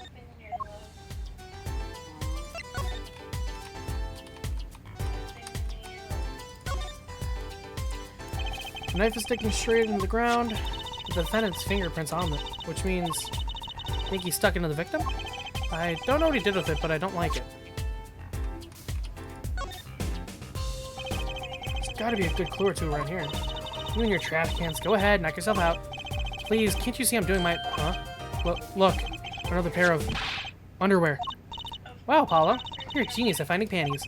Stop saying that. Wait, these aren't... They're not mine. Couldn't these have been stolen too? Bloomers added to the court record. So, have you met the defendant? No. Visiting hours are almost over at the detention center. You might think about wrapping up here and heading over. Good idea. I don't know what good it will do. We have a witness and a knife with prints. Have I mentioned I've got a bad feeling about this? Don't worry, it's like a right tradition. Some traditions I can live without.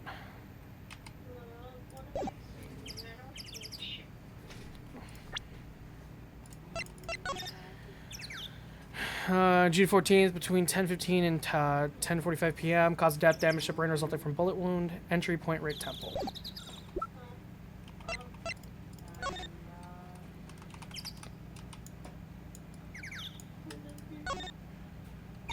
These bloomers sure have a distinct design. You certainly know who they belong to at a glance. That way, she doesn't have to write her name on them. Genius. I would think writing your name would be easier than drawing a plum blossom.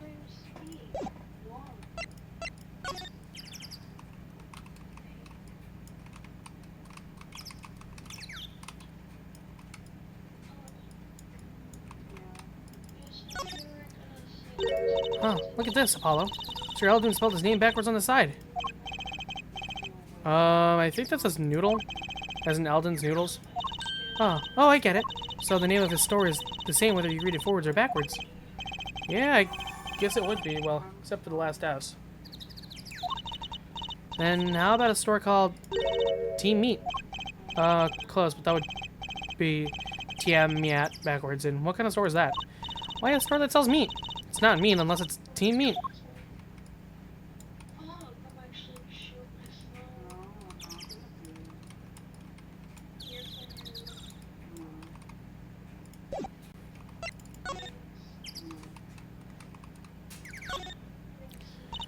So the defendant's prints are on this knife. That would mean that he was the other night of the crime. So I call it irrefutable scientific evidence. Neat. Not so neat when it happens to be evidence against our client.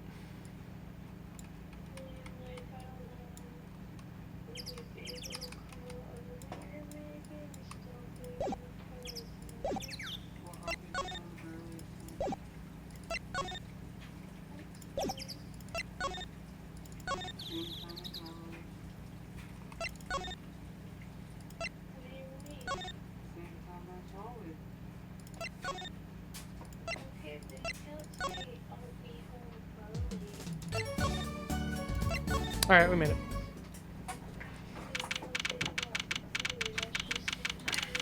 Alright. I'm sorry, meeting hours for the day are all done. But we still have 3 minutes. I'll put in your request, but don't expect anything. The father's talking in the private room with him. The father? You mean like a priest? I mean the suspect's father. Mr. Winfred, Big Win's Kitty himself. Not someone I care to meet. Die you! You're the one on your way out, old. Oh, they're here. Whoa. Whoa, this guy radiates power. Power with a cute apron? You walkies lawyers. Yes, sir. Well, I'm Big Win's Kitty. Fourth head of the Kitty family, capiche? Actually, I came to speak to your son. Mr. Justice. Yes? My son's innocent. He killed no one. If he were found guilty, it wouldn't be good. Capiche? Yes, I'm all about capiching. Capiche loud and clear. You've got to do more than just understand to make it. You'll learn, though. Even if the lesson comes at the end of your short life. I don't feel so good. What's the big idea, old man? You can't treat me like I'm a kid. Not more, not now. You know, I wanted to go to the clink. How'd I get here? You must be walkie. A G's not a G till he does hard time. Bizzo. You'll see. When I get out of here, things will change. Silence. My apologies, Mr. Justice. He's usually such a nice boy. Forgive me if I have a hard time believing that. Ha! You can't make me under your wing this time, old man. You heard me. I don't need no trial. I did it. I think that's enough for today, Mr. Justice. Don't let me down tomorrow.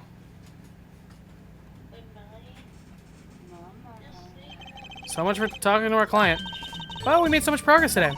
We even found my panties. I had fun, at least. Of course, the biggest mystery of all remains.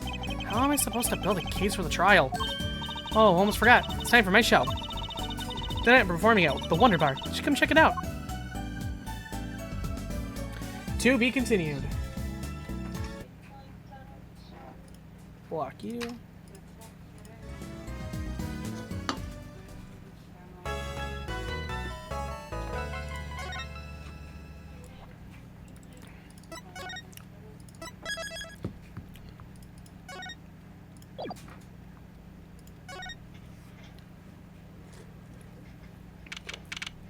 June 16th, 9:46 a.m. District Court Defendant Lobby number 2. Huh. Mr. Wright's not here today. He's at his old foot injury he was acting up. Old injury? It was all smiles yesterday.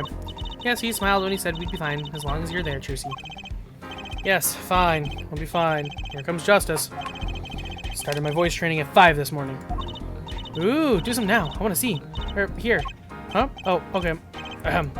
My name's Apollo Justice, and I'm fine. It sounds more like a self-mantra than voice training. I'm fine. You know what I'm saying? Oh, it's him. Heck, good morning. Yo, what's up? Hit me with the guilty verdict, Gene. See if I care. You just hang loose and let things go with the flow. You know what I'm saying? Not really. Walkie, don't be running your mouth like that in here. See, that's the difference between me and you, old man. I ain't afraid of no cops. Real G's can't keep it real until they spend some hard time in the pen. You have absolutely no idea what you're talking about. Sounds like they've both been voice training too, Apollo. My worst fears realized. The trial's starting, and I still haven't had a real talk with my client. Bro, it's just a bratty teen. Like, yeah. Alright, 10 a.m. We're in court. Court is now in session for the trial of Walkie Kitaki. That's his name. Kitaki. The defense is ready, Your Honor. Ready to rock and roll, Judge. Ah, it's him, the guy from yesterday. He's a prosecutor? It's Mr. Gavin's brother. Long time no see, Prosecutor Gavin. Were you taking a leave of absence? You know that little band I started in my free time? Thing is, we got real popular. Hard to say 9 to your fans when 3 of your singles go platinum, ja. I see. To be honest, I was a little concerned. I feared that you might still be distraught over that one trial. Not to worry, Air Judge. I wouldn't miss a day in court for the world. It's worth even more than VIP passes to one of my concerts, ja. How could I pass up a chance to see the true strength of the little boy who bested my brother? It was worth canceling a show or two. Ooh. Understood. You may give your opening statements to the court.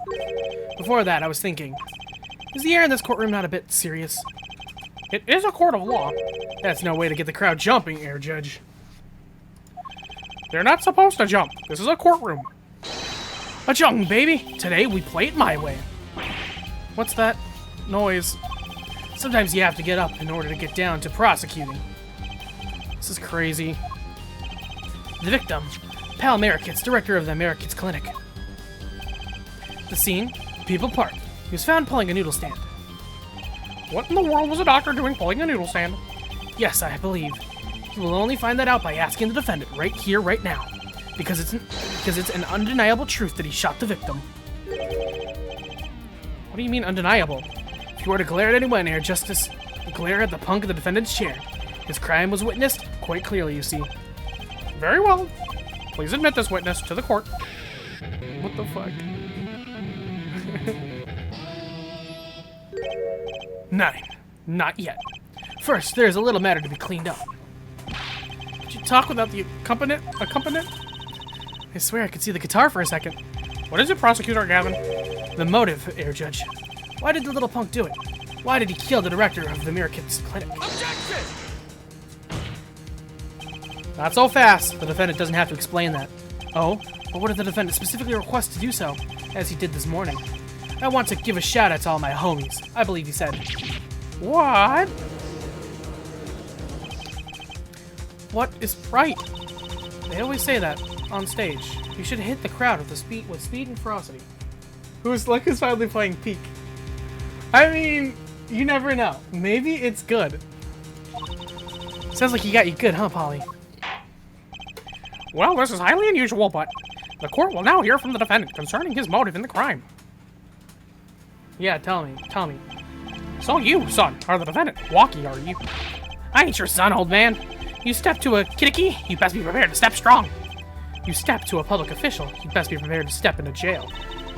Gotta hand it to him. Walkie sure has guts. It's not his guts I'm worried about. Yeah, me either. Well then, the court will now hear testimony on the defendant's motive. From the defendant himself. Finally. Okay, cat boy. I don't like your hair, but I like your sweater. Your jacket. That's cool. Your little varsity jacket, that's nice. I don't like that, though. Yeah. I'll tell you one thing. That doctor was a quacker. Someone had to show him what's what. It's because I'm a fox and he's a duck and, you know, food chain. I was in his clinic about half a year ago. He messed up my op something bad. And then he just lets me go without a word. See you later. Bye. So I gotta go in, get another doc to patch me up again. That was the day I done figured it out. No OG's gonna let that pass. That's why I went to his pad that night. Know what I'm saying? Half a year ago, you should have taken your revenge sooner. We're saying you were one of the victim's patients. A lot of stuff goes down when you're keeping it real on the street. True dat. I tell you one thing, that doc was whack. Very well, the defense may begin the cross-examination. I can't believe this is the first time I'm hearing about all this. Yeah, seriously, you tell him.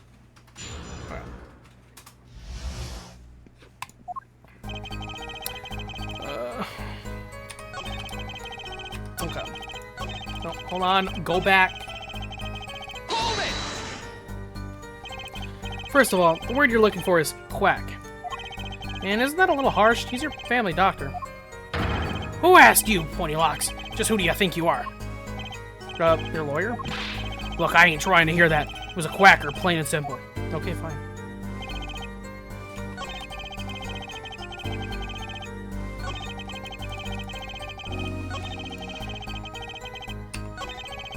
This one he's not as mad.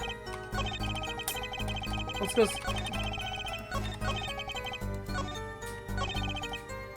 Oh, I can press that to go back. That's kind of nice. Hold it! So you were a patient at the Amerikit's clinic half a year ago. For what reason? I had what you might call a mark of honor. Can you explain precisely what was wrong? We had a little run-in with the Rivali's family. That's when I pulled a jack move. And ran into an ambush. G busted a cap right in me. According to my sources, you couldn't stand the stress of waiting. And ran in 15 minutes before the appointed time, by yourself. Hey, I was more than a match for those guys. So you were carried to the Amerikit's clinic from there. Apparently, he was shot in the heart. Shot in the heart and he's still alive. I can catch bullets between my teeth, but I never learned how to catch them with my heart. The bullet stopped just short of my thumper, you know what I'm saying? I would have been golden in it if it weren't for that whack doc. Can't even take out a stupid bullet.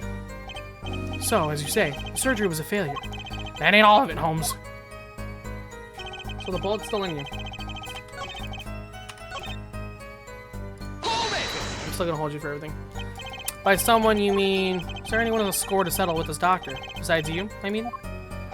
You better ask somebody else, Holmes. What do you care? I made up my own mind and did what had to be done, straight gangsta style. But why were you so mad about this doctor? Yeah. What a drop a G-Man. That's great. G-Man. So let me go to the same word. See you later. Bye. Hold it! What do you mean he just let you go without a word? What do you think it means? It's whack, that's what. I'm not sure what that means, but it sounds bad. It sounds as though Herr Doctor wished to hide his mistake.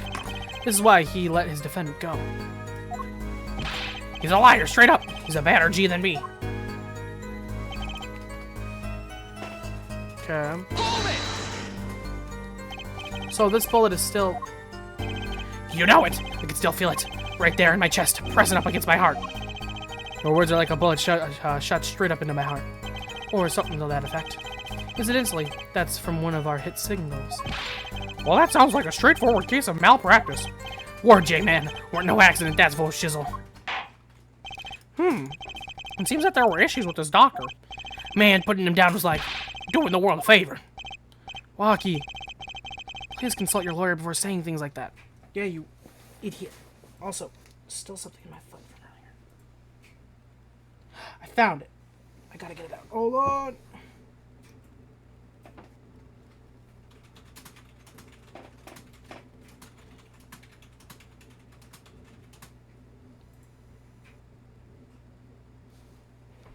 Found it. Ow.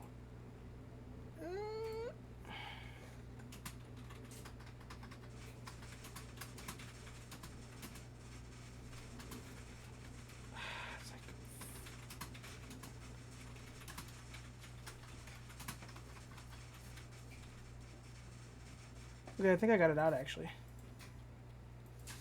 Okay. Waki, please consult your lawyer before saying things like that. Shut up, Paula. Back straight. Why did this mistake only come to light that there? Was found during the family health checkup. The family checkup? That was the wackiest thing of all. All those G's lining up, taking eye exams and all that. Better to die young than fade away, bizoy. A relief to hear. Eh? What's a relief? Oh, did your father not tell you? That bullet you carry so close to your heart. If not attended to immediately, it could kill you. What? Yes, Herr Doctor, Dr. Amerikit's had knowledge concerning this ticking time bomb in you. Knowledge that could have saved your life. No, wait, that's whacked. There is proof. Your checkup report. Well, how ironic that you would kill the one man capable of helping you. You're almost as careless as he was. Ha ha ha ha ha ha ha. Well, I feel like there's... Yeah, it's because there is blood. Ugh, why am I bleeding now? That's lame.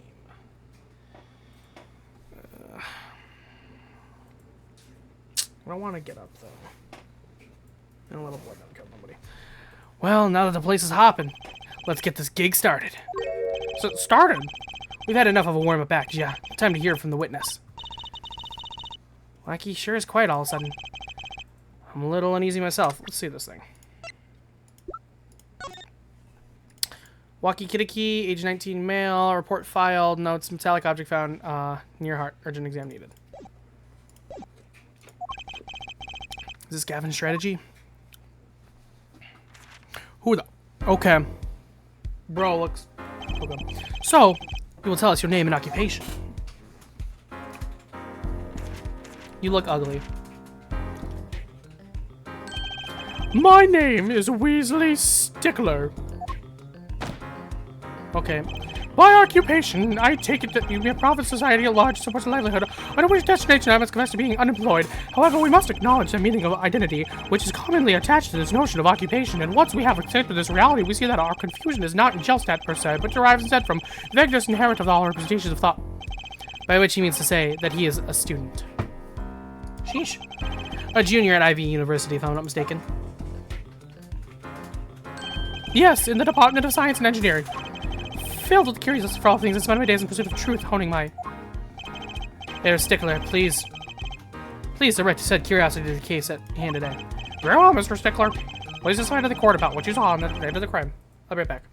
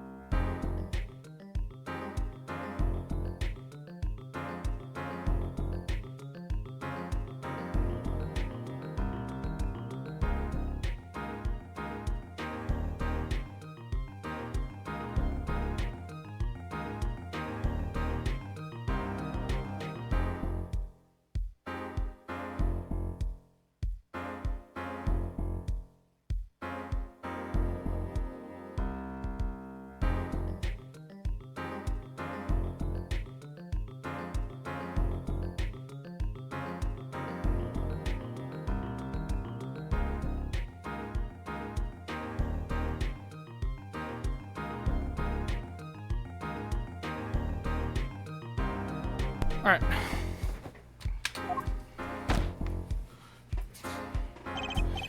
You asked quite simplistically what I saw, however. You said that Homo sapiens possess two eyes. These are designed to receive and interpret data, sending images to the format. Yeah, bro, shut him up. Thank you.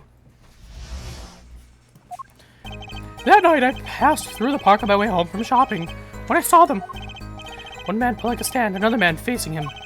I saw them quite clearly. The man facing the victim was the defendant. In his hand, he held, yes, a pistol. It was pointed at the man pulling the stand. A shot! The bullet hit the man pulling the stand from the front, square in the forehead. No, it said right temple.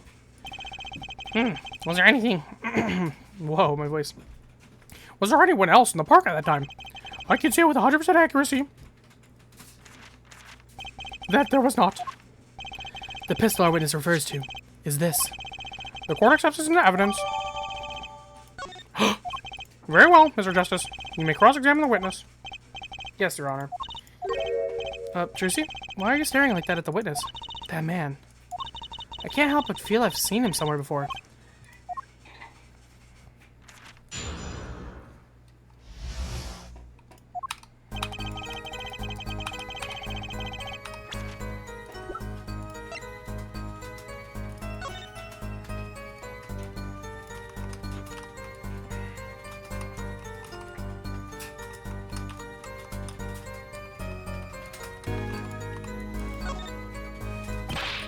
Oh, don't point that thing at me. Don't worry, I can handle myself for handguns. Magic guns, at least. The ones that pigeons come out of. Very reassuring. I'm just pointing it right at him, like... I don't see... There's that. I don't think there's anything special, though. I think the 2 rounds being fired, though, is interesting.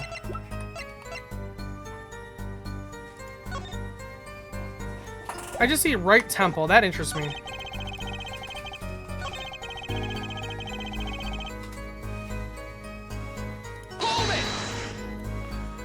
How could he be so sure it was the defendant?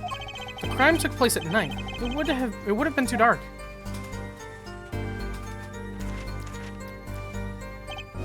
Perhaps I was remiss in not mentioning this earlier. Huh? You see, in class I always sit in the very backmost seat. Do you know why? Who cares? I don't care. Because I do not wish anyone to copy my perfect notes. And this relates to your testimony. How? I mentioned this to illustrate my predisposition to which is perfect. It was dark, you say. Yet there are lights in the park. If I say the defendant was in the park that night, then he was in the park that night. It is a hard, immutable fact. He sure is confident. He seems to be telling the truth, too. Ugh. Yes, a pistol. Are you sure the pistol you saw is the same as the one that just submitted as evidence? Am I sure? Surely you jest. Or so a common witness would be tempted to say. Huh? What the heck? Yet I am no common witness. I see not only events as they are, but the logical structure governing these events. First, we must consider the fact that it was night in the park, which indeed restricted my field of vision due to insufficient levels of illumination. Now, if we consider that the pistol, let us call it Object A, was indeed shredded in darkness, it becomes difficult to say with a certainty that Object A was indeed Object A. I think he means he couldn't see it that clearly. And perhaps for a normal witness. Yet the fact that the pistol was fired before my eyes is indisputable. I can still see it when I close my eyes. The defendant raised his weapon, shot the bullet at the man pulling the stand from the front square in the forehead. What about the second shot? Are you absolutely certain only one shot was fired? Yes, of course it was one shot. There we go. Why do you ask? Aha! A contradiction, finally.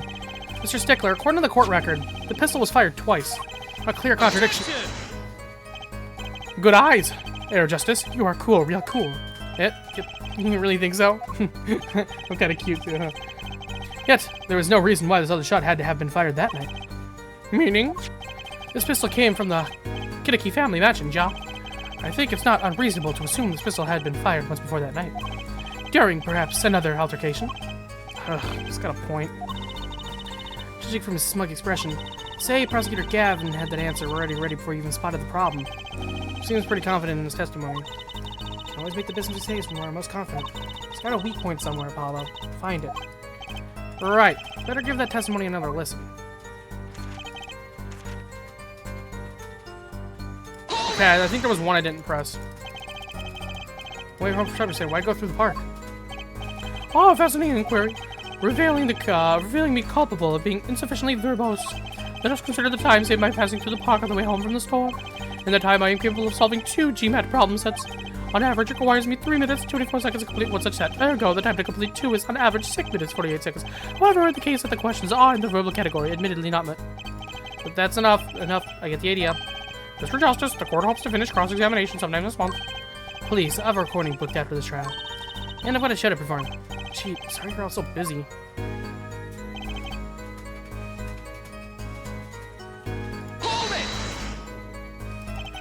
Were you been talking by any chance? Ah, now that you mention it, they were, though I cannot claim I heard them clearly. Only fragments such as, you lied to me, and I'm gonna give you a taste of your own medicine, pal. Ha ha ha ha. It's just as our defendant claims. I believe you wish to teach the victim what it felt like to take a bullet in the heart. If that's true, then this is a vital piece of testimony. Sounds like he heard them clearly enough to me. Might I be allowed to amend my testimony? What now? To be precise, he did not say pal, but man. Yes, that was the way of it. I swear to my diploma. What's the difference? And this other man, who was he?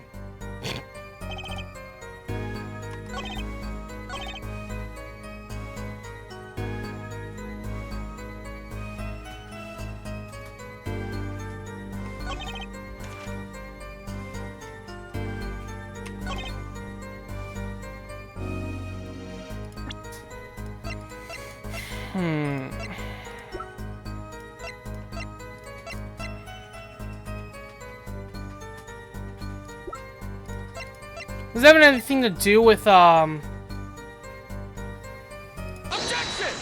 Oh! Whew. That's all of it. I think I have a chance. Is that you relaxing, I see, Air Justice? Air. Objection! Once is quite enough, Mr. Justice. Apollo, pace yourself. This trial's not over yet. Right. Look at this. The autopsy report? Is there a problem with the autopsy report? Right, a problem. Problem. Yes, the problem is the location of the entry wound. Location? You testified that the killer shot the victim square in the forehead. Did you not? I have already determined your angle of inquiry. Allow me to explain. It is quite simple, really. First, understand that when I say square, I speak not in geometry. That's what I mean by this. For example, the detection of a meter is... Okay, bro, I don't want to...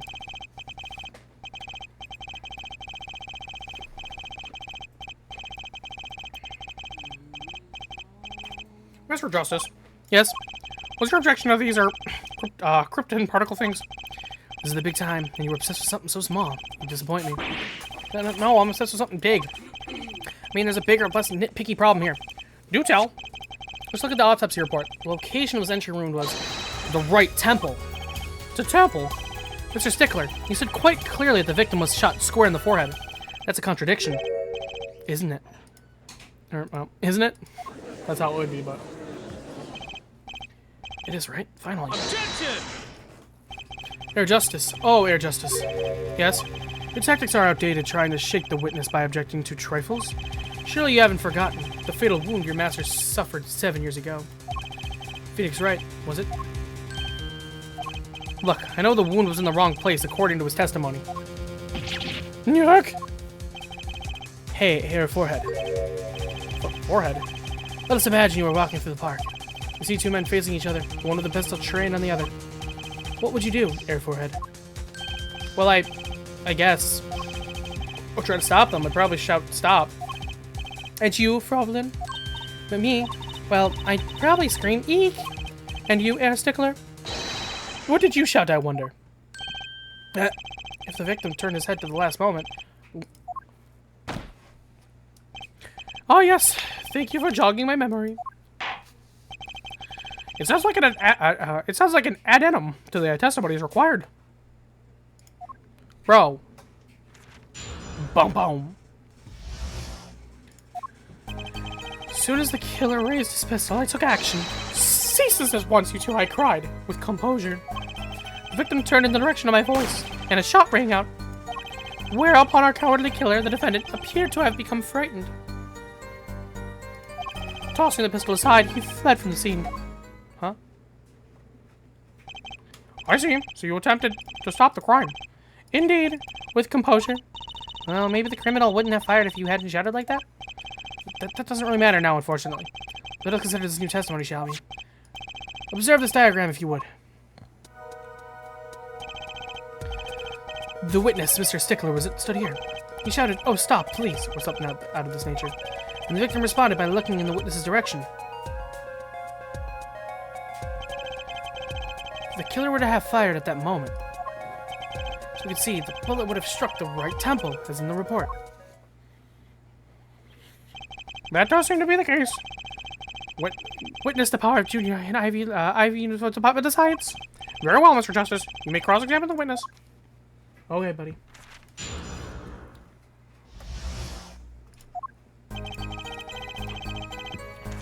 Hold it! So you saw a raised pistol. Weren't you frightened? It can be said that students of Ivy University know no fear. The moment I saw that pistol, my inner sense of justice compelled me to take action. It was certainly brave of you. You might have gotten shot. Eh, you certainly were lucky. If I were in the killer's shoes, I certainly wouldn't have left a witness behind. He actually looks like he had no idea he was in danger. But regardless, I attempted to halt the bloodshed.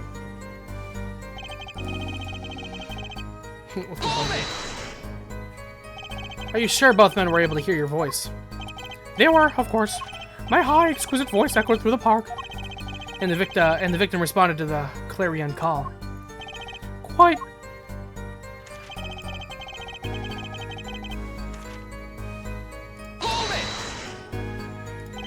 you hear the gunshot from the, did you hear the gunshot at the same time as the victim's turn?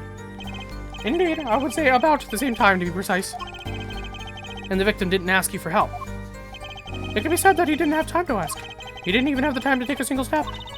I'm totally sure that the killer fired because Mr. Stickler startled him. Don't say that too loud, Trucy, please. Hold it! Can you describe the killer's actions more clearly? He seemed quite surprised, especially considering that it was he who did the deed. As we can see, human psychology is a tangled web indeed. He simply couldn't believe what he had done. He shot, he panicked. A common tale, but true. Unfortunately, before I could take further action...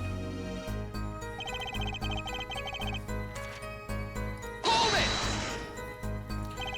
You didn't try to apprehend the criminal? It all happened so fast, I'm afraid I hadn't the time. Doesn't something about that trick he was odd, Apollo? What? The killer was in a hurry, right? He fired the pistol and tossed it right away. According to the testimony, that's what happened, yes. In that case, I'd expect to find something that we didn't find. Find something? Find what? I like that contradiction. Kind of sad to see it go. Not as sad as I feel. What do we do now? At least the testimony's getting a little clearer. She's right. Find something using this new testimony.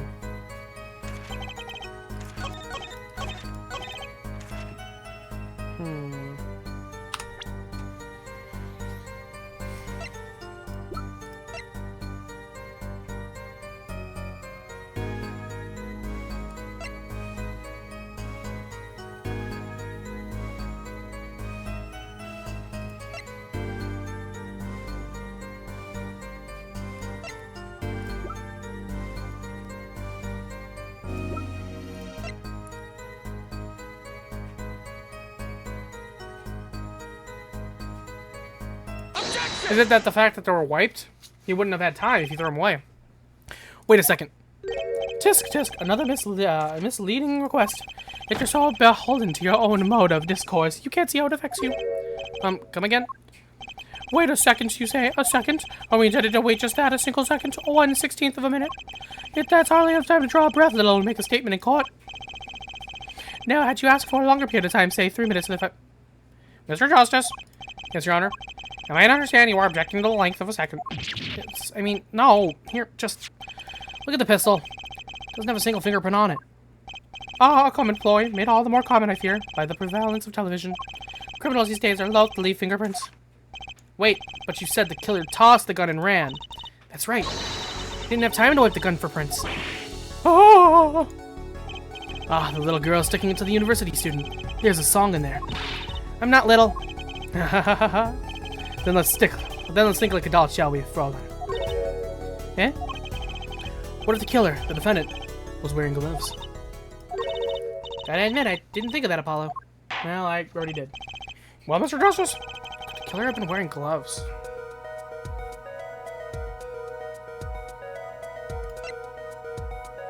I'm going to no way. Record of the murder weapon was very clear about one thing.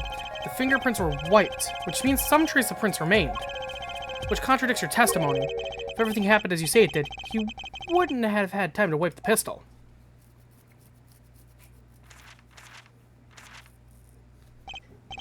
That may be, but it does not change what I saw.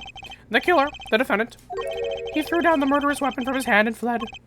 And that this pistol was found at the scene of the crime, strongly suggesting that this was the weapon he disposed of. That sounds solid to me. Well, there, Forehead, any of your press's objections? What gives, Apollo? Let's see that voice training get to work. You know, I've only recently realized something. No matter how much you train your voice, it doesn't matter if you have nothing to say. What do you mean, nothing to say? Isn't it obvious from what the witness just said? Huh? Isn't what obvious? When he restated what he saw just now, he said that he saw Walkie drop a murderous weapon. That's not the same as being 100% sure of what Walkie threw away. You're right. Just confused because the pistol was found at the scene. Poor Mr. Stickler. It must be hard to be so perfect and yet so wrong. Well, it can be said that I'm quite offended. While it is indeed true that once in my youth I wrote a love letter in my own blood that was seized by the teacher and posted on the blackboard for all to see, and for this, the appellation poor might be prefixed to my name, yet as for the issue at what we can say for certain is that the witness saw the killer throw something. Does the defense have anything to say about this? Well, if what he threw wasn't a pistol, then it had to be something else. At least one person on the defense team seems to be thinking. I'll wipe that smile off your pretty face, Gavin. Perhaps you can inform the court as to the nature of this something else. What did the killer throw away before fleeing the scene? Why do I keep doing that? Take that! Is that a sword? I saw one of those on a late night movie. I saw one of those on a late night movie last night. Great, a sleep-deprived judge. Sniff was found at the scene of the crime, with the defendant's prints on it. His prints? This single piece of evidence proves two important things. One, that what the defendant threw down wasn't a pistol. Two, that the defendant wasn't wearing gloves. Indeed. Oh, yeah, forehead. You're forgetting two other things you've just proven. Huh?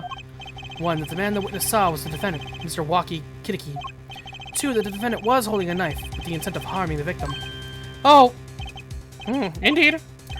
Underestimated Gavin in the lesson here. The lesson here. This court is of the opinion that our witness is fond of making assumptions. In that light, I believe it would behoove of us to hear about what really occurred. With less assuming, please.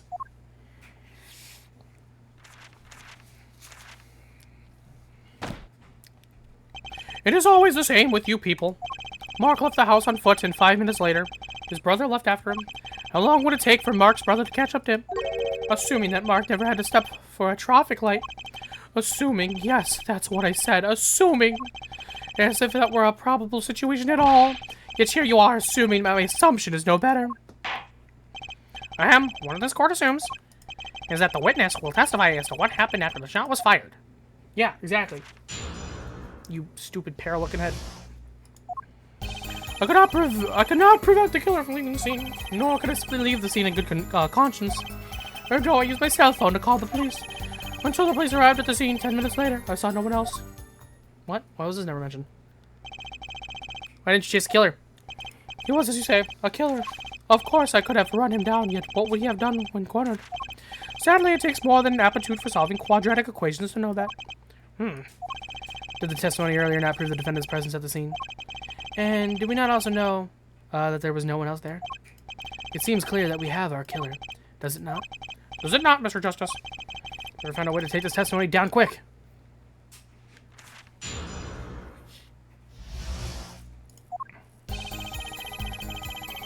Hold it! Which way did the killer run? By the time it was clear the killer had noticed me, naturally he ran in the opposite direction. What do you mean he ran in the opposite direction from the Kitiki mansion? Achong! Don't even think about pointing out that he was going away from his home. All I had to do was loop back once he was out of sight. Ugh. How did you know that's where I was going?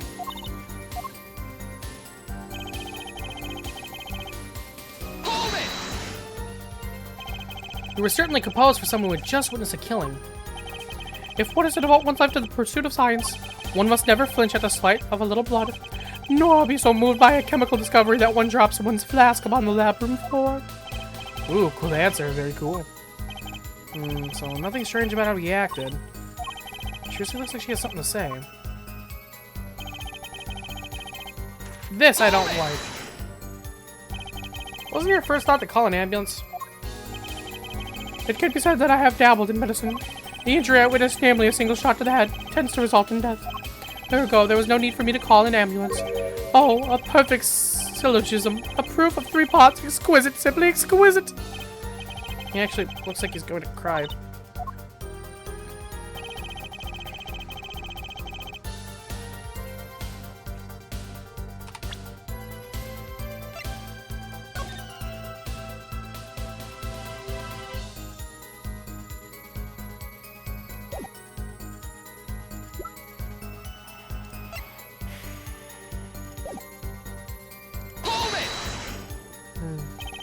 Can you tell us in detail about these 10 minutes? I stood in a state of heightened awareness. Anything could happen at any moment. Anyone could appear from any direction. Is that all? No one came. Nothing happened at all. I saw it all. Which is to say, I saw nothing. It was late at night. It's not odd to think that there would be a few people around the park. So we just stood there watching? Not much to go there. Tristan, you forgot something to say. By all means, say it. You've had a single problem with that testimony. Had enough at last, Air Forehead. Maybe it's time to back off a bit. No! The defense still has some questions that demand answers, Your Honor. Your opinion, Prosecutor Gavin? I'll let him play attorney until he's satisfied, I say. I will amuse myself by composing my next smash hit on my head. Very well. You may continue with the cross-examination.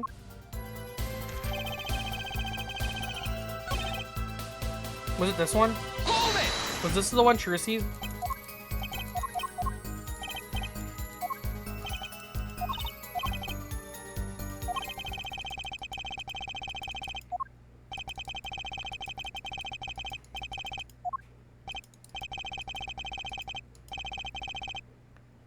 No.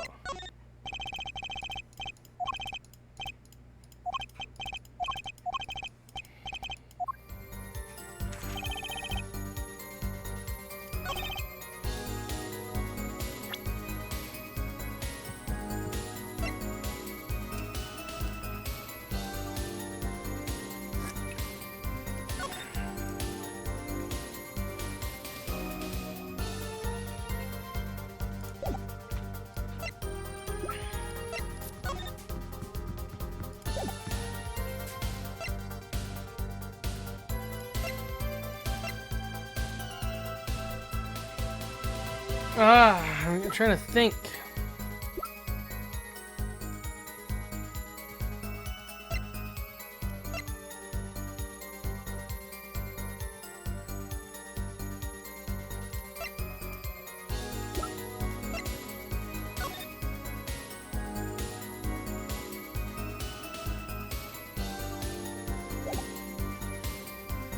Objection! Yeah, I just wanted to see what this would do.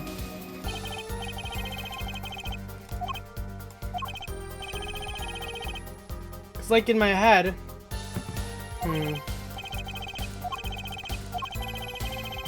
Yeah, it's okay. That was an experimental one.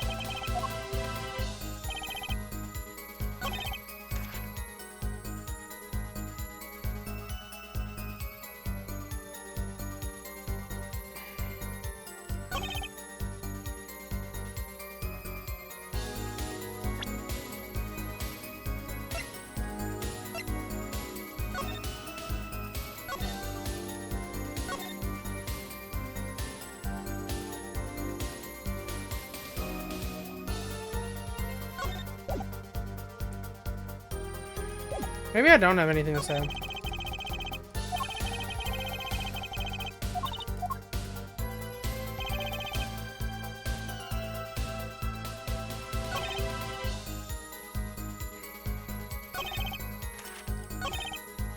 Hold it! Like,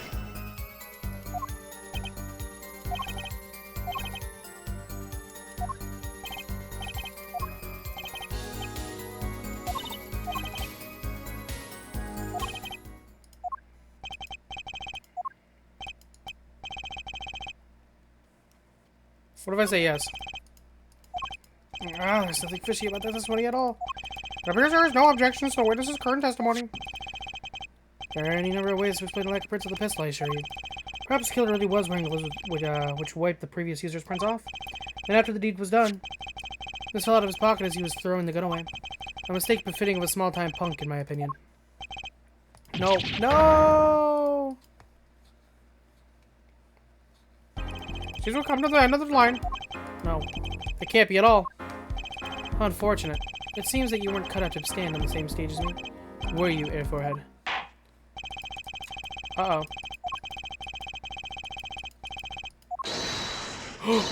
Yeek!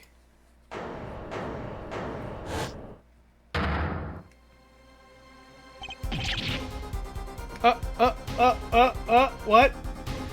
Trucy. Nobody move. What's the meaning of this? Who are you? There'll be no verdict in this court. Not yet. Wait, are you one of the Kittikis? You mean the Kittikis? You mean the notorious gangsters? You don't want to see me give the pretty little girl a smile. Do as I say. Adjourn the court for 20 minutes. What? This court will not bow to pressure from the likes of... Here, Judge. I see a little point in further aggravating this gentleman. Recess 20 minutes, or I promise you, you'll regret it. Wait! How did he disappear so fast? Come to the defendant lobby. Come to the defendant lobby, Apollo. I suppose I have no choice but to adjourn for a 20-minute recess. Be left catch that mysterious man. Oh. I didn't expect that. Okay.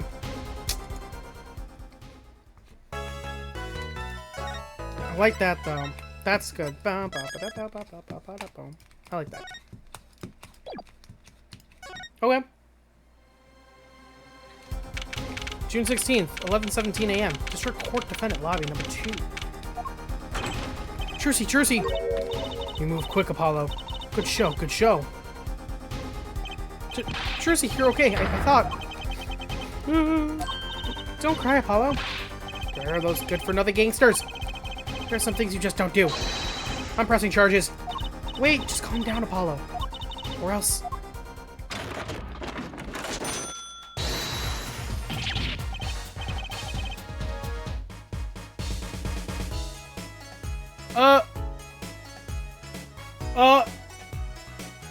What the heck is that?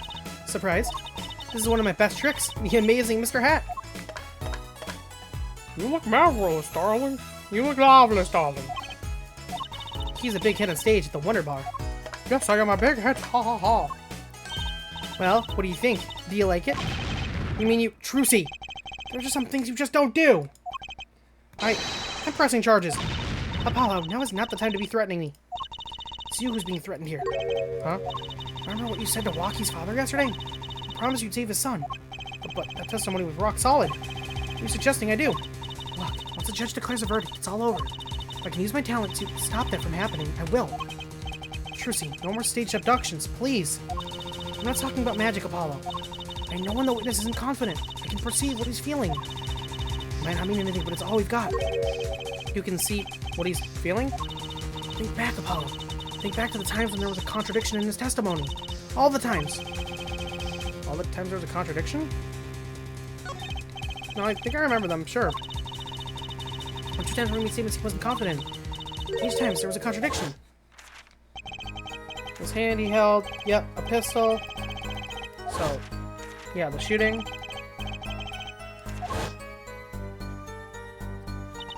He said the man testified a pistol, but it turned out he wasn't sure, and sure enough, there was a contradiction.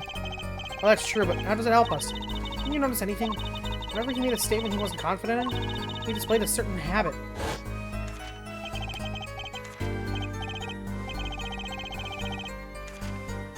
Was it the pinky?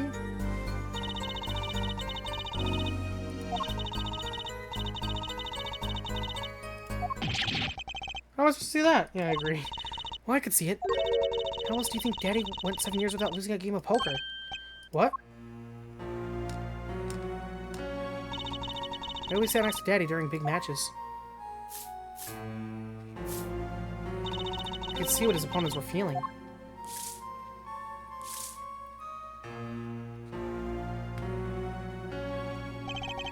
You mean that's how Mr. Wright won all those games?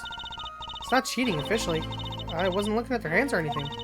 And I wasn't there all the time either. Daddy's quite good at poker after all. But not good enough to go undefeated that long. Great, so we cheated, but what does that do for us? I don't believe this. You have to listen to his testimony one more time. No, scratch that. You have to watch his testimony, perceive the truth. Watch a testimony, perceive the truth? The only thing I'm perceiving is that I'm going to lose. Not true. Daddy said so.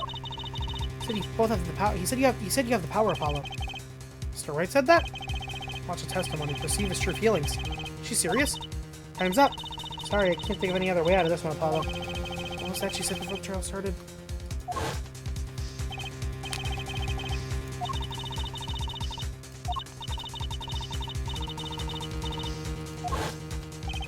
This is what he meant by us being fine? Well, on the other side, she did avoid one guilty verdict already, though. I'm not sure this court would have made of. Get ready for justice. Let's do it. Apollo? You know, I'm starting to think I can do this. No, you could do it all along. Oh, one more thing. Try to cover for Mr. Head as best as you can. I just flew in from the coast and boy are my arms tired. Right.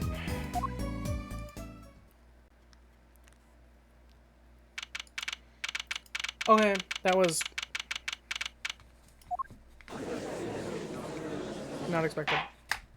Court is now back in session. Right, we're fine. I'd like to say to the young lady sitting next to you, Mr. Justice. Oh, you mean me? Do you have anything to report? Anything concerning the mysterious phantom in the silk top hat? Alright, him. Don't worry about him. I settled that. You settled that? Yes, it wasn't out of court settlement, right. Perhaps Fraulein would have us believe it was nothing more than a passing dream. A fantastic illusion. Now you see it, now you don't. Am I right? I think he's onto me. Wish he would stop being so cool. Let's dispense with these necessities and get straight to the matter. What are your plans for our gifted witness? Right, the defense would like to request another cross-examination. Because I forgot to ask something. There was no issue with the witness's previous testimony. I will grant your request, however, but this court will not permit stalling for time. Understood, Your Honor. Don't forget Apollo. When he isn't sure about something, he has a habit of fiddling with his book. Okay.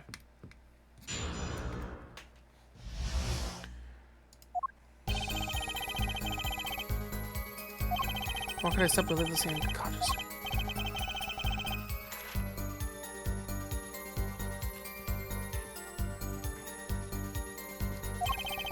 So the boys arrived at the scene 10 minutes later. I saw no one else. I'm not sure I qualified to watch testimonies after all. Focus, Apollo. Find his weak spot. Focus. If only it were that easy. My ears here's what he says. My eyes see his expressions. Do I have to do something more? What other senses do I have?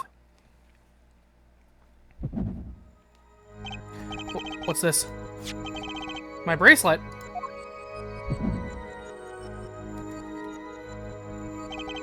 What's going on? My bracelet feels different somehow. I think Daddy was right. You can see it, can't you, Apollo? You're almost there. Find the weak spot in his testimony. I know this sounds crazy. My bracelet is trying to tell me something. Yeah, that does sound crazy.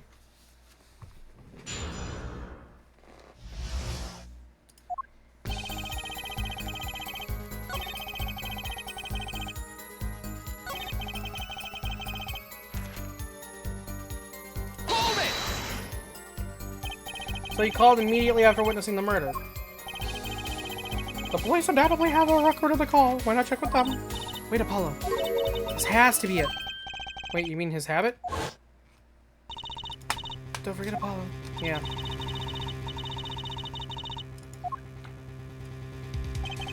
The only time he had his book open was here. Which means it's the place to look for in his habit.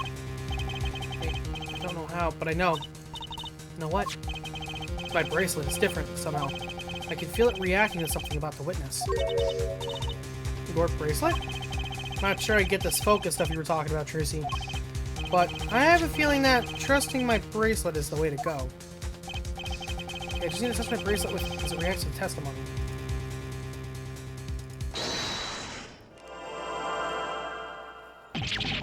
What's going on? I can see the witness's face, his expression so clearly, it's filling my mind. I can see nothing else. Hear nothing else.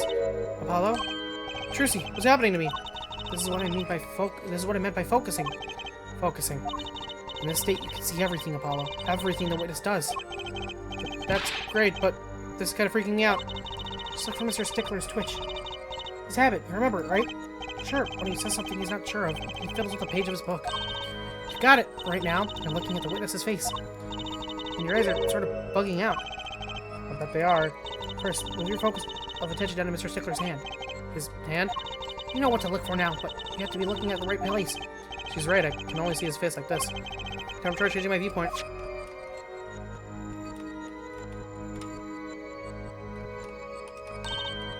Perfect, now you're really ready. Ready for what? Ready to perceive the truth behind the twitch. Perceive? Try listening to the witness talk as you focus. And watch for his habit. Right, you mean when he fiddles with the page. That's right! That's your signal to look closer, to perceive with at his weak spot, and I'll guarantee we'll be able to give him the royal flush. Spoken like a true pokerhead's daughter. I'm a magician, thank you very much. So at the band touches me in his words and his fingers. Don't worry if you miss it, you can always try again. Right, look out, nervous twitch, here comes justice.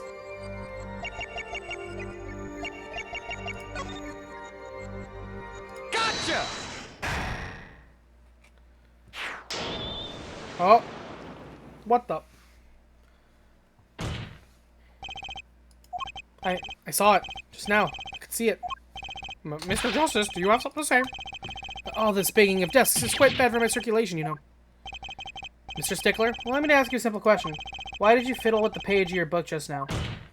The very moment you mentioned your cell phone. Well, what are you talking about? Curious now about this cell phone of yours. Mind if I ask a few questions? What to ask, what to ask?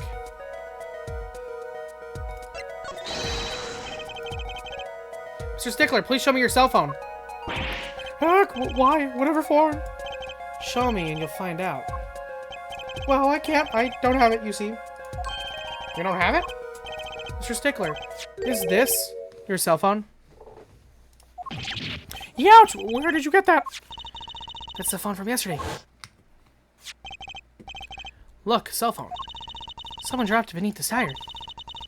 If the car moved, it would have been crushed. Oh, yeah. How strange, Mr. Stickler. Excuse me. Can you explain why your cell phone is sitting here in my hand at this very moment? Wait a moment, what is the meaning of this? The cell phone was found yesterday in the Mirror Kids Clinic garage. The Mirror Kids? Why, that's where the victim lived. Yar, that's impossible. Mr. Stickler, you lied to the court, didn't you? If your cell phone is here, how could you have called the police? Ouch. It's true. I didn't have my cell phone that night. That is why it can be said that I called the police from a public payphone. A payphone? So you didn't call it your cell phone after all? Just where was this payphone located, Mr. Stickler? Well, to indicate it with a startlingly high degree of accuracy. It was right around here. That's quite a ways from the park. But why did you lie? There could only be one reason. He didn't want the court to know he had lost his cell phone. Because it was found in the victim's garage. Well, what are you saying? Mr. Stickler, you broke into the Mirror Kids Clinic garage on the night of the murder. This cell phone tells all. But that's ridiculous. That makes it sound like I stuck into the fellow's garage to commit some crime. As though I were trying to kill him. Well, Doctor, Mirror Kids was killed that night. Well, yes, but no. This line of reasoning has to be against the rules.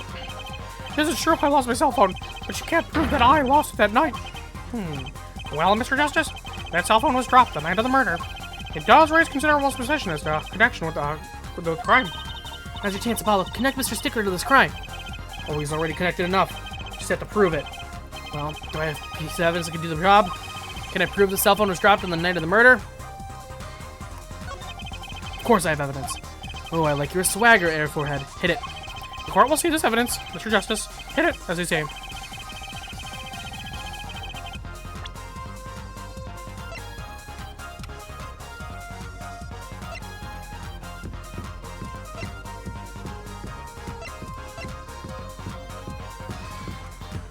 I don't know.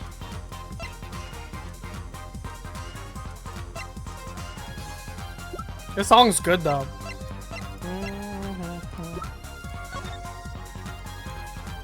Do they have to do the time? I really fucking hope so. Take that! Well, Prosecutor Gavin. No comment, Air Judge. No dice, Mr. Justice Pedal. Oh, shit. Apollo, remember where we found the cell phone? Falling on the ground before that night. That's right. The cell phone would have been crushed. What?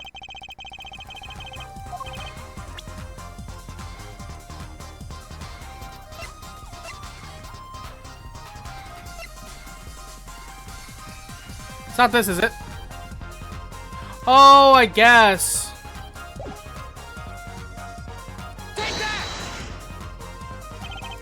That's a side view mirror. As it so happens, Dr. Merrick's car was in an accident that took place the night of the murder. An accident? An accident. Yeah, because if he drove away, it would have, yeah. Happened a little after 9 p.m. just outside People Park, our murder scene. Dr. Merrick's car hit a pedestrian. Well, what are you trying to say? From the absence of a mirror, it's clear that the car was parked after this accident, which means it was parked there after 9 p.m. on the night of the murder. Your cell phone had been dropped before the car was parked in the garage, and it would have been crushed. After all, it was lying on the ground right under the wheel. Eric! Here we go, Mr. Stickler. The only time you could have dropped this in that garage was after 9 p.m. the night of the murder in the park. Wow! Mr. Stickler, you know what this means? You did break into the victim's garage that night. This is the most unexpected, Mr. Justice. Are you naming the witness as a suspect in the murder of Pal Miracles? No, stop. This is too much. This can't be happening. Prosecutor, say something. I suppose it is worth saying this. No connection has been found between Weasley Stickler and Pal Miracles. That is, other than this. I believe our next testimony will be most revelatory. Is the witness prepared? Yes, Your Honor. I know that face. That's the face of guilt.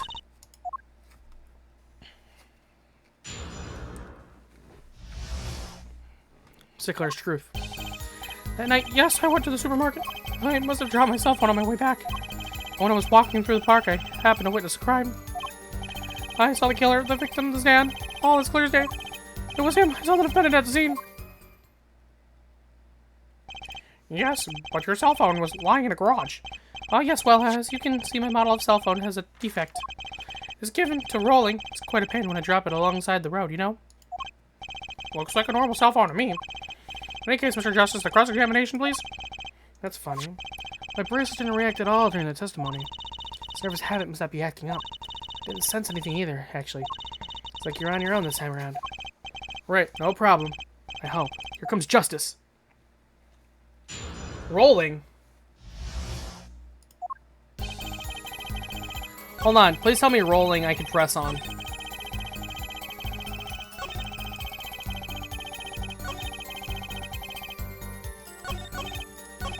I'll press them all. Hold it! So you went shopping, which means you were holding a grocery bag when you witnessed the murder taking place? Yeah, well, yes, of course. Incidentally, the prosecution has received no report of this domestic detail. Mr. Stickler, can you explain yourself? No, I mean, yes, I did go shopping, really. I walked around the supermarket trying out the free samples. It's a deeply spiritual time for me. I'm sure those four clerks will disagree. Do you think sampling free food counts as a religion? In any case, that night, I sampled to my heart's content and was on my way back homeless. Hold it! That's when you pass in front of the Mirror Kids Clinic.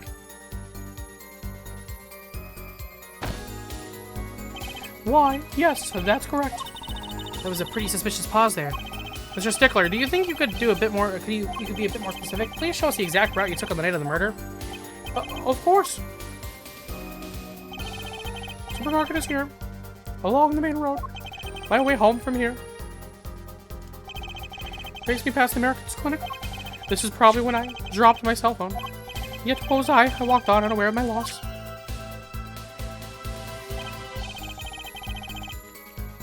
I walked right into that fateful park.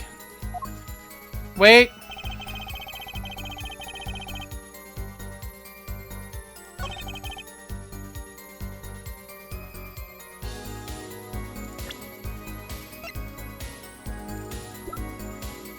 I'll let this play out, but that wouldn't be right.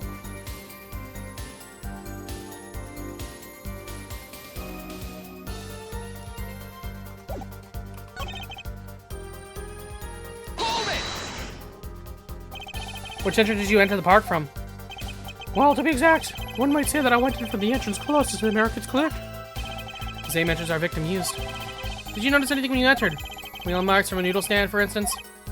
I have no recollection of such a thing, no. Yet, though I might have missed the tracks, I could not miss what happened next. I'm a keen observer of the obvious, you might say.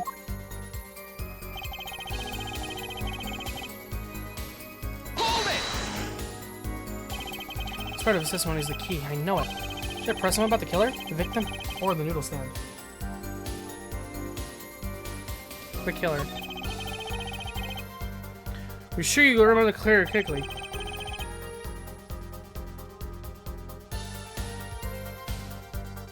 Okay. How many times must I repeat myself? It was him, that unscrumptious fox-like fellow in the defendant's chair. He was looking even more unsculpturous at the time, no less. He does look a bit like one of those trickster foxes in Legends of Yore. It's already old territory.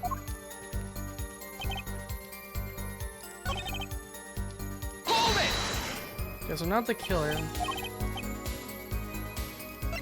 The victim. Because he's the victim quite clearly, too. Oh, clear as clear can be, I assure you. I see, so, how do you look? How? How do you mean how? Be specific. I mean, in general. The defense will refrain from straining to come up with questions. Find the question that lies in your heart and ask that. Yes, Your Honor. Great. Judge you moonlight as a self-help guru. I mean, the fact that he went in the wrong way should be enough. Hold it!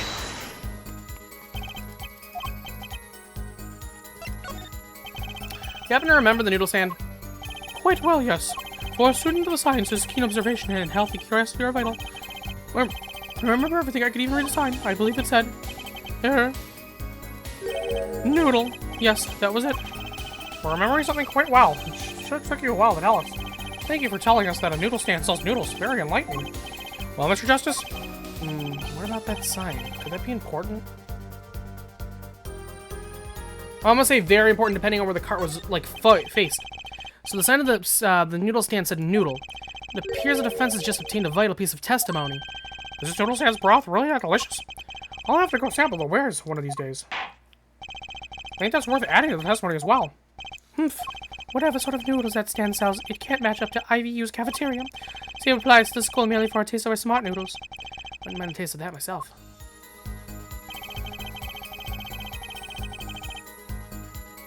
Hold it! So the sign said noodle. You're absolutely sure?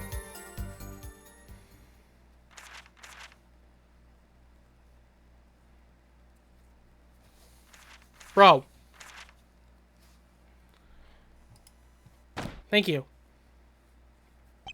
Let me be frank. Yes. In fact, the word unsure isn't even in my dictionary, nor the word uncertain, nor... I was wasting time looking stuff up. Oh, I like that. It tells you what you're getting. No nonsense. It tells me a lot more than that, actually. Why are you smiling like that, Apollo?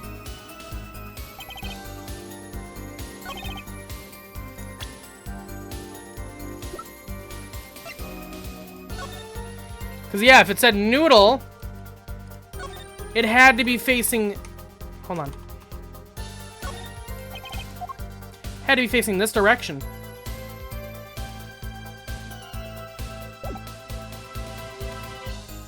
Objection! And you're absolutely sure the sign read noodle? Why, just last week my professor offered me this praise. At least you have good eyesight, Stickler. I'll give you that. It read, without a doubt, noodle. I see. What? Why are you looking at me like that? Is that pity I see in your eyes? Let's take a look at our map, shall we? So you're claiming that when you saw the sign you were standing here, was it? Although, it would have been a bit hard to read the sign from the spot. Yeah, you think so? Mr. Stickler, I'd like to have please take a look at the stand. Carefully read what the sign says. See, that sign actually states the name of the stand's owner. Eldunes. Inconceivable. I'm certain it was definitely noodle for sure. Positive. I'm afraid your professor was wrong about that eyesight. I wouldn't be so quick to jump to that conclusion. Sign he saw changes everything. The witness says the sign said noodle. And he saw it right. What would you say if I told you that there is one spot from which the sign would be read the way Mr. Stickler claims? What? Mr. Justice, show us a spot. Would have been, well, I don't want to say over here, but like, because this is where it was technically. Take that! Noodle's over here, unless it wants it to be over here. The witness was standing here, on the opposite side. How do you know that? When viewed from the south, the sign on the stand reads Eldunes, as we know. However, observe the other side of the stand. Oh, the sign says noodle. Exactly. The name of the stand is split between the front and back sides. Mr. Stickler, you lied to the court. You witnessed the crime from the northern side of the park, not the south. Youch, you got me. Objection! So what? So what? What does it matter if you saw the killing from the north or the south side? It makes no difference at all. He's right. Travel far enough to the south, and you will end up going north. Viewed on a global scale, directions are utterly useless without meaning. Actually, maybe he's right. What does it change? He changes everything, Apollo. Yeah, the direction he came from, stupid. Trucy? Remember his testimony from before? Though, to be honest, I'm a little scared of where this is leading. Oh, another model. Killer and the victim are facing each other here. Then at the moment, the killer raises his weapons. Sir Stickler shouts. At which point, the victim turns his head to look. And the killer fires his pistol.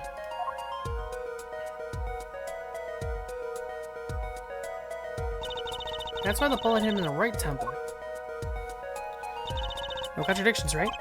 Right, but if Mr. Stickler was standing on the northern side of the park, it reverses the whole scenario.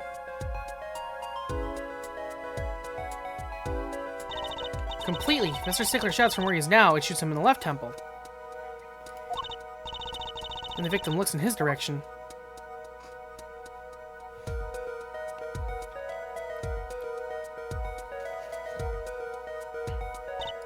The bullet would have hit his left temple. Ah! In other words, someone standing at point K couldn't shoot the victim in his right temple. It's impossible. Well, that's right. So, now that we know that Mr. Stickler was standing on the northern side, a wound location takes on an entirely different meaning.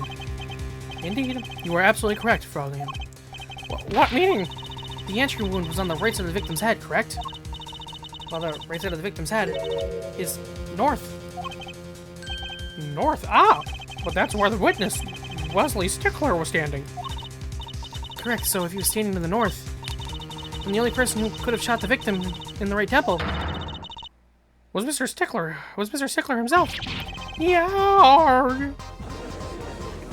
I don't think he shot. I don't. Order! I just thought he did the hit and run. Wow, the apple didn't fall too far from the tree. He swept this whole case on his head while I was still figuring it out. I figured it out. Objection! Clarify one point for me, if you would, Forehead. What now? Are you truly accusing this college student of murder?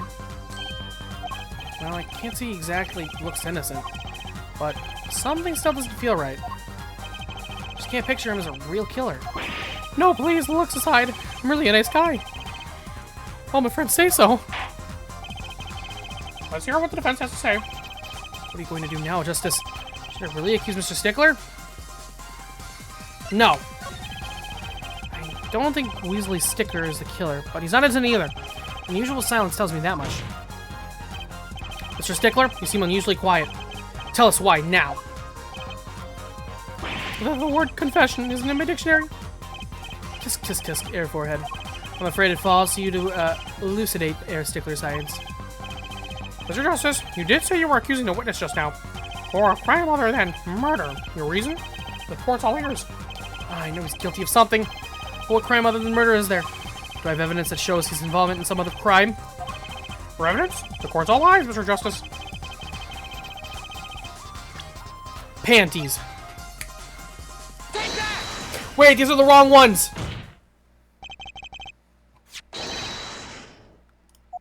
What is that? Woman's underwear. Maybe this counts. Hey, those are mine.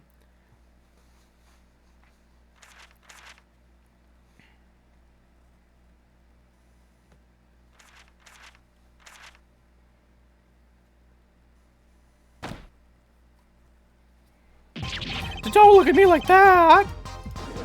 Was that right? Order! Mr. Stickler!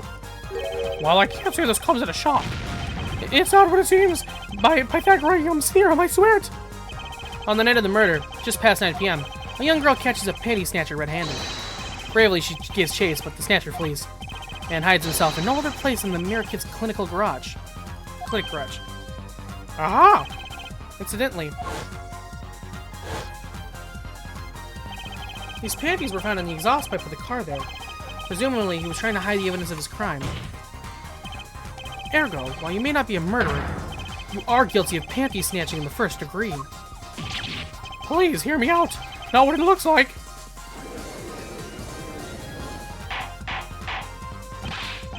Order. Mr. Stickler, you should be ashamed. It's not what it seems.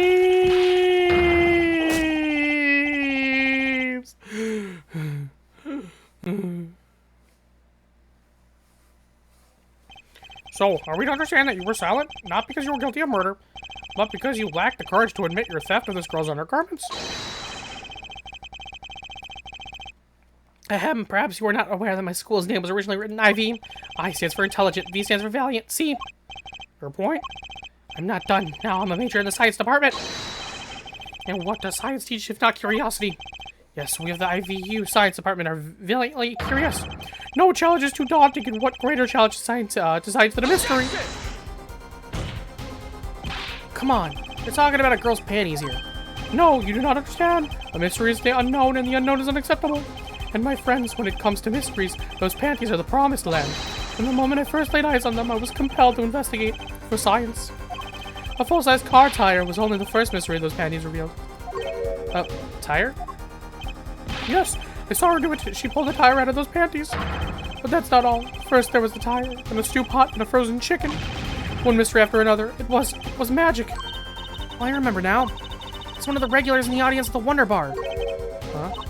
He's talking about my magic panties trick. I just don't understand. A broom from a pair of panties and mocks the very laws of physics. A broom and a frozen chicken, Trucy? Whatever happened to Doves and Bunny Rabbits? But Mr. Deckler, you stole this girl's panties to understand a magic trick? You say panties, but they are so much more than that. For me, they are an object of serious study. I wonder. There has been a recent rash of panty snatchings in the area. Were they all you? I am sorry, but I did it for science. Each time I spied a pair of panties flapping in the breeze, I thought maybe this would be the pair that would elucidate the mystery. Even that night as she chased me through the streets, I wept tears of joy. Perhaps this is the night that I will seize the truth that lies within those panties. Yeah, what was I? For once again, the lazy hot pattern truth slipped through my fingers. Still, that leaves one thing unexplained. Ah, you refer to our witness's other lied, yes. The witness claimed he saw the crime from the south, but was in fact in the north. Indeed. Would anyone care to explain why he lied about that? Be my guest, Dad Forehead. Me? Did not hear you correctly? Did you not say you do not accuse the witness of murder? Why then did the witness lie about his location at the time of the shooting? Or have you no idea? Apollo, there's something about the way the diagram is arranged right now. When you think about it, right in your circle of standing, isn't it her, Yeah, trash can for the other panties. Well, Mr. Justice, what say you? Do you have any evidence to show why the witness lied about his location?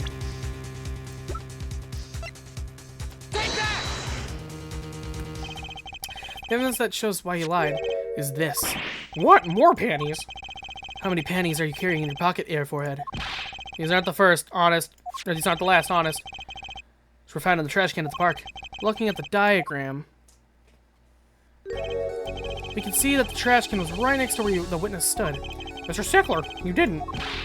Alas, it's a failure. I'm a failure as a scientist. I can't unravel the mysteries of the universe. I can't even unravel a pair of panties. So, these panties are your handiwork as well? That night, I had been chased, hounded into the Mayor Kid's clinic garage. Weeping in frustration, I was forced to abandon my prize. Don't you see how I felt? Believe me, I'd rather not. I hid in the garage for a short while. Then, abandoning the panties, I made it up for home. To avoid the office where the girl works, I went towards the south entrance. When I saw them hanging there on the clothesline by a giant mansion. A giant pair of panties. Apparently he didn't know those bloomers belonged to the mob. I had them safe in my pocket, ready to take home. When I stumbled upon a murder. The murder of Dr. Mirakits. I reported what I had seen, but as I waited for the police to arrive, I got scared. What if they searched me? That's when he disposed of the bloomers? Yes, it was a severe blow to the progress of science, but one that had to be borne. A fascinating, if disturbing tale. Wow. I believe this brings today's proceedings to a close, and I'm more than pleased to dismiss this witness for the remainder of the trial. One last thing, if I might. Yes, Prosecutor Gavin? Regardless of where we ended today, some vital points were made. Namely, the defendant, Waki Kitiki, was at the scene of the crime. And he was pointing a weapon at the victim. One more thing. Waki Kitiki is a clear motive. Indeed, Lieutenant Walkie-Kitty is still a prime suspect in this case. The only suspect, in fact, assuming there was no one else at the scene at the time. Yet a mystery remains. The location of the wound in the victim's right temple is yet to be explained. This court requires further investigation from both the defense and the prosecution. Ja, baby. No problem. Very well. This brings the trial for the day to a close. Court is adjourned.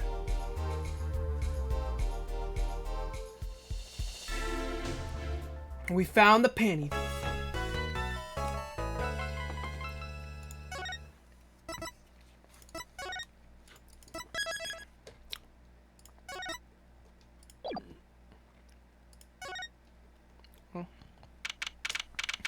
Yeah.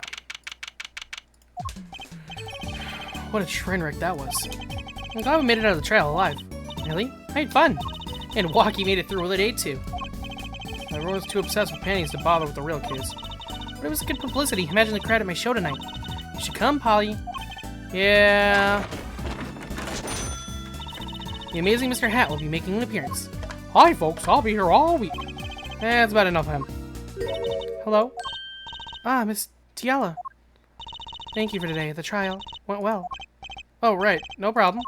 Do you think Walkie will be okay? Well, he's not guilty yet. Please, you have to help him. We're supposed to get married next month. Oh, congratulations. God, way to put the pressure on a guy.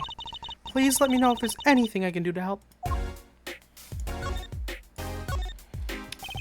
Are you sure about marrying into the Kitty family? I'm fine with it. And I love Walkie with all my heart. Aw, that's so sweet. So it doesn't bother you that you'll be married to the mob? I don't think so. My parents are against it, of course. Say, where did you and Walkie first meet anyway?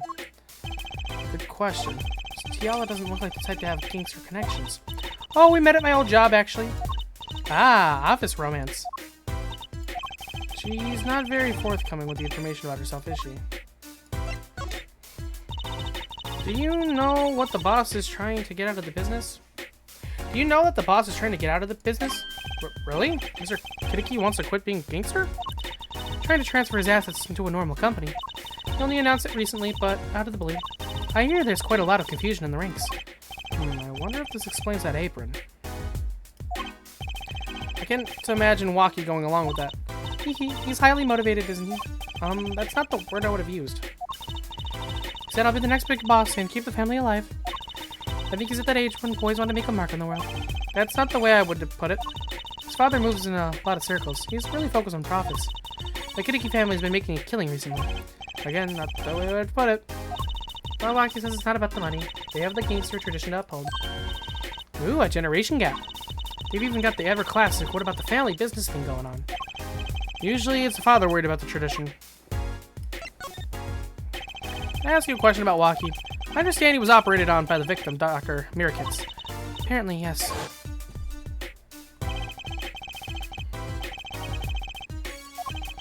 Oh.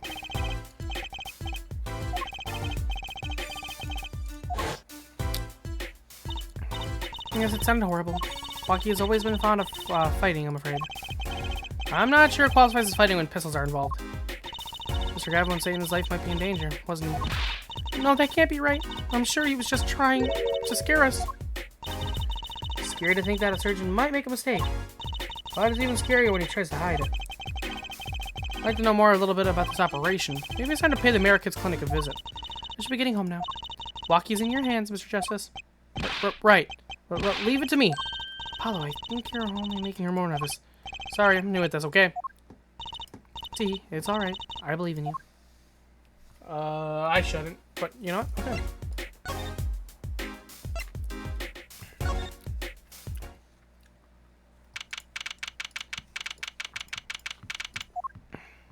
It's like Walkie's out for questioning.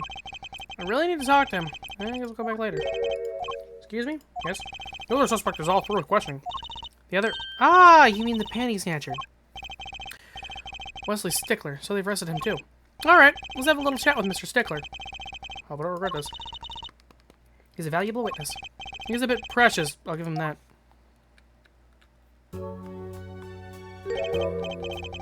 Please keep this brief if you would, I'm quite busy. Need to finish this paper. Yuck! It's you! Mr. Stickler would like to have a few words with you. Very well, as long as they're few. Nothing would make me happier, believe me. Mr. Stickler, on the night of the murder, you stole... Wait, I can't help but feel that I'm being misunderstood. How exactly? Yes, that night, I obtained a pair of panties, it's true.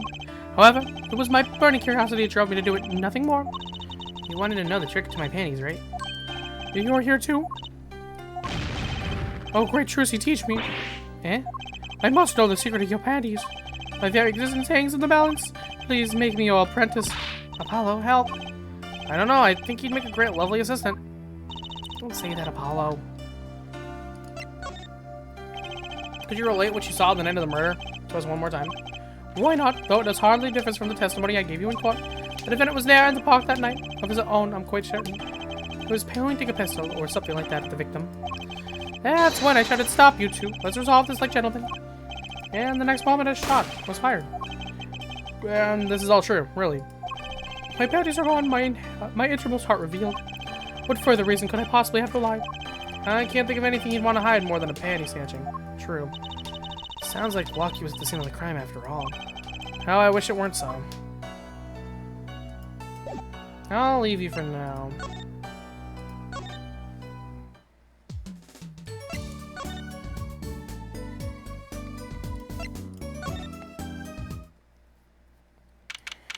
June 16th, Kitty Mansion. Hey, she's back. Hey, you two, over here. Us? Yo, little plum, what's up? I think all this gangsterist is a negative influence on Trucy. I heard you cheated my bloomers. Well, I was just doing... Ah, a man speaks clearly, and takes credit where it's due. You caught the thief, didn't you? Yes, sorry, I caught him. You're cute when you're nervous, Polly. I'll deal with you later. But enough about bloomers. What about my son, Walkie? Walkie? Well, he's up. Clearly. Yes, ma'am. This is why I was kind of hoping we could avoid coming back here. He's really everything you'd expect in a boss's son. I'm going to be a gangster, dude. My life does have an appeal for that age. Particularly for boys. What? Don't look at me like that. I was shot in a turf war about half a year ago. Yes, we heard the story from Walkie. But he didn't tell you the whole story. You know, even if he had a pistol then, he couldn't have shot anyone. What? He acts like he's hot, but he couldn't shoot someone to save his life. I should know. I'm his mom. Her words do have a certain weight to them. Hopefully, when this is all taken care of, he and the boss can sort out their differences. The boss? You mean Walkie's father? They didn't seem to be on the best terms, did they? It's true. It's true. One of our pistols is missing. So the murder weapon was from this mansion. We kind of figured, given the difficulty of obtaining a gun these days. None of the rank and file have access. Only the boss, myself, and Walkie could have taken it. I see. I'm sure the cops will continue tromping all over the mansion because of this case. Maybe this is a sign that it's time for a change. Wah-ha-ha-ha-ha. She doesn't seem too concerned, at least. Yeah, Walkie's fiancé. They're getting married next month, correct? I suppose. She's been staying over lately. You don't look too happy about that, little Blum. How'd you guess? Even I could tell that. Could you tell us more about her? Walkie brought her home one day. Says he wants to tie the knot. I can see why. She's so pretty. Oh, she's pretty enough. But you know. Nah, it's probably just me being suspicious. Stay in this business too long. And you start to only see darkness in people. You get a nose for it. A nose for people. A nose for trouble. I wonder what the problem is. It's like a gangster-only version of female intuition. Boss may have talked, but that boy means the world to him. Walkie seems, well, it seems like he's against his father's position. Ah, it is to be expected. We're in a bit of a transition now. Trying to cut our ties to the shaker side of the street and do more on the up and up. Walkie isn't too enthusiastic about the change, it's true. But why the change? Is the gangster thing just not paying the bills? Wah-ha-ha-ha-ha-ha! It pays, but we need a lot of money right now. Clean money, that is. I see. Something must be up. He'll see things the way the boss sees them, someday.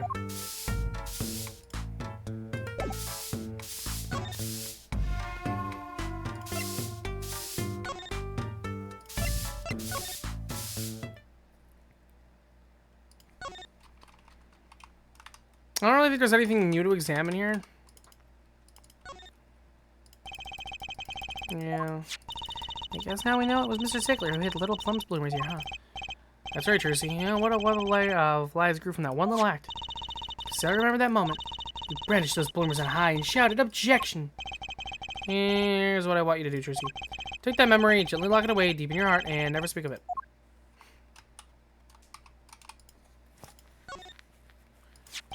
Poor Mr. Aldoon. Stan's been staying here since this whole thing started. It almost looks like a home here in the park now. I think it should be made into a playhouse for children. I think its owner would disagree. Ramen, race ball. What a menu.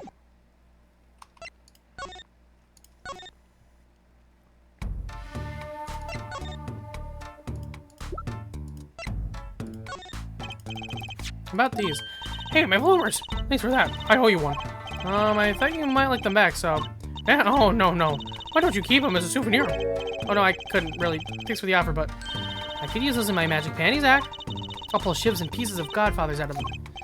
Great. Your props are going from bland to dangerous. Thanks for letting me keep your stuff. Thanks. Okay. Let's see Aldoon's house. Hey, Mr. Aldoon. Oh, Mr. Aldoon. What's wrong? So, you found my stand. That's why I'm here, to thank you. Ah. But now it's a crime scene and they won't let me have it back. That's also why I'm here. I got no other place to go. Ah, I see. How could a noodle stand be a crime scene? That's what I don't get, Trucy doll. Even in death, he's after my neck, I'll tell you. Bah! Can't even cook an honest noodle. He? Even in death? You mean the victim, Dr. Mirkitz? I tell you, it's enough to drive a man to make his soup even saltier. Remind me never to eat his noodles when he's in a bad mood. That guy, for generations, had served up the very best noodles us Eldoons could make. A tradition of noodles and salty broth. It's more than a stand. It's history, I tell you. Watch what you say, or it might become true. It's a great story, Mr. Aldoon. A single stand, passed down from generation to generation. Of course, to be honest, I didn't plan on doing it. That's right, you said something about that. About you rebelling against your pops, was it? Good memory, Trucy doll. I was a go-getter back in my day. Until my friend next door butted in. In the end, I was left with nothing but this dusty old stand to earn my fortune. Mr. Aldoon, I don't mean to pry, but what exactly did you do before you became a chef? Bah, let old noodles lie, that's what I say. Starting to get an idea of what he did anyway. He stole my dreams and left me with nothing but noodles. And now I don't even have that. Mr. Aldoon, if I might ask, what exactly happened between you and the Mirkitz clinic? I couldn't help but sense amenity there. Anonymity. I hate him. Or hated. Him acting like he smells like roses when he's rolling in mud. Excuse me? He's the only doctor at the clinic, you know. Pretty impressive, eh? I'll tell you the secret of his success, the mob. You mean the Kidiki family? They're always having one of them turf wars or whatnot. Always an injury or two that needs fixing. Mirkitz saw a chance for some business. So we started giving the Kidiki family a good deal. A deal? Every fifth operation for free. He stole the idea from my pops. One free bowl of noodles a week, he used to say. Did the doctor just decide to do that? What about the insurance companies? Oh, no doubt it's illegal. But it got him good with the family. Pretty soon he was getting all the business in town. Leaving me here in the dark. Up to my neck in soupy noodles. I think I've figured out Mr. Aldoon's former occupation. Get your desk, Apollo. Mr. Aldoon, or should I say Dr. Aldoon? Figured it out, did you? That's right. I was a doctor, a surgeon, until the year before last.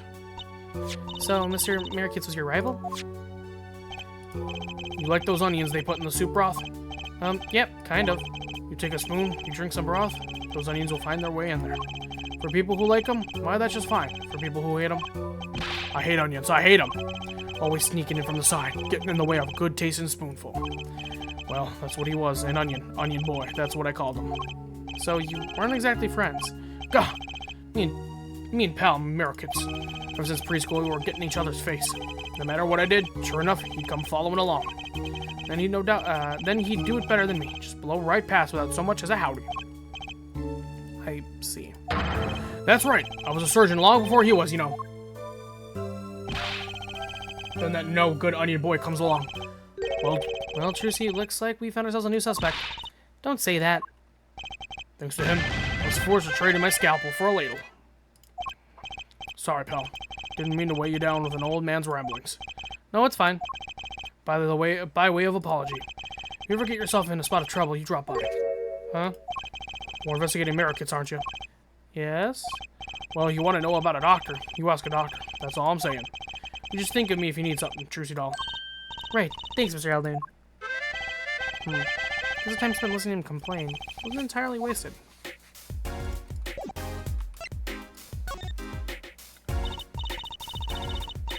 Well, I've got to check out this clinic, that's for sure. Yeah, but what about the guard? No harm in asking. Excuse me. Hey, it's you two from yesterday. It's the same officer I was standing up at the park yesterday. The business is over in the park, isn't it? The clinic's off limits. It's not involved. But What part of off limits do you not understand? Show me proof that clinic is connected to the incident in the park, or beat it. no harm in asking. No gain either. No point in sticking around here, I guess.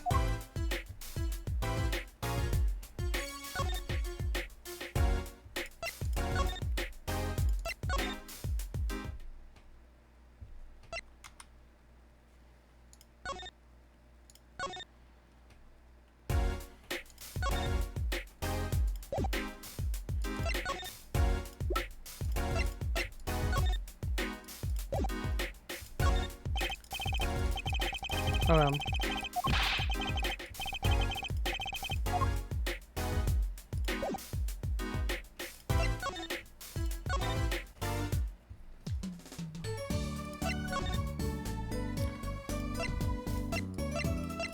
let's check the clinic. Let's check the detention center.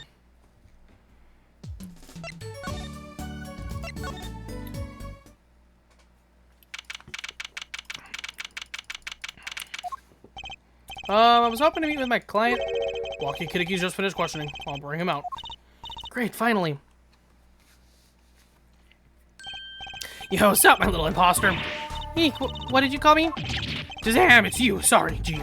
Thought you were Alita. Alita. My little imposter sure is a strange nickname. It's a click thing. You wouldn't understand. Did I say imposter? I meant poster. Like, poster girl. Aight? If you're going to drop part of that, why not drop poster and just call her girl? Because she's so much more than that, G. She's like an angel. A fallen angel. So, what can I do for you? You don't look so chipper today, Walkie. Worried about your, heart condition, maybe?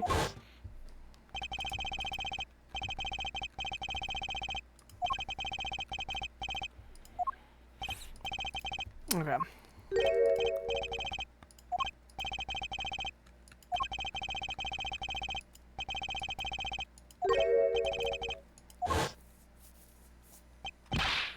Man, I ain't trying to hear that. A man fights to protect what's valuable to him. You know what I'm saying. I miss my fallen angel. Hey, you'll get, Alita. Alita for me. You're my lawyer, aren't you? Lawyer, not gopher. So I hear you're going to be narrating stuff.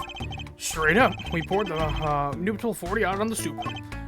Alita, host apple cakes. She's so fine. I think he's smitten with her in his own weird way. I was wondering, how did you two meet? I guess Tiela, but she was very vague. Well, I mean, if she wouldn't tell you. Yeah, I'd pass all on my tongue, you feel me? What? Man, what's past is past, she knows that. Went out with, Alita. I feel like there's things worth protecting out there, you feel me? And my Alita, she's down with all that, she's down with that all the way. So both of them are mum about their pasts. Do you think you can tell us what happened with you and Pal Merikits? There's something you should know. We Kiddikies are having what you might call a feud with the Rivali's family. So about 6 months back, I go into Rivali's turf packing a knife, right? And you were shot. Coldest thing I've ever seen. One shot to the heart, but my homies weren't too late. It's a miracle that I lived. It's already considered one of the 7 wonders of the Kiddiki family, you know that? So you were taken to the Merikits clinical then? You should have seen their faces when they wheeled me in. You can't just let the boss's son die, you know. I'd hate to have been in that doctor's shoes. Mr. Kiddiki's scary enough when he's not angry. But the bullet that hit you, it was never removed. It's still threatening his life. That doctor, he did it on purpose. The Rivalis paid him off, I'm sure of it. I need to hear more about the night of the murder. That much is clear. Life in the family is a G. Life in the family is a G thing. It's about being a man. You know what I'm saying? Sorry, I'm not up on my G things. I'm not even sure what a G thing is. But my old man, he's gone soft. This is the old rival gang days are over. He just wants to make money. Isn't that a good thing? Man, there ain't no soul in making money. Better to live fast and die young, faux shizzle. Wait till I run the yard, then everyone will know what time it is. That's right, OG time all the time. Represent. Paul, though, why does he keep talking about old guys? I don't think that's what OG means, Tracy.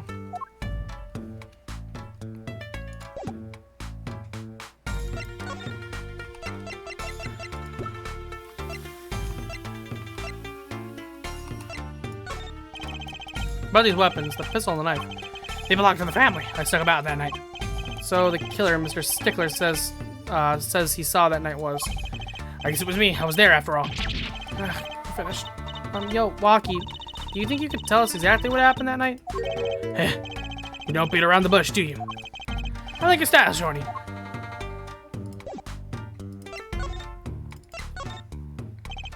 Actually, there's a question I've been wanting to ask you for a while now. That is, did you do it? Did you shoot him? I don't know. It? The day of that checkup, when I found out about the bullet by my heart, I borrowed a gun from the family stash. Figured I'd give that doctor a taste of his own bad medicine. Uh-oh, I don't like where this is going. But you were carrying a knife, weren't you? Well, that? Yeah, well, never can be too careful, I say.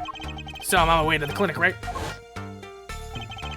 When I run into him in the park, he's dragging this noodle stand behind him. Wait, you didn't put him up to that? Like, you know, in the movies? If you value your life, you'll bring the stand. Shorty, you're more whack than I am, and that's saying something. But I was serious. The thing is, I don't remember what happened next all too well. You don't remember? But the way I see it, if there wasn't anyone else there that night, then I guess it probably was me who did it to him. You know what I'm saying?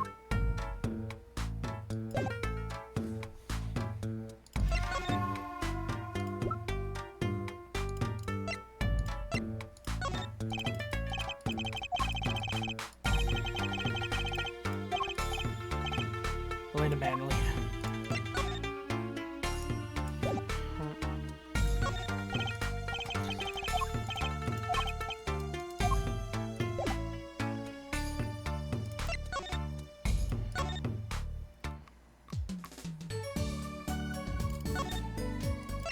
Any leads? So, any leads? One moment. Shazam! Alakazam! Well, evidence keeps flying out of nowhere. Ta-da, that's all. Yeah, real neat.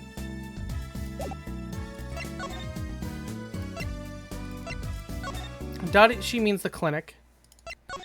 Does she mean the park? Like, getting, like, fingerprints done? Because that's not something I can do myself, right?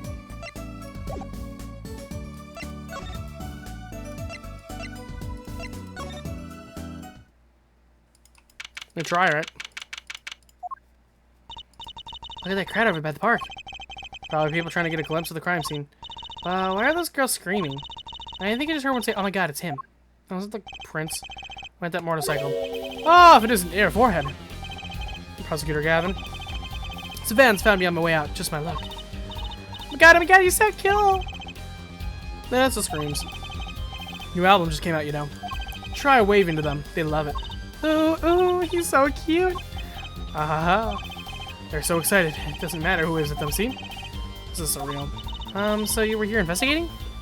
And I was on my way home when the hog gave up by the ghost. Your hog? My motorcycle won't start. A clogged exhaust pipe. Too bad. It looks like such a nice bike, too. Hard to believe that it could break just from that. It's my fault. I think I was using the wrong oil. Cars, motorbikes, they're all the same. Clogged exhaust, and they won't run. Ah, machines, tell me you share my angst, air forehead. I ride a bicycle, actually. In any event, I'm off to the shop to get her fixed. The detective in charge of the scene isn't fond of me in any case. The detective, you mean the one in the lab coat? She's in a foul mood too. Be gentle. Off we descend. Off we descend, boy. Auf Wiedersehen. Auf Wiedersehen, boy, baby. Oh my god, there he goes!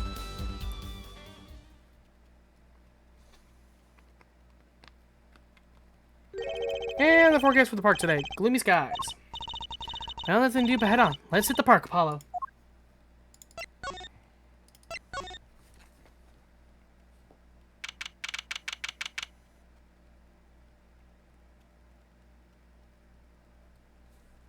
June 16th, People's Park. Oh, there's something about this. Scene look different to you. Oh, it's missing the tarps. The blue tarps are gone. Maybe that's it? Yeah, I think you're right. They're over there. The white frock detective from yesterday. She seems to be apologizing reverently to the trash can. She's under a lot of stress. Investigation's probably not going so well. Hey, you there. We're going to talk about someone behind their back. Do it more quietly, please. Oh, Detective Sky. Hello. You seem as gloomy as ever. This is miserable, miserable. I just got a new kit and I can't even get the stuff to work. Everyone's all smiles for the glimmerous fop. Glimmerous? Does she mean Prosecutor Gavin? More to the point, doesn't she mean glamorous? When he walks, the shiny chains catch the sonic glimmer in my eyes. It's distracting. Speaking of distracting, I guess I just have to accept the fact that I lack talent. I'd like to try out some sort of new forensics technique. Step Sky, you know Mr. Wright, correct? How do you know my daddy? I want details. Well, he helped me out a long time ago.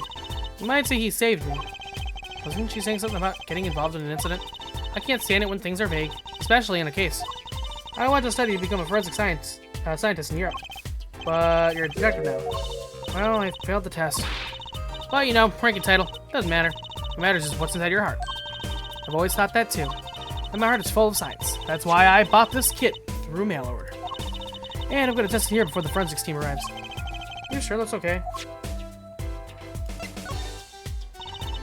I won't lie, I'm not fond of the man.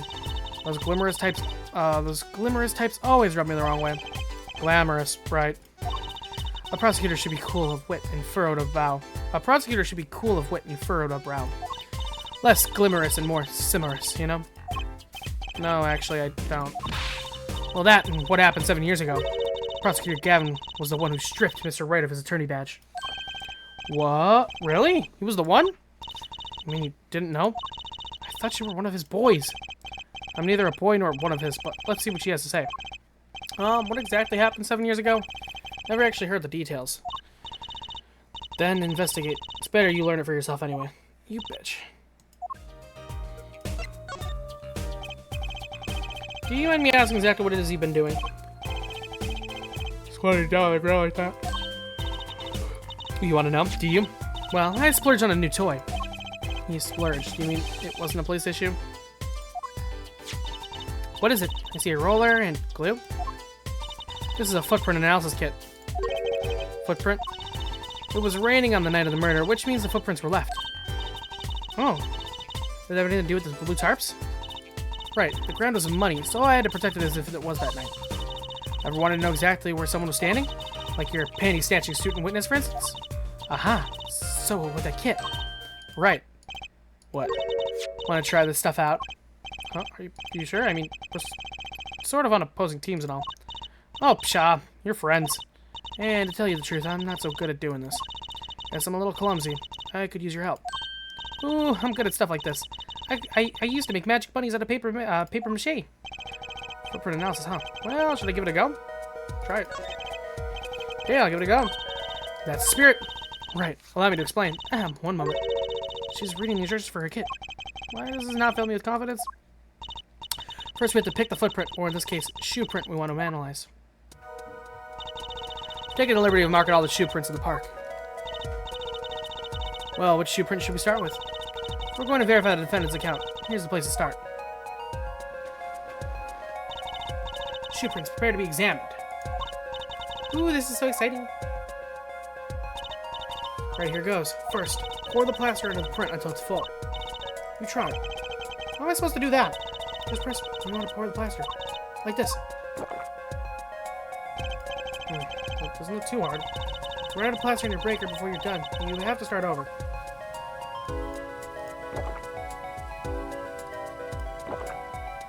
You're fucking with me.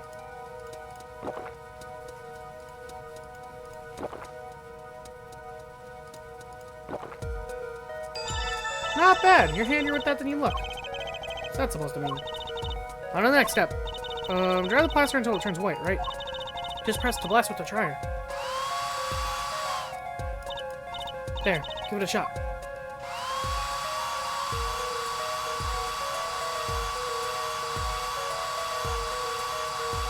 Oh yeah, I'm a professional.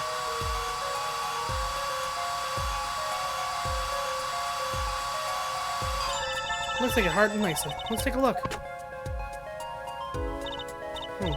Yes, that's a good one. Next, the ink.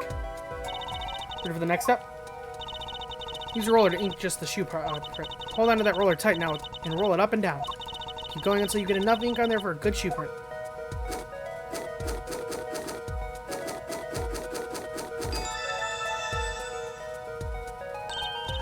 Right now is the moment we've all been waiting for. Let's take our print. Ready? Here goes.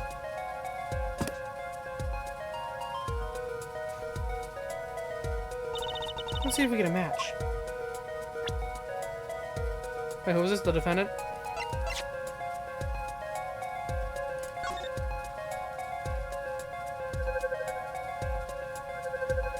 That pretty much, you know, analyzes out. Match found. So the shoe print belongs to Walkie Kitty after all. He was in the park on the night of the crime. Wow, I can almost see the science at work. Don't you love it? Ah, nothing feels better. She definitely is way more into this than I am. Let me know if you want to do some more. I'll be here solving the case with science. Well, it's certainly brightened her mood. I do, though. Does this guy mind if we give it another go? Right on. Leave it no print unanalyzed, I say. Now pick which print you want to analyze.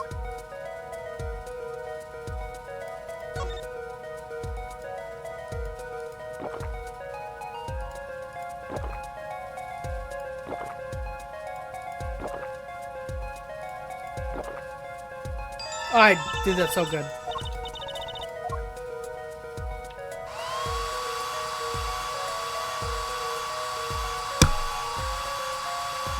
Alright.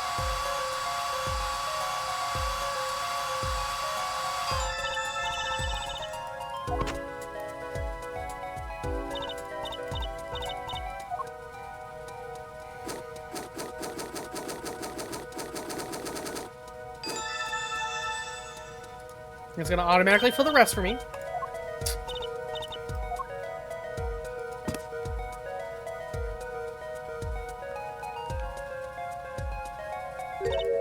Huh, that's a funny shoe print. Is that even a shoe? It's strange, so smooth. Except for the part with the leaf. You can say that without even looking for this print. Doesn't match any print on our list. A mystery print.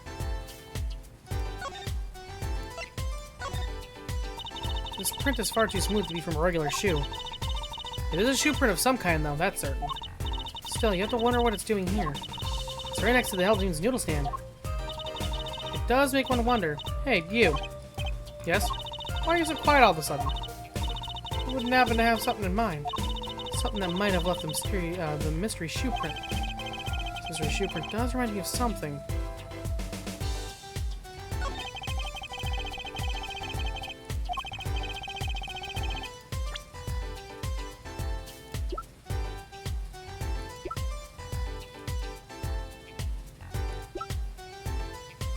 I don't have our culprit.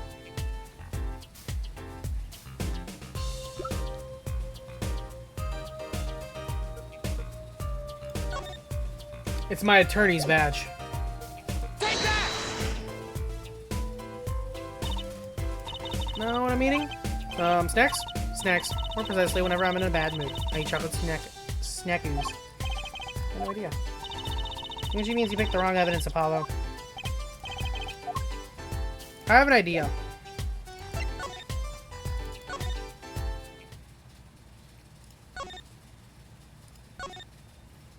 In the trash can.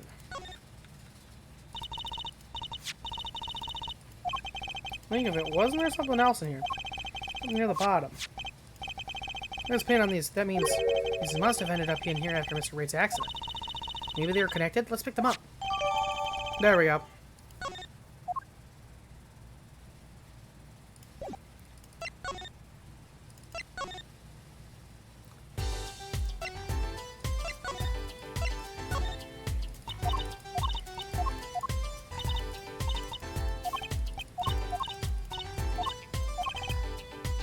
Okay, now. Okay, there we go. Take that! What?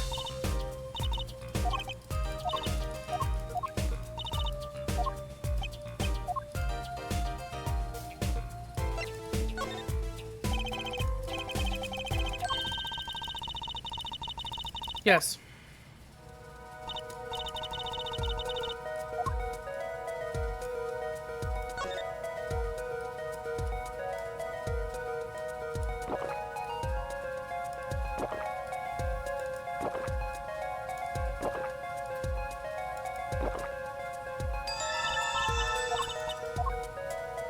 Well, this is gonna be the most perfect one we get.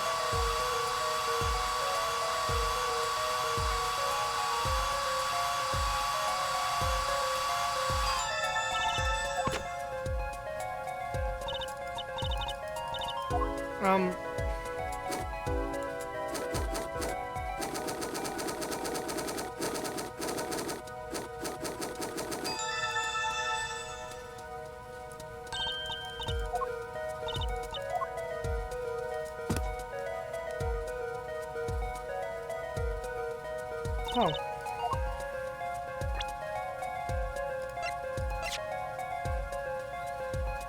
Yeah, that matches up.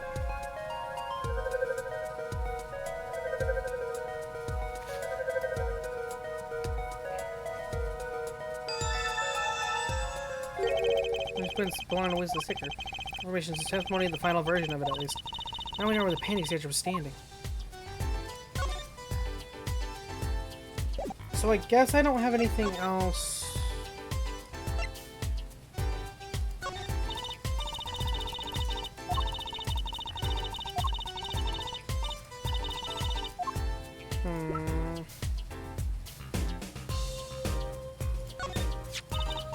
They say the America's clinic. Hey, well, what? The slipper. Look right here. I think I see a toe mark. A toe mark? Think we can get a print off that? Sure. Toes have prints just like fingers do, you know. This little clue might be a gold mine. Oh, there's one problem. The police station doesn't keep a record of toe prints, so we won't know whose it is. Guess that would be too much to hope for. Still, it might be useful somehow. Let's analyze it.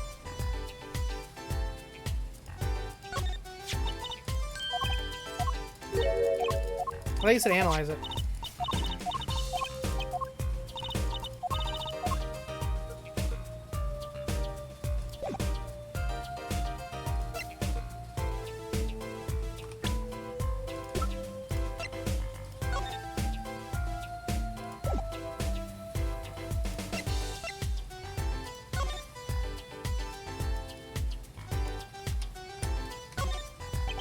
What was here? There's a clue right there. I wonder, could this be a print? Why would there be a finger? Oh, you mean a toe print? Call Apollo. So we can analyze it just like a regular print. Maybe this could be a vital piece of evidence.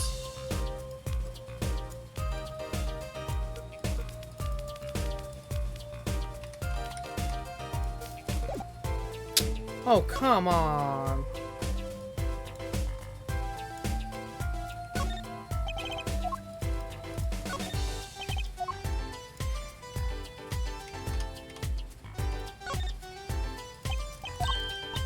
Yes, yes, yes, yes.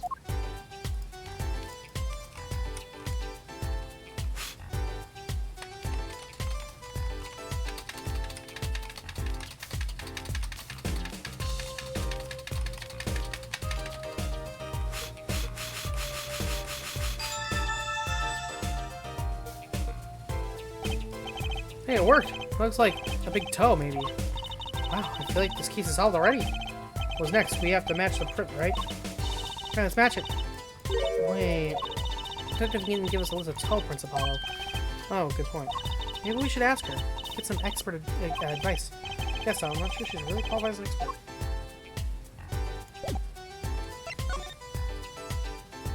And then that's when we get the... Right. Yep. It's quite a clear print there. A toe print. Yeah, we don't know whose toe it is. Well, there is a way of finding out, of course. There is. What? All you need is a sample of the same toe print. Of another shoe, for instance. Oh, right. So if the prints match, you'd know the same person wore both. Do I have another shoe worn by the same person? No, I can't think of anything I might have with the toe print on it.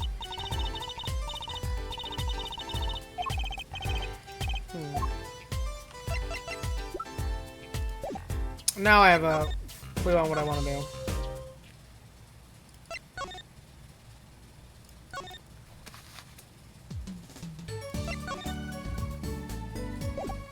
Wait.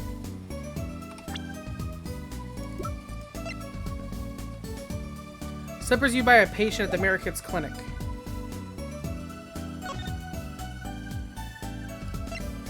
This is different. I mean, I still wonder if he is here, though. Ah, the prodigal attorney returns. Welcome, Apollo. Here you did well in trial today. Here to discuss something? I could use a little diversion. What's this guy say? If you want to know something, you have to investigate it yourself. Mr. Wright, tell me what happened 7 years ago. Please. I want to know. I need to know. Certainly didn't waste any time. Getting to the point. 7 years ago, I was standing in a courtroom on behalf of a client. The case involved the death of a certain magnificent genius. I'd be surprised if you hadn't heard about it. It was all over the news. I remember that. You were up against Prosecutor Gavin, weren't you? Yes. He was only 17 years old at the time. 17 years old. It's still high school. Took the bar exam abroad in Europe. They're progressive over there, you know. I was defeated by a 17-year-old newcomer. In my shame, I left the practice forever. That's all? That's all? How could that be all? What do you mean? What about what they were saying on the news about forged evidence? They said you forged evidence and had your attorney's badge stripped from you.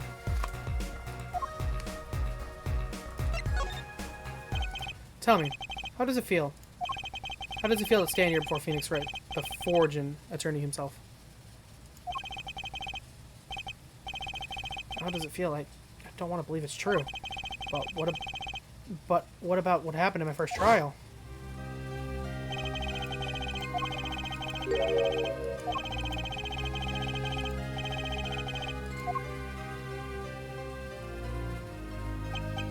Ha ha ha ha ha. I don't see you jumping to my defense on this one. Maybe I did forge evidence, maybe I didn't. It doesn't really matter now, does it? But I'm not an attorney anymore. That's the only truth you need to know. Mr. Wright. Looks like he doesn't want to talk about the accusations of forgery for now.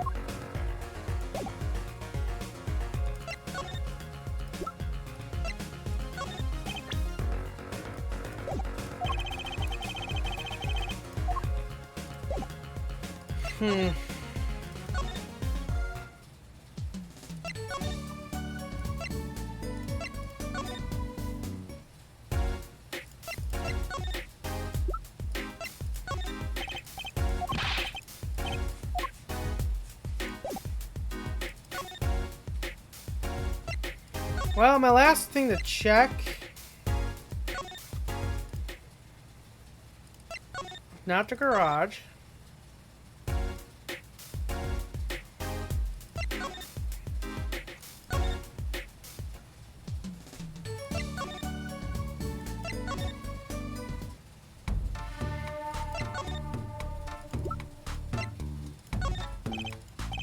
Yeah, whatever.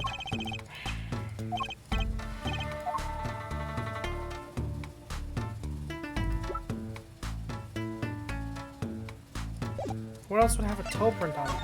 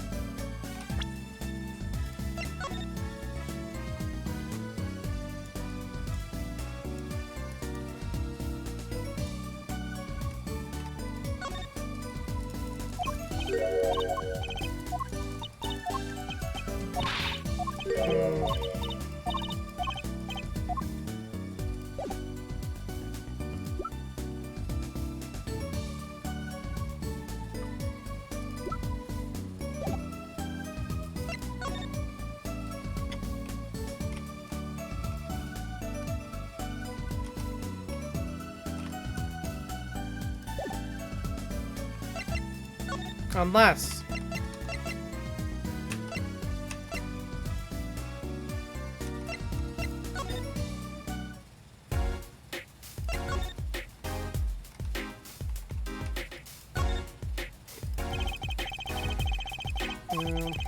um...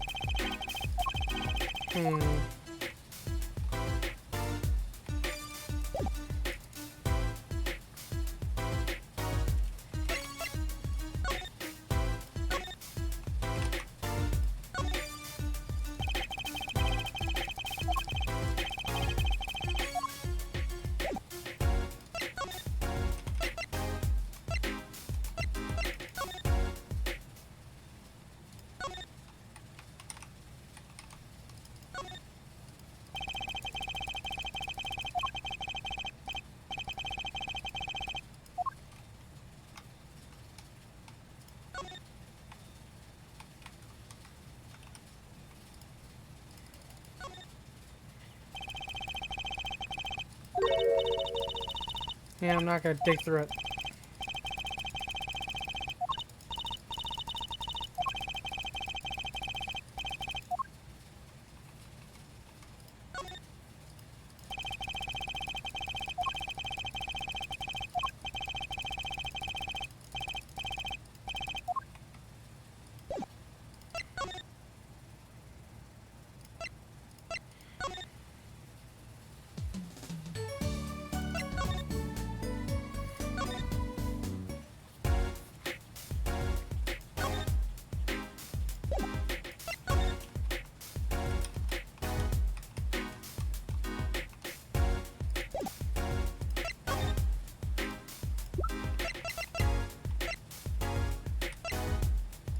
I don't know.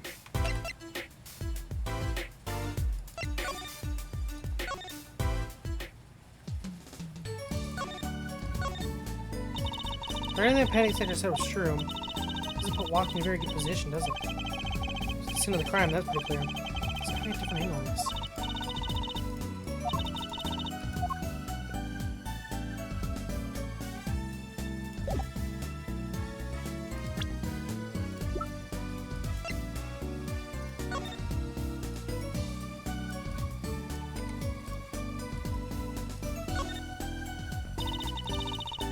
Oh. Looks like a leaf was stuck to the bottom when we were sipping some yellow paint. Oh, heck, I got paint on my hand. Oh, they tried to wipe your hand on my cape. So wait.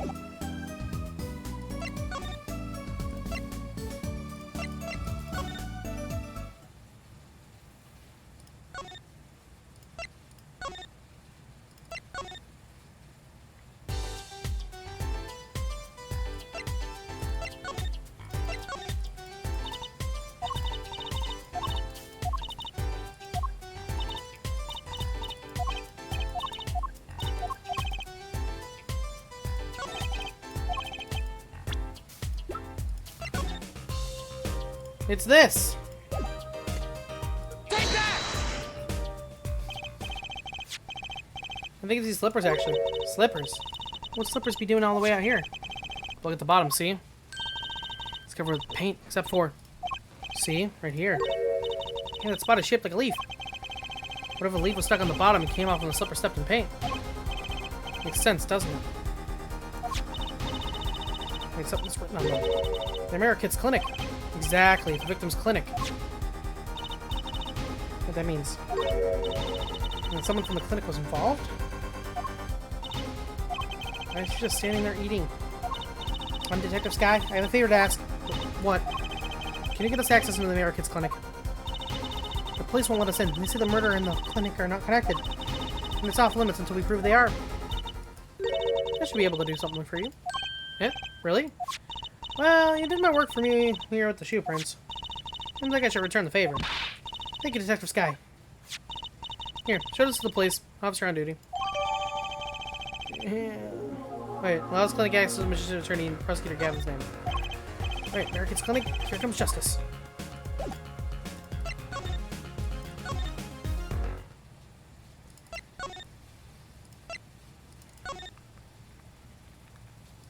Door's lying. Oh, you two again. When will you learn? Look at me however you want. You're not getting in today. I wouldn't be so sure if I were you. Look what we have. What's this? Detective Sky. Yesterday it was Prosecutor Gavin. Today it's Detective Sky. Who are you two, really? Now he's suspicious again. Well, you got the orders. I gotta let you in. Have fun. Thanks, Mr. Officer. Let's hit it, Apollo. Yes! Please give love. Quiet, please. Kind of an at-home sort of place, isn't it? This place has a connection to the murder in the park. I'm sure of it. The police guy out front wasn't so sure. Beyond it being where the victim lived. Looks like the police team's gone home for the day. There might be some clues lying around. Let's get cracking, Apollo.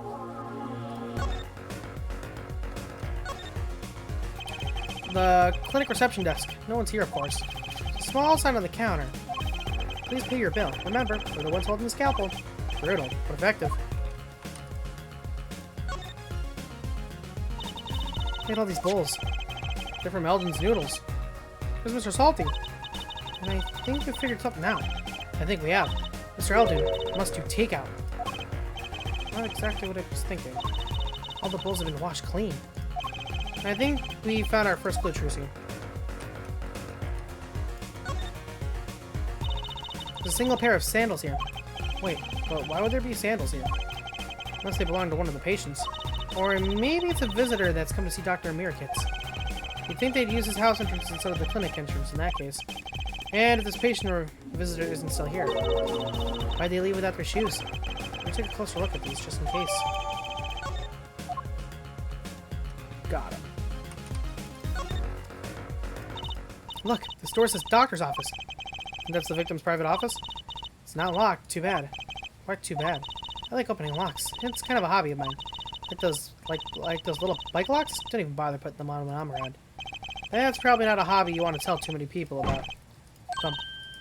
Ah! Apollo! That sound! It came from behind this door. Someone's in there. Oh, let's check it out. Trucy. A break-in! They left through that window! Wait, Apollo! You're too late to catch them now. It must be her experience as a panty snatcher chaser talking. Well, what should we tell the police? Let's check the room out first, Apollo. If we call the police now, we'll lose our chance. You're right. She's better at this than I am. Well, one thing's for certain. This clinic and our murder case are looking pretty related now. Yeah, no, I'm not playing. The window is ajar. That must be how our burglar escaped. Wonder who it was. Maybe it was just a burglar who happened to pick it here. Yeah, but there's a patrol car sitting out front. If I were a burglar, I'd come back the next day at least. I'd give it a month myself. If the broken obviously need to break in today. Whoa, what are those? The wall's covered with beakers. Eek, something's moving inside that one. You look, Apollo. Hey, look yourself. You can't. Oh, it's a goldfish. Ah, they're all fish. So many kinds. Whoever designed this had a sick sense of humor. What a cute little safe. It's like a 4-digit lock. Someone's already entered in 2 numbers, Apollo. 7, 9. Wait, do you think that burglar just now trying to open it? I wonder what's inside a safe. Is there any way we can figure out the last 2 numbers? Well, we know the first 2 are 7 and 9. Maybe there's something in the court record. Something that can help us figure out the last 2 numbers. I wonder.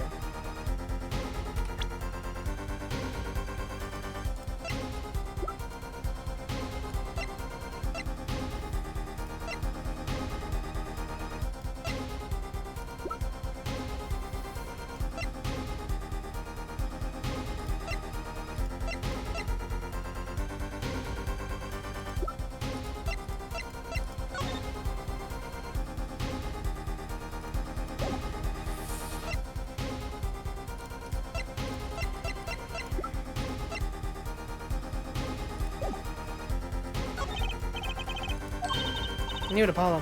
What is it? Well, all we have to know is what buttons have been pressed. Just to find out what the next 2 numbers are.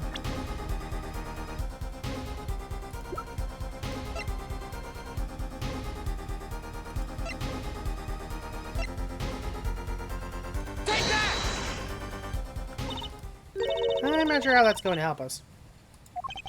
Never mind, come to think of it. If only there was something that could finger which buttons it pressed.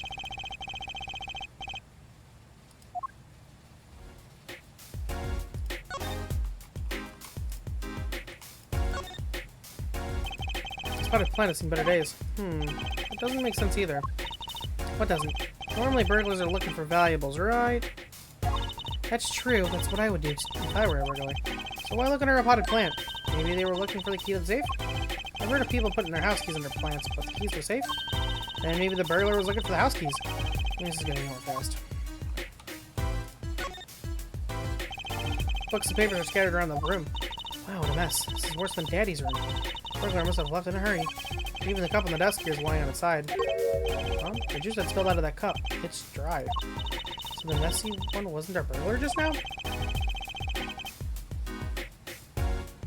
Someone knocked over this cup for a while ago and left it.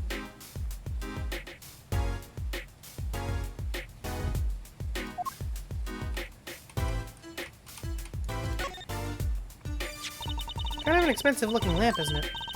Hey, the bulb's broken. Broken? Don't you mean burnt out? No, our cat burglar must have dropped it. Why is it standing up on the floor like that then? Hey, look at the cord. Huh? There's a red splotch on a part of the cord. I think that's blood. It's a little break of blood, almost pinkish. Something's definitely odd about this lamp, that's for sure.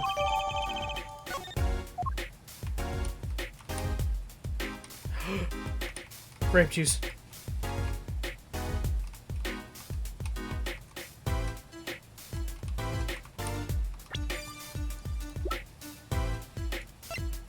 Found in the American's clinic office with a broken bulb and a red stain on the cord.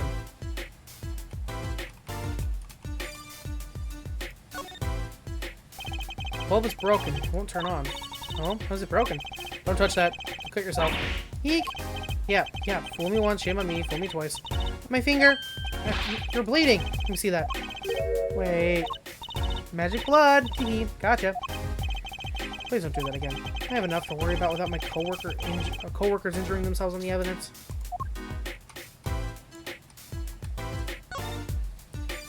Looks like a kiss. This cord runs to the lamp. A red stain on it. I don't wonder what left the stain. I don't know. Maybe it was left there by a red marker. Like they were trying to write their name and slipped. Why would anyone write their name on a lamp cord? I just write my name on my magic ropes.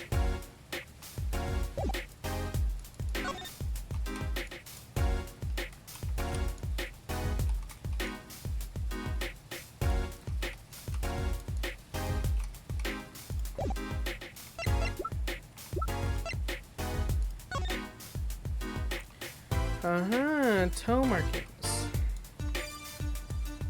I got some dirty ass toes. Hey Apollo, I think this is... Well, this could be a toe print. Maybe we can get a print off of this. Let's try it out.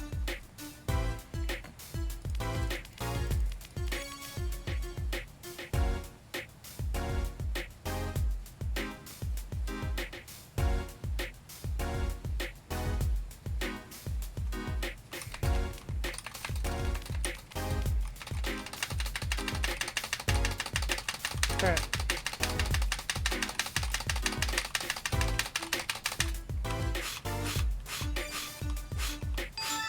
There we go. Hey, it worked. It looks like a big toe, maybe. But wait, I mean, it's great that we got the print. But is there such a thing as a list of toe prints? Oh, good point. If there is, Detective Sky didn't give it to us. Which means, can't match his print. I mean, good time to have to... Yeah. Okay, so we leave for now.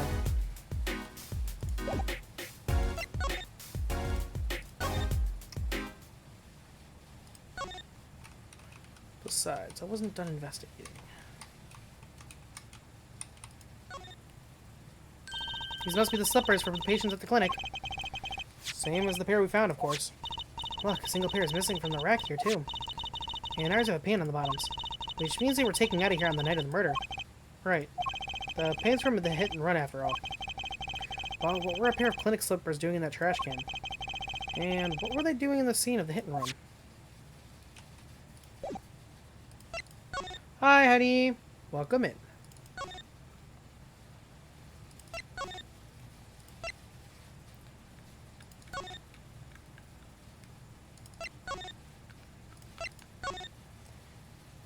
Hi. I know that face. That's the face of someone who's made a discovery. Hey, how'd you know? You can't fool someone trained in the ways of science. Next, you'll have us analyzing face prints. Let's have to this guy to help us, Apollo.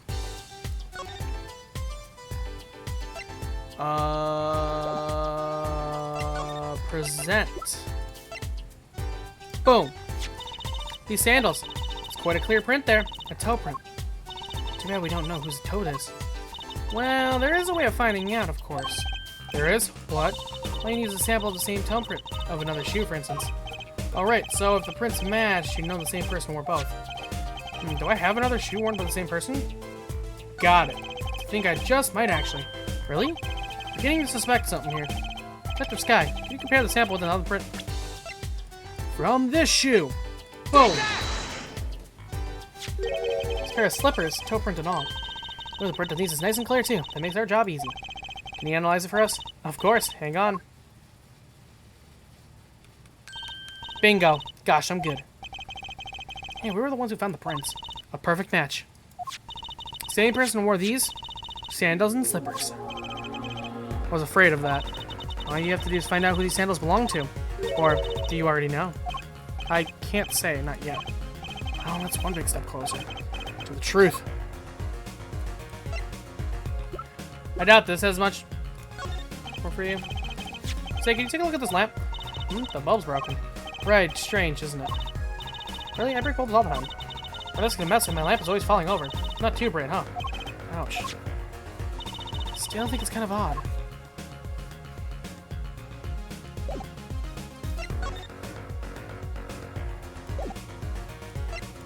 Okay.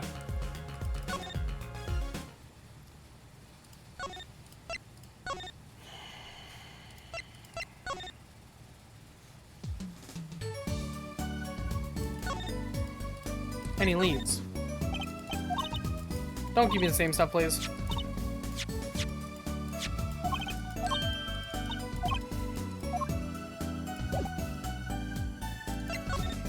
So you don't have any... Okay. Oh, please. Well, time of the decision is upon us. Which one of our two jailbirds do we want to talk to? Excuse me. Both detainees are currently in questioning to corroborate their accountants. Mr. Stickler and Walkie? Both of them? I pity the questioner. I guess we'll be back then. Damn it!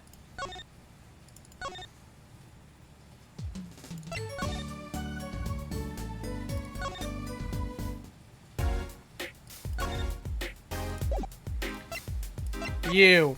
Help me. I don't want that.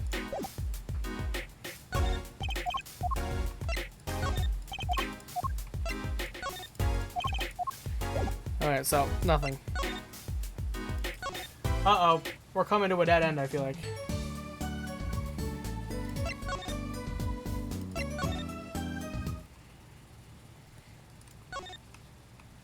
Unless there's something that I can...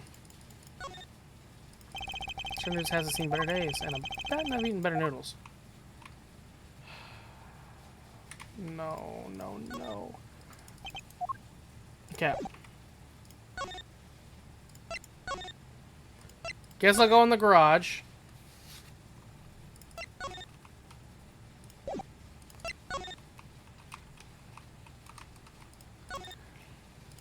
This car belongs to someone at the Mirror Kids Clinic, and it hit Mr. Wright. Mr. Wright sprained his ankle, and the car lost a side view mirror. This car versus Mr. Wright. Not quite the match of the century.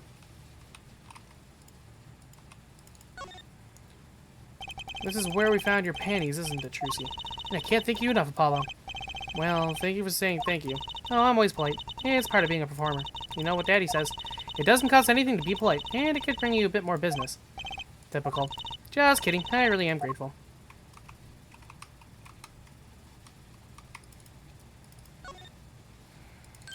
Hey, kitty cat! Here, kitty, kitty, kitty, kitty. It's not coming down. We do look kind of suspicious. Okay, so nothing that really seems new in here. So, we can disappear. Yeah. Yeah, bro, you've already... Yeah.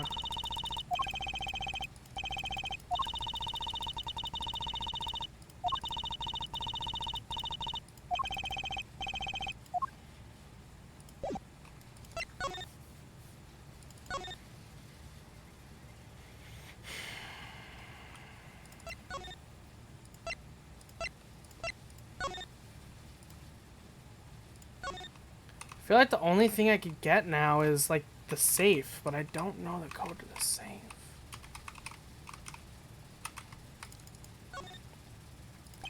Plate on this door reads doctor's office. That was pretty intense, wasn't it? We got in there 1 second earlier. We might have met the burglar. But Apollo. What would we have said if we did see him? Can't exactly shout out, "Hey, who are you?" It does like a certain punch. Let's think of something cool to say for the next time we do meet a burglar. But like...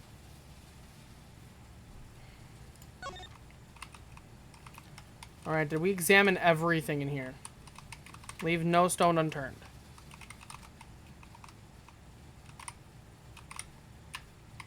That's just the safe.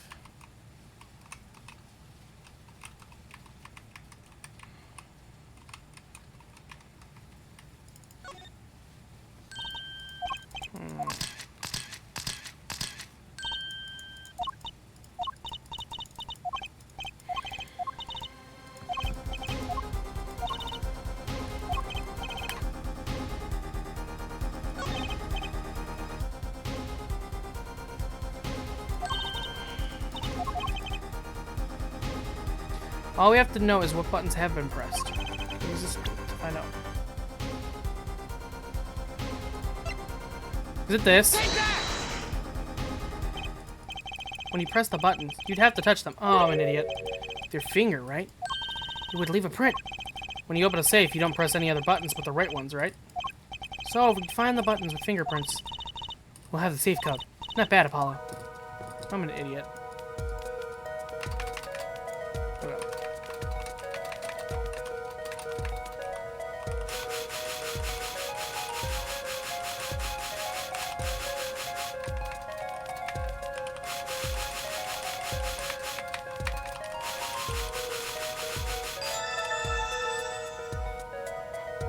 Seven, 9.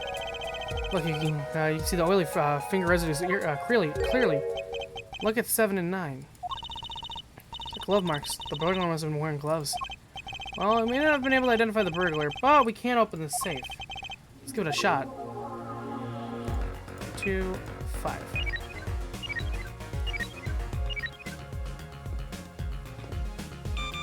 Damn it.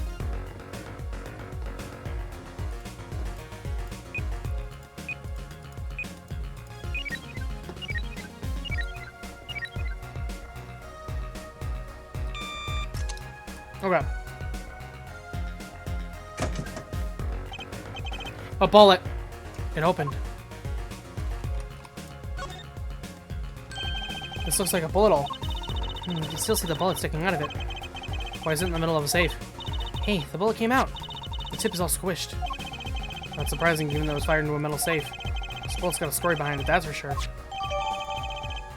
Ooh.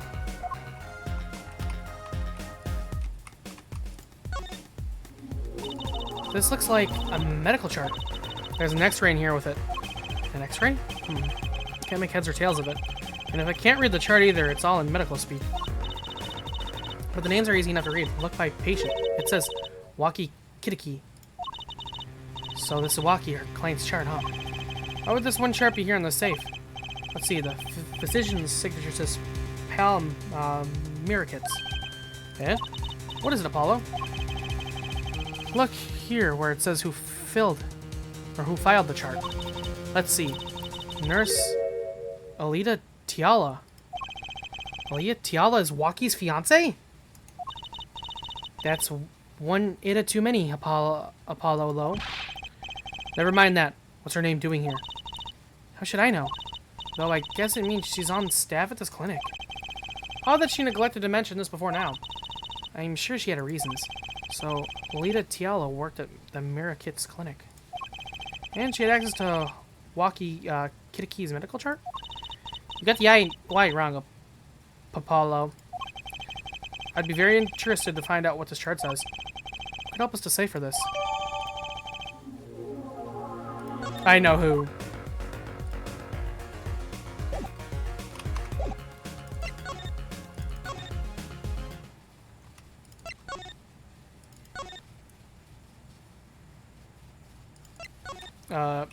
Well, never mind. I had an idea, but I was kind of expecting, you know, the guy to be there.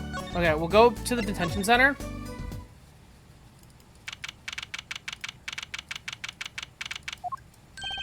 Don't cry, Angel. Daddy's back, Daddy's. Oh, you again. You always have to announce your entrances like that. Man, my old man, man. Now I'm all in a fuck it, it's his fault. One can only assume that his father tried to teach him a lesson and failed clearly. You two got your work cut out for you straight up. Of course, I don't care if they lock me up. I'm ready to go. Some days I wonder why I do what I do. Hey man, you won't see me bugging about 1 or 2 guilty charges. But what if you're found guilty of murder? Hey, it's all experience, you feel me, Shorty? Like a badge of honor. They don't give the death penalty, do they? You didn't really do it, did you? Maybe I did, maybe I didn't. But I've learned one thing today. It's that silence speaks louder than words. Man, my old man is whack. Disappointing, that's what he is. I heard he wants to leave the mob. Over my dead body. I spend my life trying to keep it real, being an OG and never stepping down. Now my old man wants to go soft. Fine, let him. Just leave me out of it. The day I get out of this clink, that's the day Alita and I start the next generation of the Kitty family. Please don't talk as though it's assumed you're going to jail for my sake.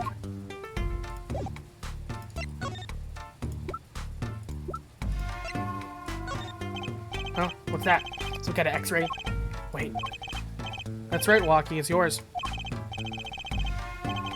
Hey look, I don't smoke or nothing. I'll live long, right? I don't think he gets it, Apollo. Take a closer look here in particular. Where it says nurse.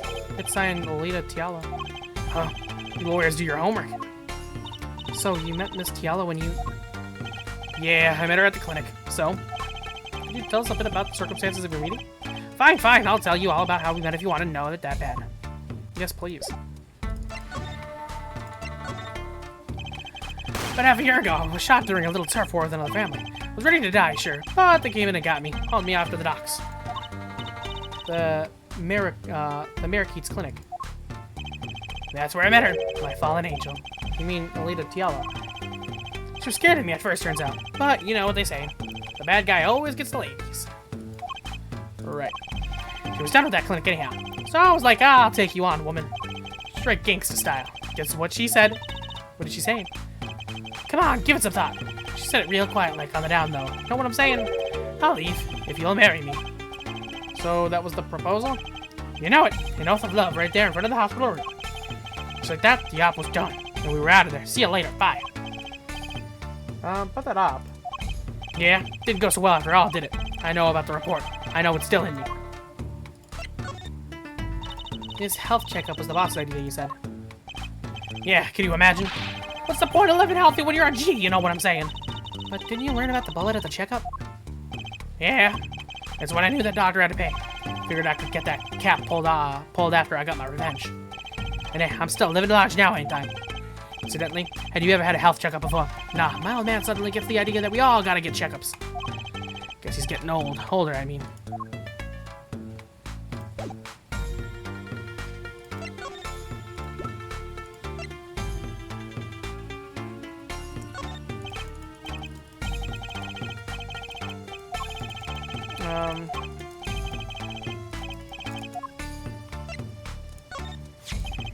Walkie, you don't happen to recognize these, do you? Hey, sure I do. I was the one who bought them for her. For Miss Tiala? Yeah, a birthday present. She's got mad little feet, mad. So cute, man. So these sandals are hers. Yeah, I kinda had a feeling. What's up with the funky vibes? Present from Walkie found in Mariquite's clinic for your big toe print found on the left sandal.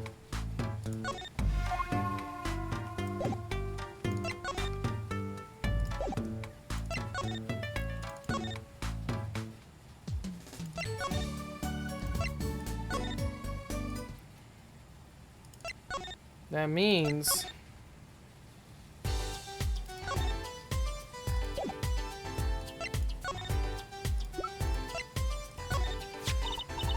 well, the prints on these slippers and these sandals match, which they do. It means that the same person was wearing them. You know, I thought that's what it might mean. Science is amazing. It is, isn't it? I've never felt so alive. I don't know about science, but this is a major lead. Okay, now what?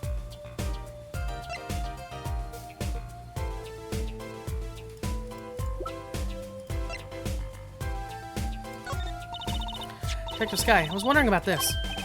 Heck, Trucy, wait. What? This bullet was inside the safe, right? It means the police don't know about it yet. Oh, right. Can use this in the trial tomorrow. Why did I repeat myself every time? Don't talk behind someone's back. Do it so quietly. This guy? I was wondering about this. Okay, so...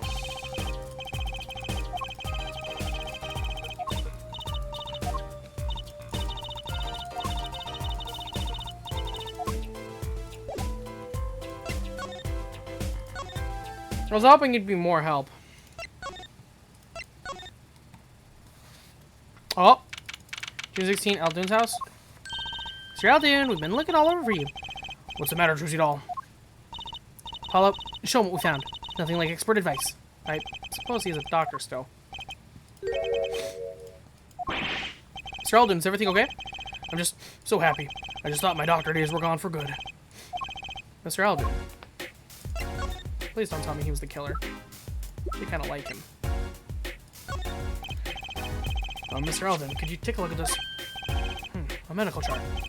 Hey, you shouldn't go around taking these from clinics. Why the sudden silence, Mr. Alden? What? What's going on here? That's what we want to know. That chart belongs to my client. He's on trial, on suspicion of murder. On trial? That's crazy. You can't put him on trial. He's ABD. ABD? All but dead. He's knocking on the pearly gates and someone's about to answer. Can you tell us why? Oh. Well, permit me to speak as a surgeon. You listen up good now, son. Oh wait, it's like he's a completely different person. Although I never did look at these. ID, physician, pal, mirror kits, nurse, Alita, Tiala, bolt lodged in your heart. I never did look at this.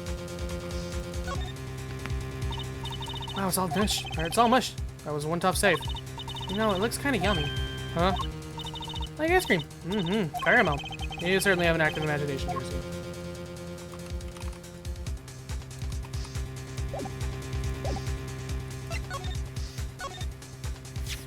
Well, according to this chart, this Waki Kiata feller's not doing so well. He's got a bullet right upside his heart. That's right. Yeah, but the chart talks about the post-op. In other words, the operation is already finished. But you can still see that bullet stuck in here. Why would it still be in there after the operation to remove it? Well, about the only reason I could think of is it was too tricky to operate on. What? That bullet's snug as a bug right next to the aorta, which is connected to the heart. Heck, that scrap of metal is just surrounded by blood vessels. Kind of a miracle. 2 millimeters to either side, there'd be some serious bleeding going on in there. Not something your average doctor would be eager to fiddle with. You mean... It took a miracle to get that bullet stuck where it is. It'd take more than a miracle to take it out. It'd take a magician. I'm only up to making rabbits disappear. I haven't learned bullets yet. Of course, with the heart pumping and lungs working, that bullet's on the move. I'd give him another half a year tops. But Waki's operation was already a half year ago. That's why I'm saying you're out of time. This kid shouldn't be on trial. He should be on an operating table. Great. Just great.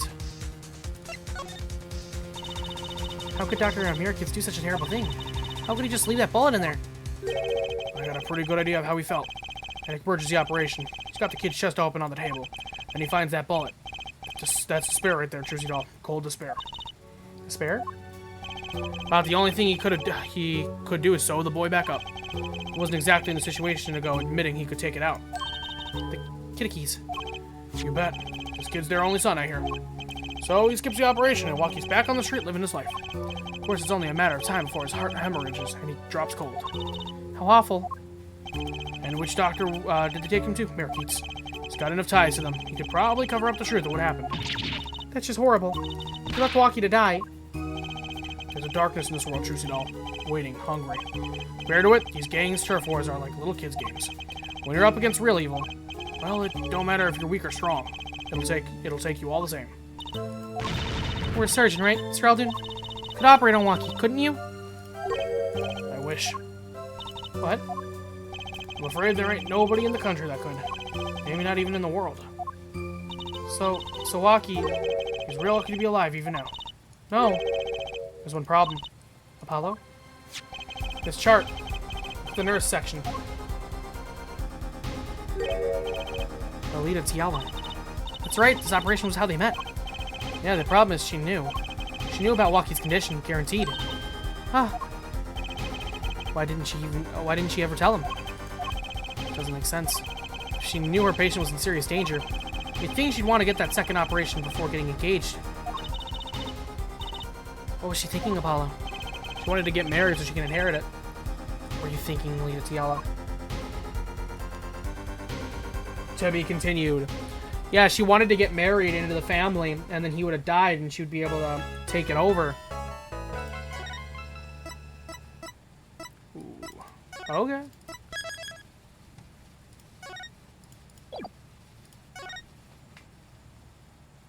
Courtroom time, baby. June 17th, 9:52 a.m. District Court, Defendant Lobby, number 2. This is it, the big day. Did you get any sleep? Yeah, I went to bed at 1 a.m. or so. Oh, what time did you wake up? 3 a.m. It's only 2 hours, Apollo. But, well, at least you have me. And the amazing Mr. Hat. Here's looking at you, kid. Good luck today, Apollo. That voice. Hey, get any sleep? Mr. Wright. I was going out of my mind with boredom, so I signed myself out earlier today. Somehow that place makes fake piano playing at the Indochine pasta joint seem almost fun. Daddy, do you know who's Prosecutor Gavin's witnesses for today? Take a guess. How about little Plum? Ha ha ha. That Sherman tank of a mom? Nope, guess again. That's too bad. You know, speaking of moms, you need to find me a new mommy one of these days, Daddy. It's barely morning and you're at it already, Trucy. Ha ha ha ha ha ha ha. Okay, see, this is why I don't buy their father-daughter relationship. So, Mr. Wright, do you know who the prosecution's witness is? Alita Tiala, your client's fiancée. She's going to be a witness? That seems odd. Why would she testify against her own fiancé? I wonder what Gavin's up to. Something's going down today. That much is clear. Well, that's a worry. I've got my panties back. If we can't find a killer, I'll pull one out of there. Okay. June 17th, 10 a.m. District Courtroom, number 4. Court is now in session for the trial of Kitiki. The defense is ready, Your Honor. Prosecution is warmed up, and it's a sold-out house. Very well to recap. While yesterday's witness seemed more guilty than any other party, Guilty of panty snatching. we did find one thing for certain. There were 3 people in the park at the time of the murder. The witness, the victim, and the defendant. Correct, Air Judge. And today, I'd like to do something a little new age. I'd like to take a look at this horrible crime from the outside. The outside? The acquisition of the murder weapon, the preparation for the act. Our poor defendant told all, you see. To his betrothed. His betrothed? His fiancée, Air Judge. His partner for life with no chance of parole. Very well. You may show the lucky lady to the stand. Alright, honey. We gotta beat the sucker dry. Or name an occupation for it. Well, yeah, Tiala. My occupation is future wife. Ah, traditional values. I respect that. Too many brides these days can't even weave baskets blindfolded underwear. What? Too many brides these days can't even weave baskets blindfolded underwater. Yet, you're here today as a witness for the prosecution. To be honest, I didn't want to testify at first, but I couldn't hide the truth. Honesty, another admirable trait. Fraulein, is it true that on the day of the crime, the defendant, Waki Kitiki, confessed his plans? His plans for murder? Yes. The witness will please give her testimony to the court. Oh, bro, we're gonna fuck you over. I have to.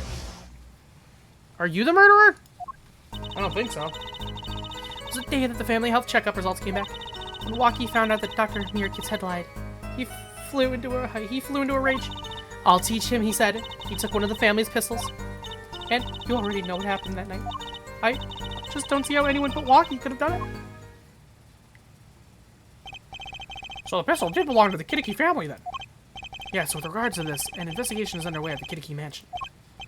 on charges of possession of illegal firearms. And the bullet that took the victim's life, was it? Fired from the pistol the defendant procured? Yes, this has been proven. How can you prove something like that? Bullets carry marks from the barrels that fired them called rifling marks. I thought it was ballistic markings. Rifling marks? Think of them as being a gun's fingerprint, left on every bullet it fires. And when did you first hear about Walkie's plan? It's the day of the murder. I should have stopped him. I just didn't think he would actually do it. Very well.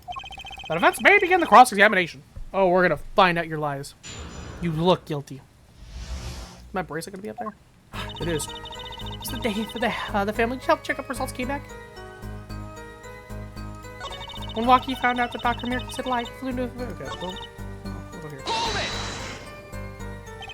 That was the day of the murder, correct? Yes, everyone in the family received their checkup results that day. When Walkie looked at his face went so pale. But of course, he had just found out he had a bullet in his chest. So you were there at the time. Yes, poor Walkie. Hold it! That must have been, quite frightening. He was furious. He ripped his report up into shreds. Huh? Incidentally, I had to request another copy to file as evidence. A bothersome chore, but one I performed without complaint. Walkie's at an age where he's hard to control when he loses his temper. Of course, that little bit of instability is so cute. Great. That sounds like a psychopath.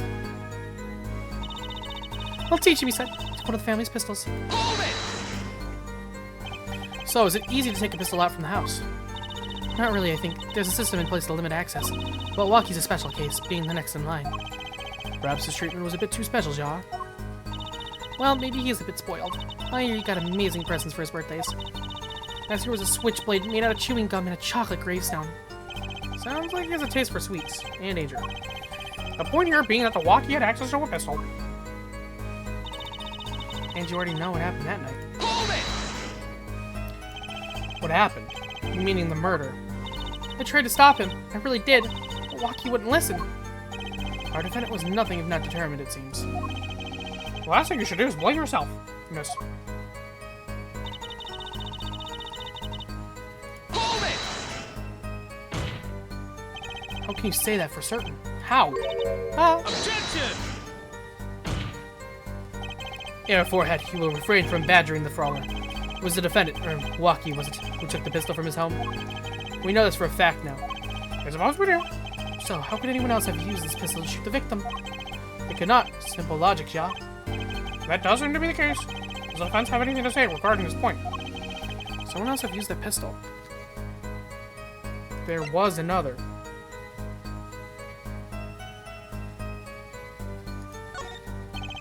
It's in your testimony there was clearly another. One other person had access to that pistol. What's this? Interesting. Let's ask the defense then. Tell the court who this other person with access was. Oh, this is gonna be a long shot, but I'm gonna say her.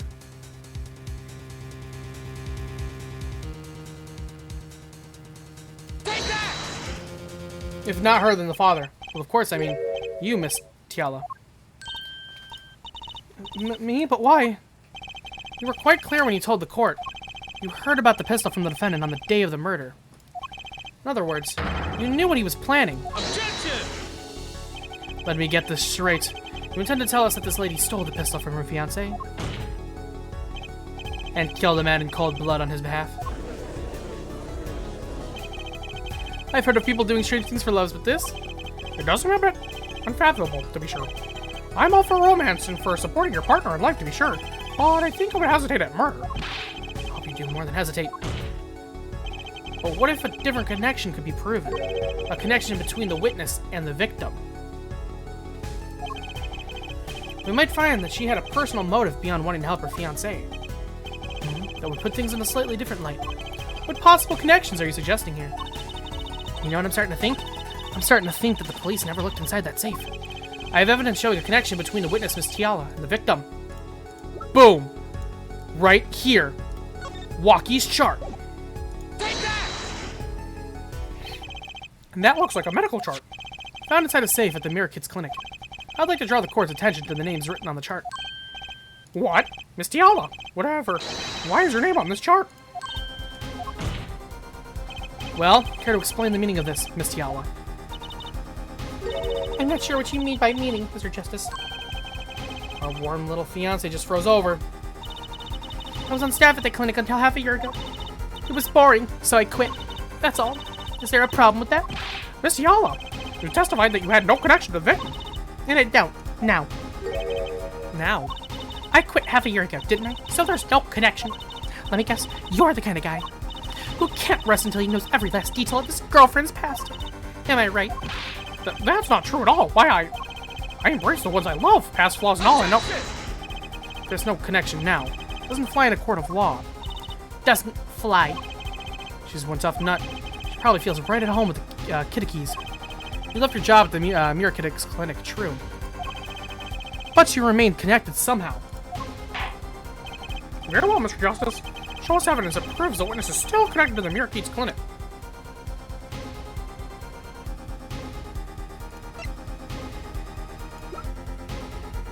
Oh, boom. Is it this or is it this? Take that! Well, I suppose I could see... Objection! Oh, this was the other shoe. Your forehead, this trail you think you found it doesn't lead to the truth. Nor a long career in the legal profession, Ja. Gee, thanks. Perhaps you will allow me to do the honors? Why not? It might be nice for a change. Most excellent. Let's rock. Is he gonna break my thing? Was it the other shoe? It was the other shoe. Get the usual penalty next time, thanks. Fine. Take that! Other shoe. These sandals were found in the Mirakeets clinic lobby. They're yours, aren't they?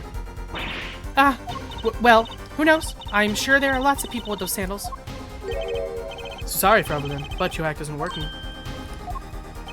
Your moment of hesitation just now cost you. But what's with you? I thought you were on my side. Perhaps you are unaware that toes leave toe prints. A simple analysis of these sandals reveal all. Well, now we see your true colors. I was wrong to cooperate with you from the beginning. I just wanted you to help get Walkie back on the straight and narrow. This court thinks you need to worry less about Walkie and more about yourself. It sounds as though we need to hear a little bit more about your story. Your sandals were found in the entrance to the clinic. Which means you went there on the day of the murder. Well, there's little point in denying it. Very well. The witness will tell us about this visit. Why did you go to the Mirakeets clinic that day? Probably to warn him. I wanted to warn him. I did go to the clinic that day. My first time in half a year since I quit in January. I went to warn him. After all, I knew Walkie had the pistol. The doctor always was a timid man, too timid to admit his own mistake. Why else would I have gone? I'm not hiding any dark secrets. I wanted to tell him to be careful as an old friend. After you wanted to get away? My mistake, you mean? The mistake we heard about from the defendant. The botched operation. He was timid. He was a timid, small man, but I never wished him harm. I just thought I should let him know, you know? That does make sense. Yes, but there is still one thing, which does not. What's that, Prosecutor Gavin? Sandals left in the lobby, of course. You can assume she wore these sandals to the clinic, Jacques. And why did she not wear them home? If it were me, I would have worn them home. I would have worn those sandals home, too. So why were the sandals left behind? Heck, you pointed out the contradiction before me. There's probably a good explanation for this, right, Mr. Right, Miss Yalva? Say, for instance, there happened to be a similar pair of sandals there which you wore home by mistake. Actually, that's right. I'm impressed, Mr. Avon. Oh, it is nothing. There is, after all, no other possible explanation. Ja forehead. Oh, what the? No fair. She's filling the holes in her testimony. The defense may begin the cross-examination.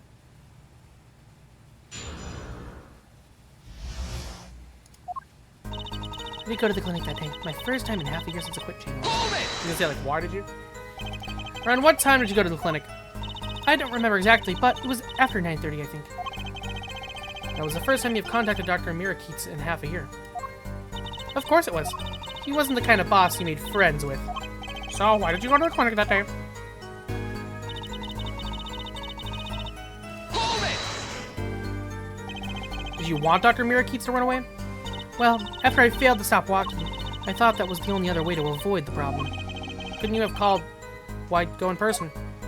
I called several times that evening, but no one was in. The victim was also busy driving home. The victim was busy driving home until after 9 p.m. that night, remember? This was proven by the mirror yesterday, Ja. I thought if I warned him, he would run away for sure. Knowing the doctor.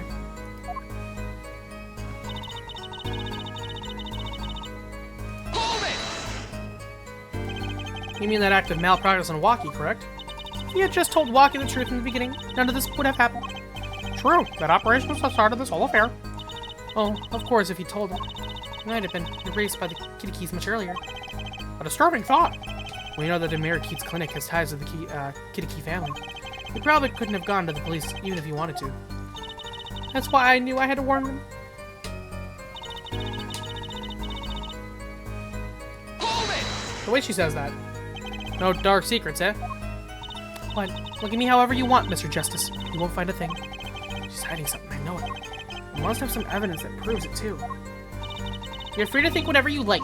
I went to that clinic with only one thought in mind.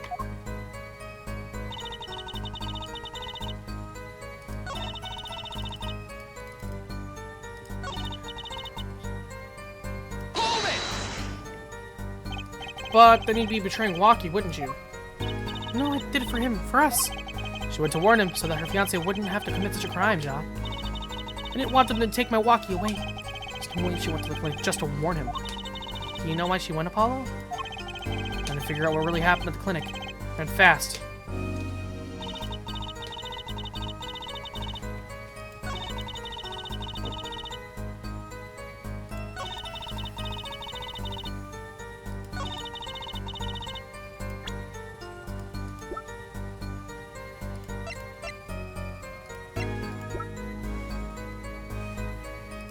You wouldn't have gone for the thing, would you?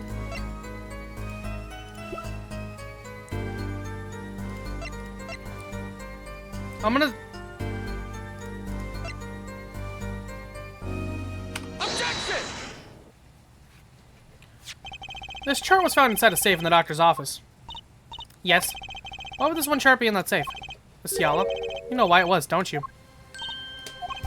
Mind filling me in? Dr. Marikeets didn't have the leisure of making mistakes. That's why he wrote up a false report and kept the truth locked away. Bad air doctor. And this is where you come in, Miss Yala. The nurse who filed this chart was you, which means you knew about Waki's failed operation. Interesting. You were in the same position as Dr. Marikeets. Kind of makes it hard to claim no connection, doesn't it? You're bold for a novice, I'll give you that. Mr. Justice, you must know I was only a nurse. The doctor is responsible for the chart's contents. The chart business seems to be quite important. Please amend your testimony accordingly. Too bad, little attorney. Oh.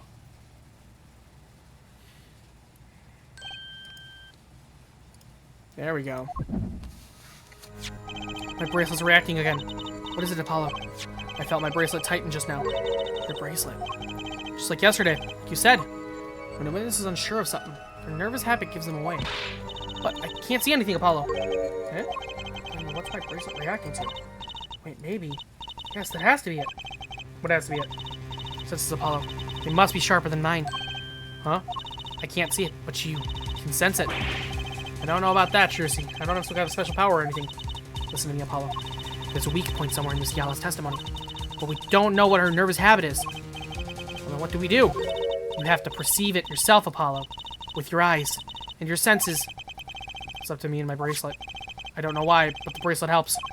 Somehow, touching it helps me focus. Let's give it a shot and bring down the testimony.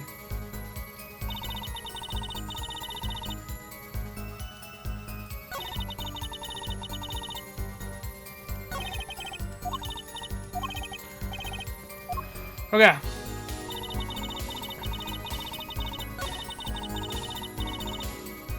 Oh, she looked to the right there. Does that mean anything? Bop. Bop.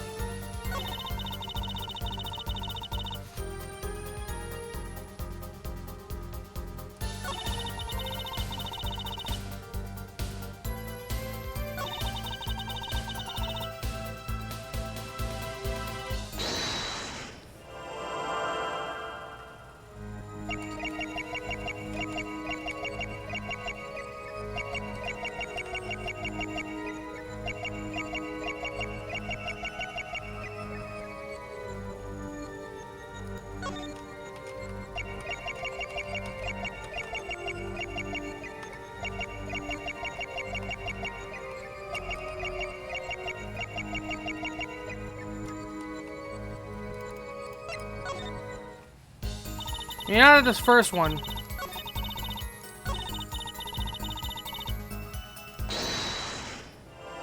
I don't know if it's about her eyes.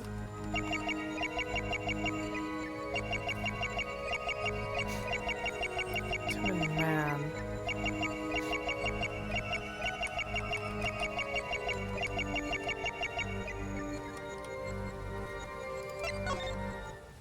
Unless there's something...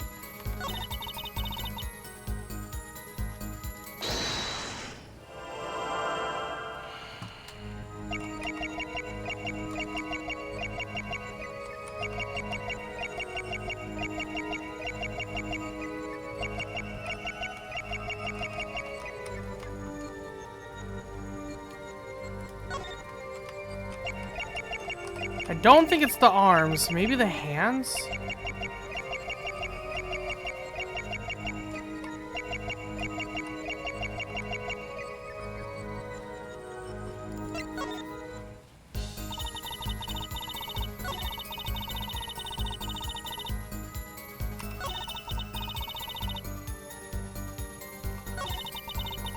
Hold on.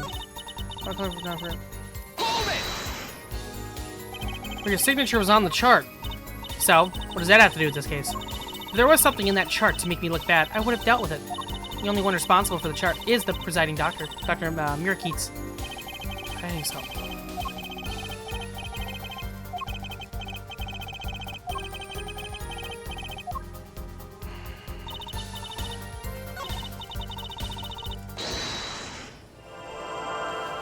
Maybe her fingers.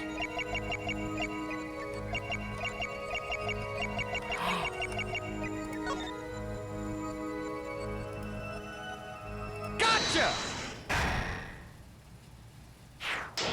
The ring's moving. Why go to the clinic for a half-year-old chart now, you ask? But you know why you would go now, don't you? I don't know what you're talking about. It's quite clear, Miss Yala. You have a nervous habit. The moment you said the word now, you used your right thumb to fiddle with your ring. What? She wasn't sure, and saw it. Now, that's the key word. The chart wasn't a part of your past. It was a clear and present threat. That's ridiculous. Why, if that were the case, I would have had 6 months to do something about it. Indeed. Eh? Which means something happened quite recently. Something to make that chart a problem for you now. I got her on the ropes now. I can feel it. Time to strike for the killing blow with evidence. Miss Tiala? There's no use trying to hide it. The chart became a threat to you now because of this.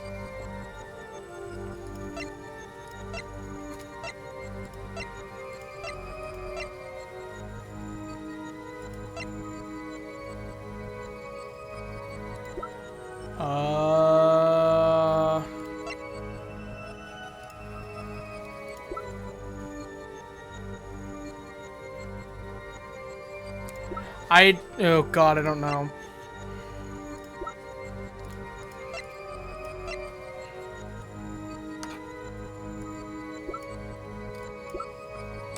Not because of the bullet, right?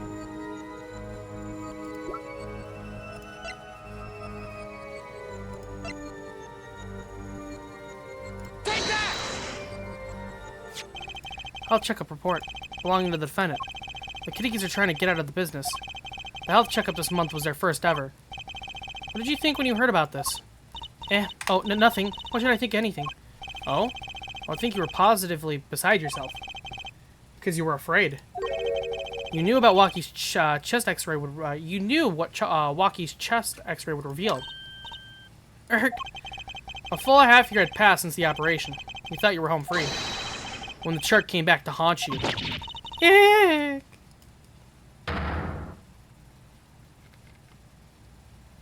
Aha! I got that. I did that shit. That's all, Your Honor. What? What just happened? Did the witness just admit to lying? I sensed it. There was a great aura emanating from her forehead. Very cool. So the lady was lying, it seems. That's correct. She said she had no connection to the Mirakeets clinic. But our connection was deep indeed. A bit too deep. If the Kitakis got a hold of this chart with her name, she'd be finished. Isn't that right, Miss Tiala? You guessed it. Oh. Order, order! I did it. I broke her testimony. Amazing, Apollo. I didn't see it at all. Daddy was right about you. Wait! Miss Tiala? It's true. That chart was bad news for me. That's why I wanted to meet the doctor that day. That's why I went to meet the doctor that day. But that's all. I told him about walking him at home. It appears this cross-examination is far from over. What? She hid the truth from us. This is clear yet. It is not clear that this truth has anything to do with the case at hand. Very well. The witness will have her testimony. And we'll have a bit more cross-examination. I was so close. Still close. Keep on her, Apollo.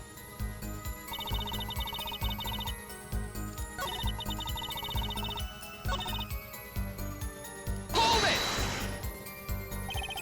How did Dr. Mirakeets respond to the warning? Oh, he was quite surprised. Panicky, even. Who wouldn't be scared to learn that Kitaki was after them? Incidentally, this court is not afraid of any mobsters. Why, we had a life-threatening situation just yesterday right here in this courtroom. Yeah, real impressive the way you stood up to the attack of the amazing Mr. Hat, sir. For which I carried you back to your chambers.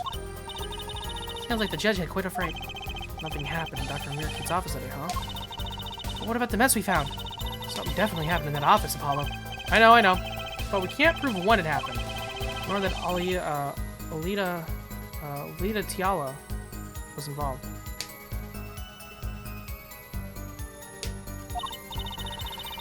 Well, should I put in some evidence anyway? Why she went to the clinic just to warn him.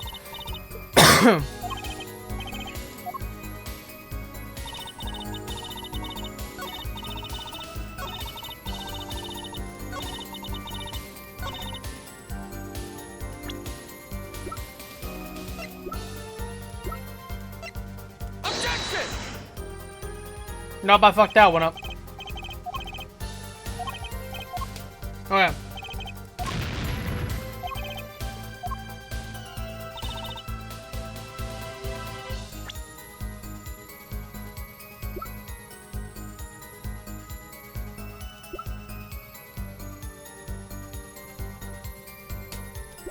I warned him and left.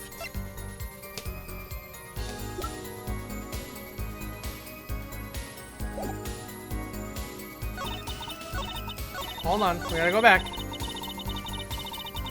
Hold it!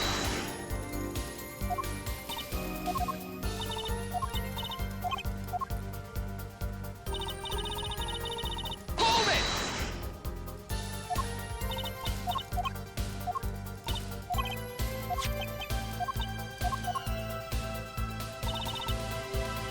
Hold it! Hold it!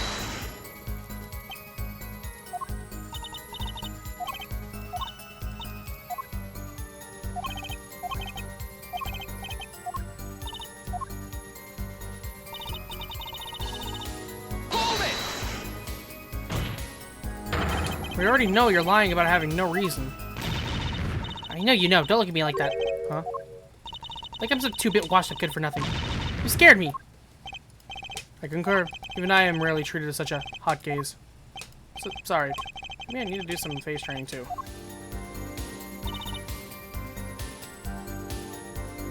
Hold it!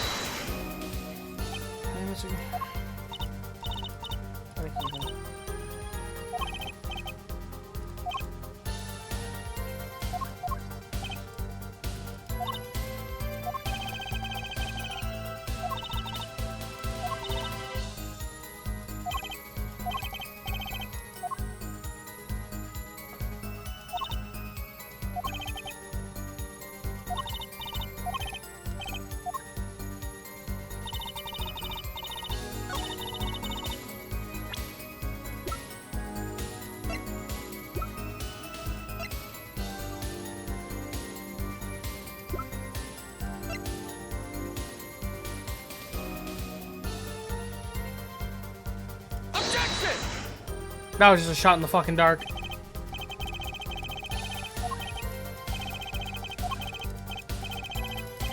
Hold on. Maybe I am cooking.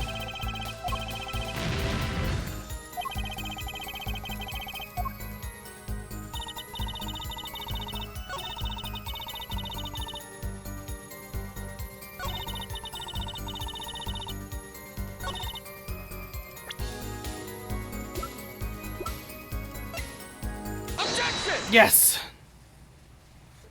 He's saying nothing happened in the doctor's office. I disagree. Take a look at this. What's that? It looks like a squished up ball of clay. Kind of like you, actually. This bullet was found in the Mirakeek's clinic office. Something did happen in that office, Miss Tiala. Objection! Enough of this joking around. The police investigated that clinic. Objection! Ah, but this was stuck inside the doctor's safe. Inside the safe? I guess the police didn't check that far. Objection! But there is a problem. How could you say that bullet was fired on that day? Objection! Weren't you the one who explained rifling marks to us? The pistol was taken from the Kitiki mansion that day.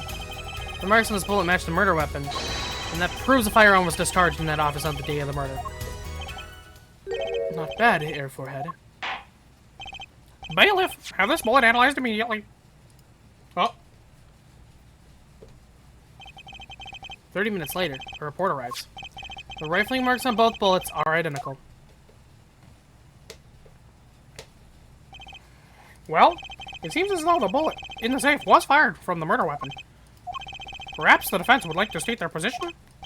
The bullet in that safe proves one fact. A pistol was fired in that office that day, and at the time of the firing, the safe was open. The safe which contained the top secret chart. Do you think someone was threatening Dr. Mirakeets in order to open the safe? Only one person was in a position to do such a thing. Our witness, Alita Tiala. Order! Order! Order! Mr. Justice, where are you going with this? Are you accusing the witness? Alita Tiala knew about Kitiki's botched operation. She got engaged to him without telling him about it. As long as that bullet remained in his chest, his days were numbered. What if she married him, and then the bullet finally reached its destination? What? That reminds me. Apparently, the Kitikis have been asserting themselves in lawful business practices. They're making quite a great deal of money. A fortune, if you will. Nefarious. So she planned to marry him just to get her hands on this fortune. Oh. You keep talking trash about me, Alita. And I'll sue you, lawyer man. Huh? Me? Yeah, you said you abused my Alita. I think you mean accuse. Same difference. Well, you can't have her. She's mine. It was me. I shot that doctor, me. He left me to die, so I left him to die too. There in that park. Walkie. Just go down a second. You keep your hands off my Alita, or I'll... Hee ha ha ha. Miss Tiala. I'm sorry, it's been so long since I've laughed so hard. Something funny? Walkie, wake up and smell reality. Alita, baby. The signature on the chart. The engagement. I mean, come on. It's so obvious. Even for a brainless, spoiled brat such as yourself. Alita. Your honesty is like a breath of foul air, Fraulein. Hey, I wasn't getting out of this clean anyway. So, the family fortune is what you're really after. That's right. I wanted the money. No way, that's whack. I ain't trying to hear that. Should have done the wedding earlier. Oh well. By the way, can I ask you a question? Who? Me? I believe you said you were going to abuse me. Accuse. Oh, of what crime, might I ask? Huh? Oh, I'm a bad girl, sure. I got close to that brat because I wanted his money. But he was the one with the pistol. He could have fired it into the safe after I've already left the clinic. What? I would never do a thing like that. It was definitely that silly brat. Wait, but... what are you talking about? Trucy, you had the most to lose if that chart was found. But I didn't have a pistol now, did I? Well, could have taken walkies. You think he'd have mentioned that? No. All I've heard him say is, it was me. I shot him. Objection! That's only because he's trying to protect you. Sorry to intrude in this lovely conversation. But the two of you are forgetting one critical point. What point? Certainly the Fraulein wanted the chart. You assume she threatened the doctor into opening that safe, but then... wouldn't she have taken the chart? Oh, you see? That chart wouldn't have been left in the safe. Ah! He's right. Miss Tiala, Yes? is it clear to this court that you are not a very... It is clear to this court that you are not a very good fiancé. Oh, I'm flattered. Perhaps it's time you told us the truth. Tell us about yourself, including your actions and whereabouts on that day. Don't forget, we've proven that you were at the Mirror Kids clinic on the day of the crime. Okay. Oh, God. Yes, I went to the clinic that day to speak to the doctor. I wanted this chart, but I failed to get it, so I went back to the clinic later. In any case, I didn't shoot him. You don't even have proof I stole that pistol, do you? And that brat was spotted in the park at the moment of the crime. Frankly, I don't think it matters if Dr. Mirakeets was shot in the temple or not. She have known about that? Maybe. You went back later. That chart was dangerous, you understand. I needed to get rid of it. That's why I went that day. But you couldn't get the chart then, could you? And later that night, Dr. Mirakeets was shot. I heard about the shooting, waited a day, but then I had to go back. No easy feat with the cops all over the place. Ah, that was you. Bump. Apollo, that sound. It came from behind this door. Okay, yeah.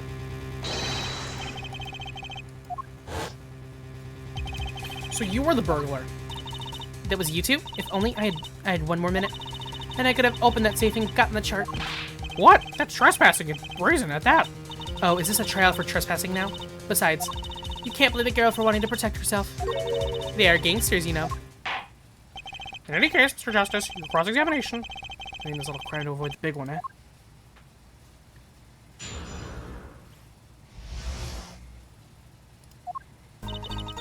Yes, I went to the clinic that day to speak to the doctor. Why that day?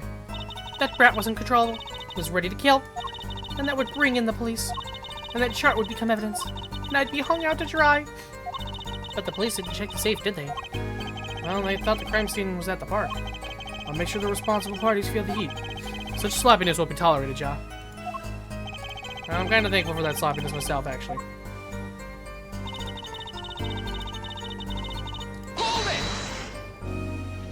Later, when I heard what happened, well, I was too scared to do anything that day, so I waited until the day after. The 16th, was it?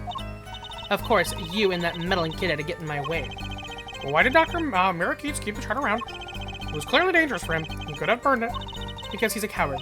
The chart was his insurance. Insurance? My signature on that chart, to be more specific. That made sure I couldn't betray him.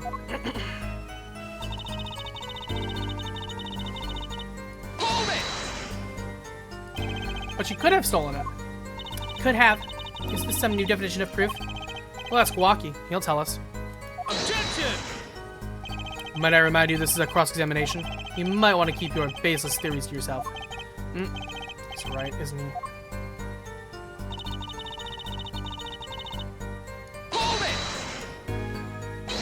Yeah, but... But what? You have nothing to say. This case is over. It was over the moment that brat was seen in the park. What's the point in dragging it out any further?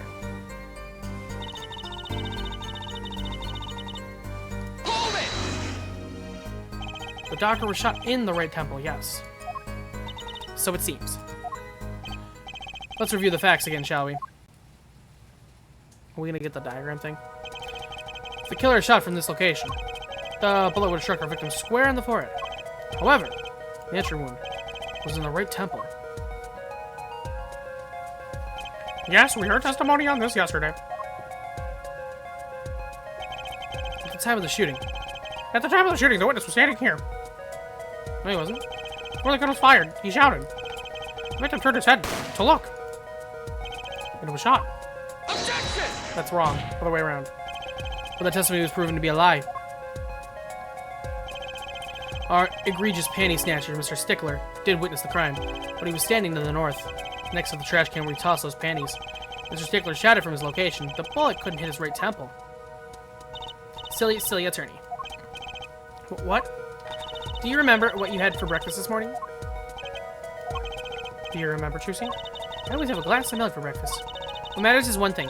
The doctor was shot in his right temple. If that's the case, there can only be one explanation. The panties guy was mistaken. Objection! But his location was proven. You can't write that off as him being mistaken. Objection! And why don't you show us her forehead? Show you what? Oh wait, I know this! Let's explain everything. Very well. Let's recap. I know exactly where she was. Here. The witness panties guy was standing to the north. And where was the shooter standing? From what location did the killer shoot? Right over here. But wait, the witness was standing there. How could anyone shoot the victim in the right temple?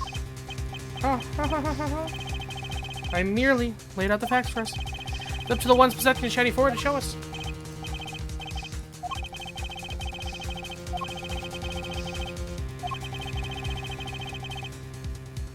Okay. I think I know this. Let's hear what the defense has to say. Where was the killer?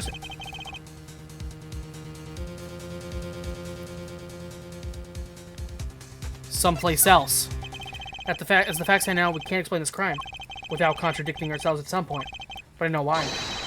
The real killer shot from an entirely different location. What are you talking about? I don't see any other place. Apparently, Mr. Justice does. Let's hear it. Where in the park did the killer shoot the victim from? Objection! It's time to raise the roof and the stakes. Penalties are such frightening things, don't you think? What if they were a bit more terrifying? Bro loves his guitar. Oh shit. Like so. The double penalty. Her forehead wishes to take us in a new direction? Then he must be ready for the challenges ahead. Challenge accepted. It's justice time. Are you sure, Apollo? The key is the witness, Mr. Stickler's testimony. We believe that, and we know where he stood. And the victim turned when she shouted.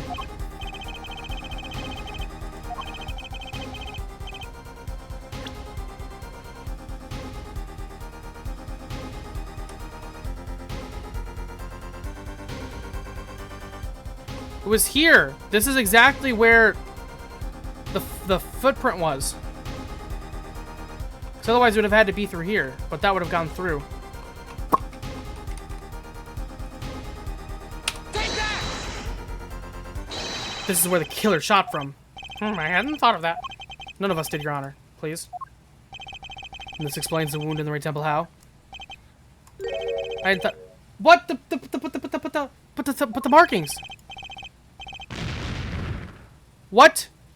Put the mark. What?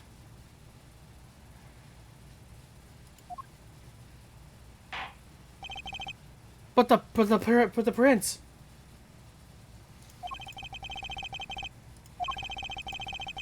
No. Take me back.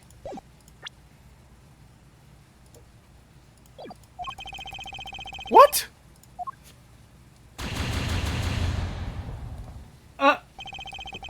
There better be an achievement for this at least. But there were prints of the slippers in the mud right there.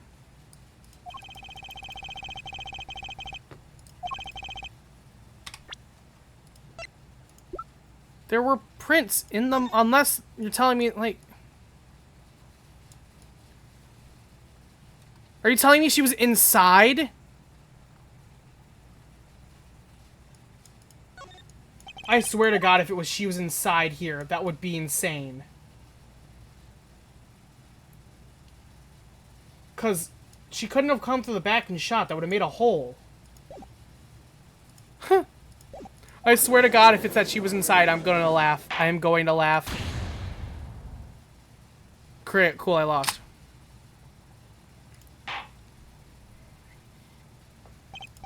Please don't tell me... watch.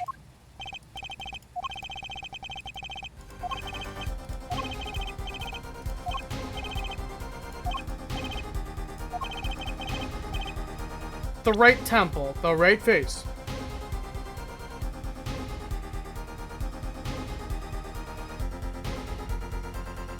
That's the left side of the head.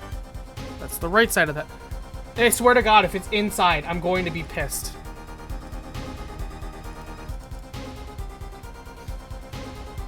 Take that!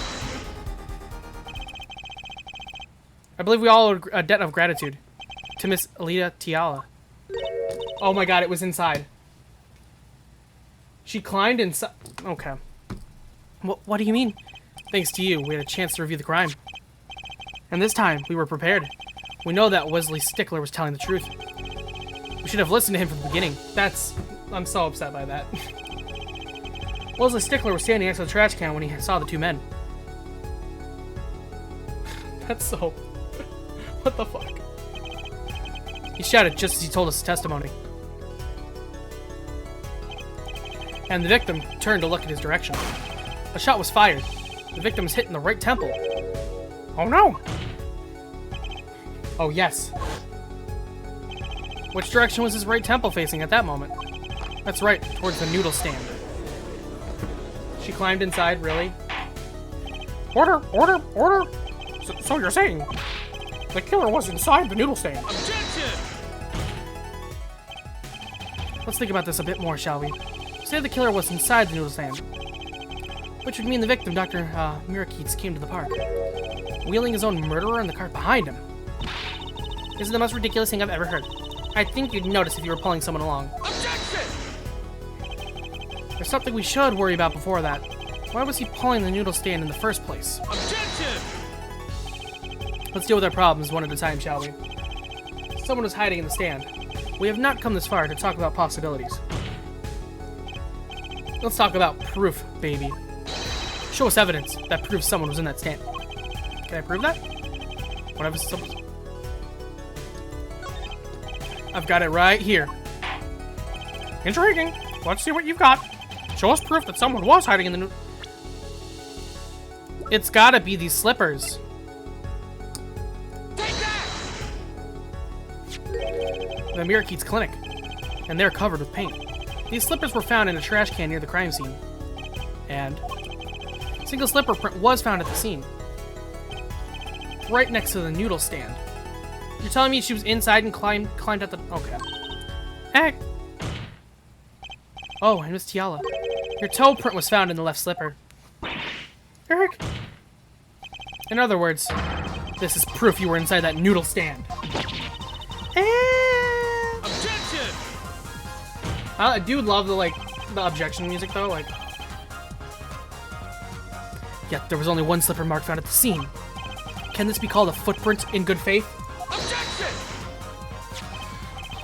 Observe the diagram. A park pathway runs right next to the slipper mark. A slipper wouldn't leave a trace on a cobblestone path. Objection! But you still cannot say this is a footprint, Ja. Why not? You have an impression left by a single slipper. But if it was on the stand, it simply fell to the ground. Objection! That's just dumb. One more thing. A noodle stand is typically cluttered with the tools of a noodle-making trade. There's no room for a person to ride in there. You have a point. Could someone have hidden in the stand? Apollo, I think I might be onto something. I think I figured out one of our pieces of evidence. In order to make room in the stand, some things would have had to be... Well, Mr. Justice, you have proof that someone could have hidden in the stand. I can prove one thing. Someone did scheme to clear space in that stand.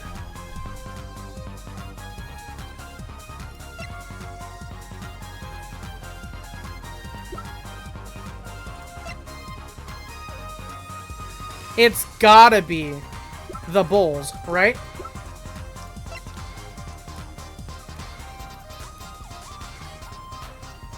Take that! This is a noodle bowl from the stolen Eldoon's Noodles noodle stand. Yes, and what about it? We discovered a large quantity of these bowls yesterday in the lobby of the Mirakeets clinic. A large quantity of noodle bowls in the victim's clinic. Mr. Eldoon was very clear about those bowls. Well, I don't care who did it without that stand. I'm finished. All my noodle bowls were in there too. Yet the bowls were removed. That night, there was space inside that noodle stand. Space created at the Mirakeets clinic, no less. Right around the time that you were there, Miss Alita Tiala. Stop!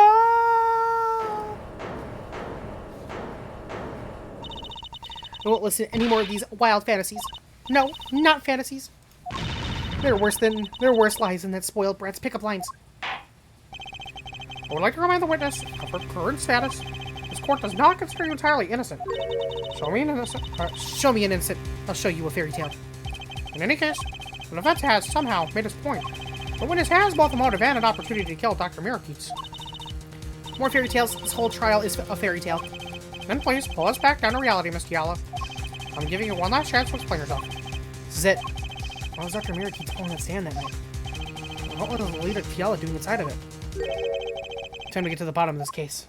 That's actually what I'm wondering, is why he wanted to pull it. Unless he was jealous of... You know? That night, I went to ask Dr. Mirakeets for the chart. I had no intention of ever letting that chart fall into the Kitakee family's hands. But Dr. Mirakeets didn't understand. For some reason, he thought the Kitakees had sent me. So I gave up and went home. All I did was talk to him. You knew about the botched operation, so you'd try to get rid of the chart to save yourself. I won't make excuses. And I did warn the good doctor. I gave him a chance.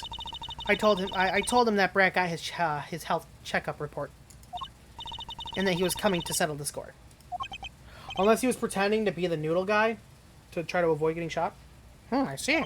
Very well, Mr. Justice. Begin your cross-examination. Yes, Your Honor. This is the last testimony. Either I perceive the truth, or it's over.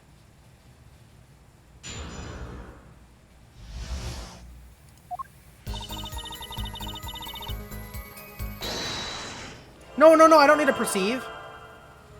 No, what am I doing? Pressing. Hold it! So you did go to steal that chart. Were you listening? I said I asked him for it. The victim was a man in good health. I don't see how she could have forced him. True, it would have been impossible without a pistol. What if she did have a pistol? I'll admit I wanted the chart, that much is true. My reason was simple.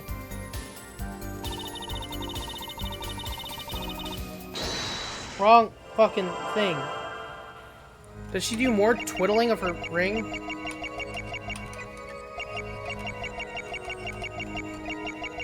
I guess she doesn't have a ring, like, in this one, right? If I see her with her hands for a ring, then maybe. Oh, honey, you're cute. Certainly would have put a damper on your wedding plans, I'd say.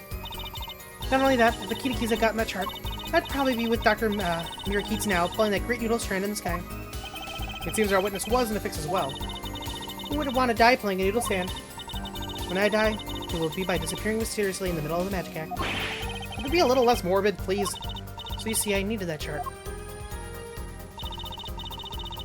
But Dr. Mirakeets didn't understand. Hold it! He didn't understand? He wouldn't listen to a word I was saying. The moment he saw me, he started to tremble. Ah, I thought what a sad excuse for a man. Please don't smile like that anymore. It's creepy. It was practically delusional.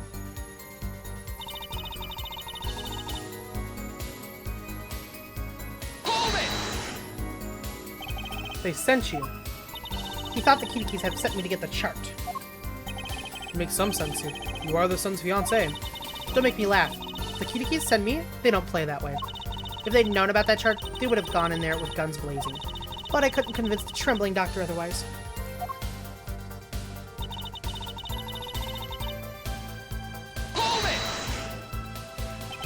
That was really all that happened.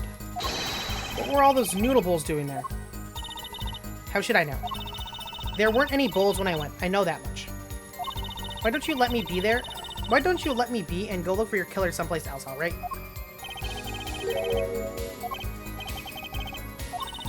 Oh, any word from her bracelet? Yeah, actually. But to respond. I couldn't see a thing. It's up to you, Apollo. Time to perceive the truth.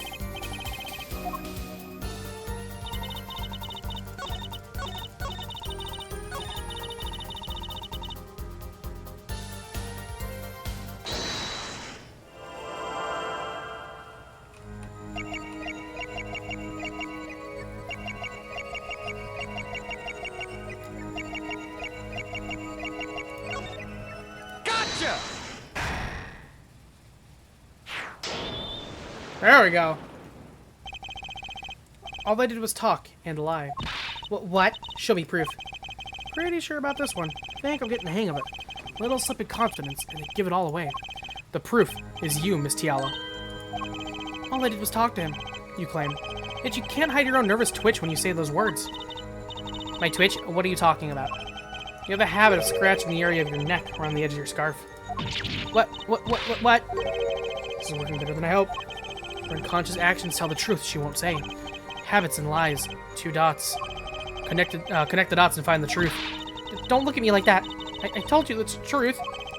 Seems that when you recall what really happened in that office, you can't keep your hands off your neck, can you? Seems that nervous habit are unconscious reactions that manifest when someone is trying to hide something.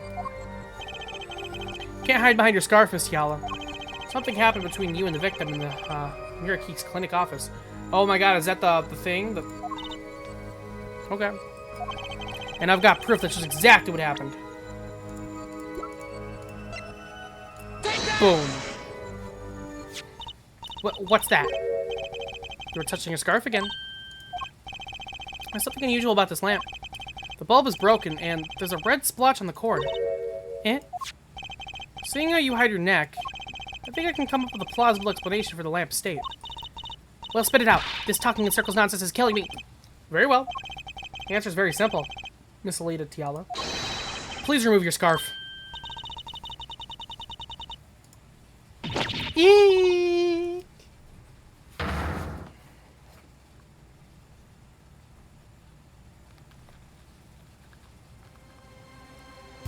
Objection! This is a trial to determine what happened in that park. Yet we seem to have drifted off target. Objection!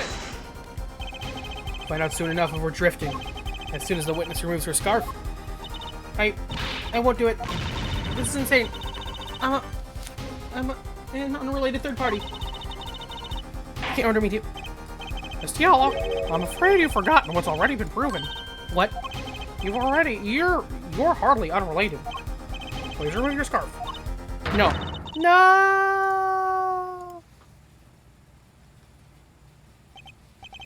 I knew it. So I was right, wasn't I, Miss Alita Tiala? Your neck. That isn't what I think it is. Something did happen that night at the Mirakeek's clinic.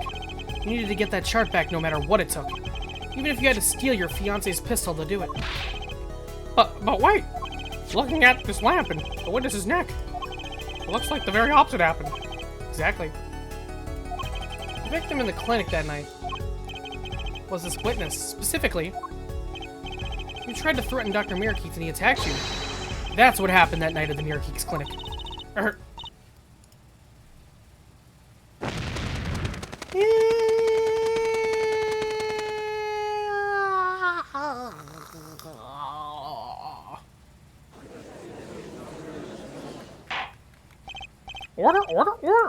Will someone please tell me what really happened? I told you the truth already.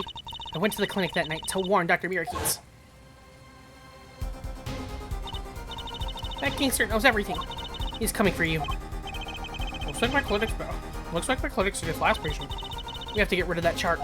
Quick, open your safe and give it to me. So you can save your own skin? What? I know what you're up to. You want it on the family. And if they see that chart, you're finished. Leaving me holding the short straw. If I'm going down, I'll want some company. You! And what happened next? He jumped at me and knocked me to the floor. Then, he took that cord. Pal Mirakeek was serious. Deadly serious. He really tried to strangle me. I must have blacked out.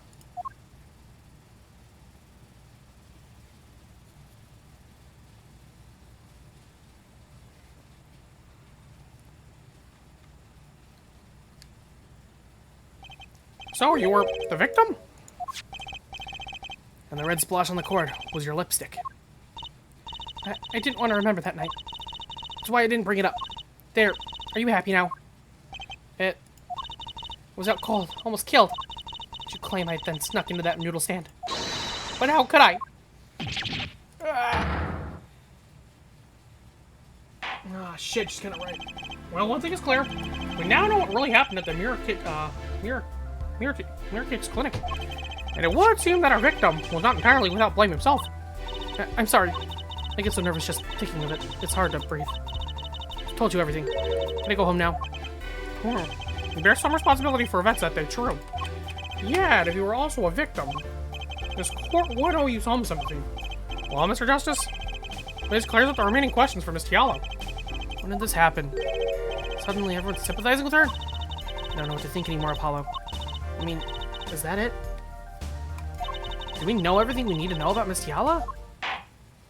Very well. This finishes the cross-examination of this. Objection!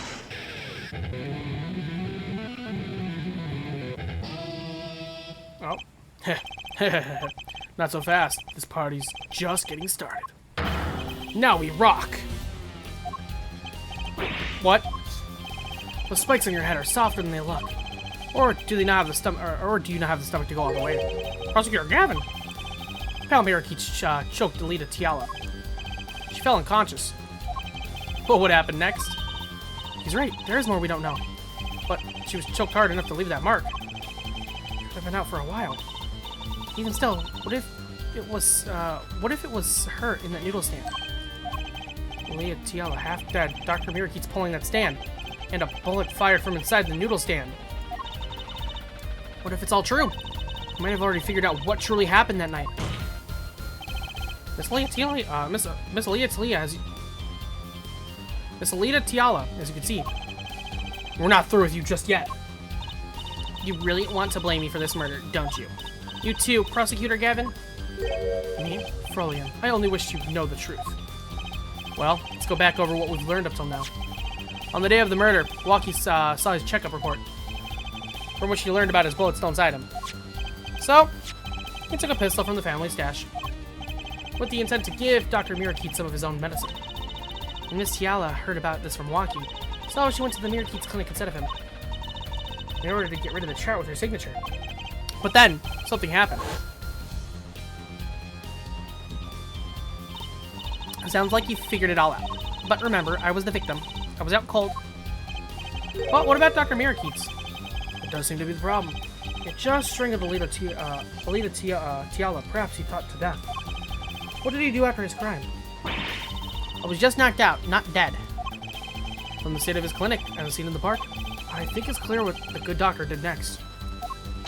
Well, hair forehead, care to guess? Well, Mr. Justice, what did Dr. Mirakeet do? Maybe he did think he killed Alita Tiala. Do I have the evidence to show what he did next?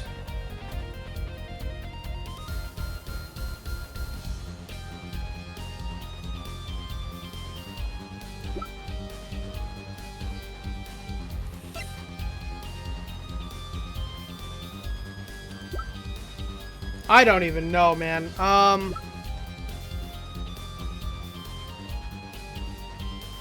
Take that! As his next move, Dr. Mirakeet stole Guy Eldon's noodle stand. What? Killing me disturbed him that much? So much he randomly stole a noodle stand? Wasn't so random. Remember all the bowls in the clinic's foyer? Bowls that belonged inside the stand? I think it's pretty obvious, don't you? The stand was at the clinic. However, the question is, why did he remove the bowls? Maybe because the stand was heavy?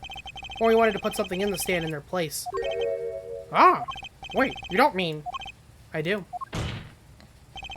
Dr. Mirakeet did replace those bowls with something. Your corpse, Miss Tiala. My corpse! Dr. Mirakeet's panicked. He thought he killed you. His next move would be to dispose of the body. That's crazy talk. You're all crazy. Objection! Then let's think about it, logically. The doctor had a place to dispose of you in mind. But on his way there... who should he run into but the defendant, Walkie Kitiki? Objection! I question your logic. What's this, Prosecutor Gavin? The park is a dead end. Why would he head in that direction to begin with? That's right. He had no reason to go there. Oh, now I get it. It was a trick. The spoiled brat made him do it. He made the doctor steal the stand. Objection! Tell me, why would someone go to a dead end? Unless the park was his destination. What? Apparently, the defense has an idea. Tell us where Dr. Mirakeet was heading with the stand. Oh.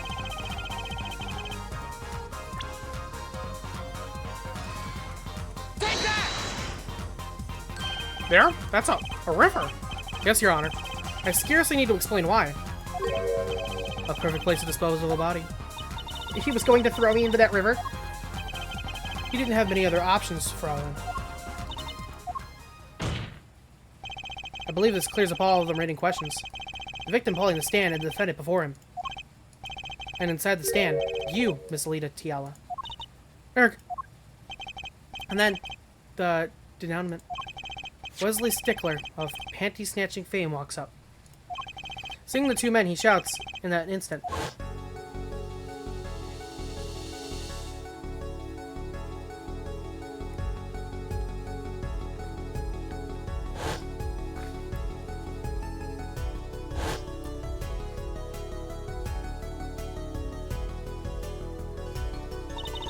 So, I shot him. You were the only one who could have stolen Walkie's pistol. It had to be you. Well, Miss Tiala? Nice work. You mean I'm right? I mean, you've done a fine job dreaming up a story. To get that spoiled brat off the hook. You're the one who's dreaming. Apollo's backed up everything he said with facts. If you're so sure he's making up, give us another reason. Why was Dr. Mirakeets pulling the stand to the park? Who knows? But there's one gaping hole in your logic. I think Mr. Gavin knows where I speak of. Is it why she would still have the gun? Where of what? Can't believe she's still trying to deny this. Is this true, Prosecutor Gavin? So they always be the one to point out Forehead's errors. Maybe there really is something. I believe the Fraulein speaks of her doctor's car. His car. That's right. The Mirakeets clinic has that big garage. And which that? A green sports car, was it? Why would he steal the stand? In the first place. If he wanted to carry a body, he would have used his car. Ah. And so we find a victim without probable cause to steal that stand. And a defense without a case. I have an idea. You know that green car? I bet it wouldn't run. It was broken. Oh, what an excellent counter-argument, Fraulein. Too bad you're quite wrong. Eh? Don't tell me you've forgotten what happened to your daddy. Daddy? That's right. That night, the car that hit Mr. Wright was that green sports car. Oh yes, I nearly forgotten about it. Afterwards, he drove back to the garage. It ran fine. That's right. So why didn't he use his beloved sports car, A glaring contradiction, to be sure. More glaring than your forehead. No. No! Order, order, order! Well, Mr. Justice, why didn't Dr. Mirakeets use his car to carry the body? Is that a Corona surrender right here? Some advice. Now's a good time to review all you know. Everything you've learned over the last 2 days. Everything I've learned? Mr. Justice, is contradiction cast out on your entire case? This is truly your last chance. The defense will explain to us what happened that night.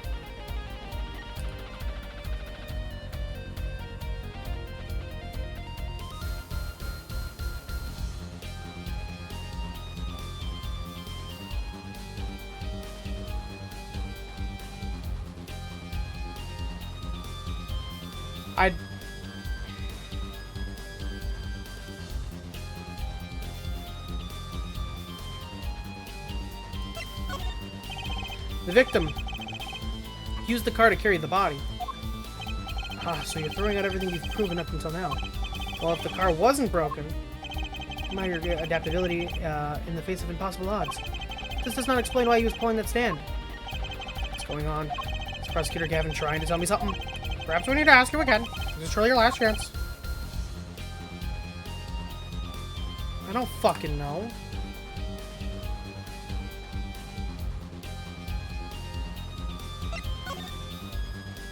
Car didn't run? I have an idea. It's all coming together. That night, Dr. Mirakeets couldn't use his car. Ah, now you're making even less sense than usual. Not according to my information, Miss Tiala. Put one and one together, and the explanation is simple. If this was simple, perhaps you could show us some evidence.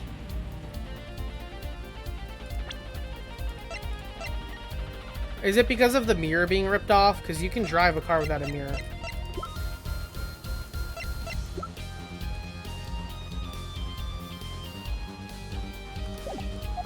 Show us proof why the car wouldn't run that night. Please don't be this.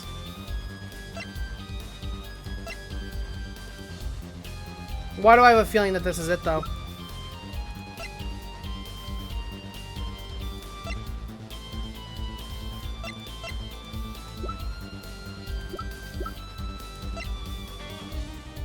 Take that! Is this proof that the car broke down that night? Well, Prosecutor Gavin? Ah, it's proof of a malfunction, all right. Malfunction in your forehead's brain. Okay. Was correct substance evidence? Yeah. Haha, very funny, guys. Show us proof why the car wouldn't run that night.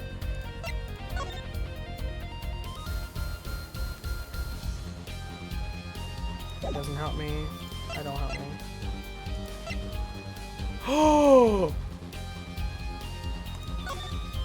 It's the panties! Take that! What's it now? Panties again! Because we talked about the exhaust! All sorts of things come out of my panties. That sounds crazy. But why would he use a car to get to the park? Well, in this case, he would want to dispose of a body, honey.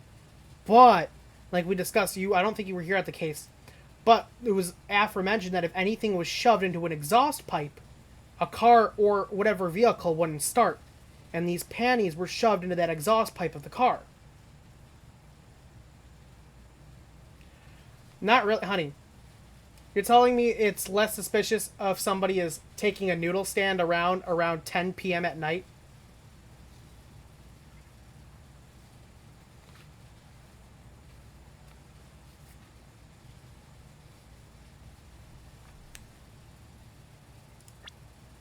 I mean, I will give you this. He could have taken the car, like, he could have, if he did take the car, he would have gotten over here, and he could have dumped the body in the river, but that's exactly why, honey, you weren't here for that part, so. There was a whole thing. All sorts of things come out of my panties. Even the truth. Another crime was committed the night of the murder. The theft of these panties, the latest in a string of similar thefts, actually. But that night, the snatcher was caught in the act. A brave young girl chased the thief until he hid. In the Mirrorkeats Clinic garage. What? The snatcher hid the panties there before running. Perhaps someone in this court remembers where he hid them. Why? Weren't they found in the car's exhaust pipe? Exactly. By the way, I learned something yesterday. A very important piece of information. And I learned it from you, Prosecutor Gavin. So you're here investigating? And I was on my way home when my hog gave up on the ghost. Here, honey, this is the part. Your hog? My motorcycle won't start. A clogged exhaust pipe. Too bad. It looks like such a nice bike, too. Hard to believe that it could break just from that. Cars, motorbikes, they're all the same. Clog the exhaust and they won't run. How interesting. Well, Miss Tiala and the doctor were struggling. The panty snatcher snuck into the Mirrorkeats garage. From that time until the time we found these. That car wouldn't start. What? That's why Dr. Mirrorkeats had to use the noodle stand. It was the next closest thing he could think of.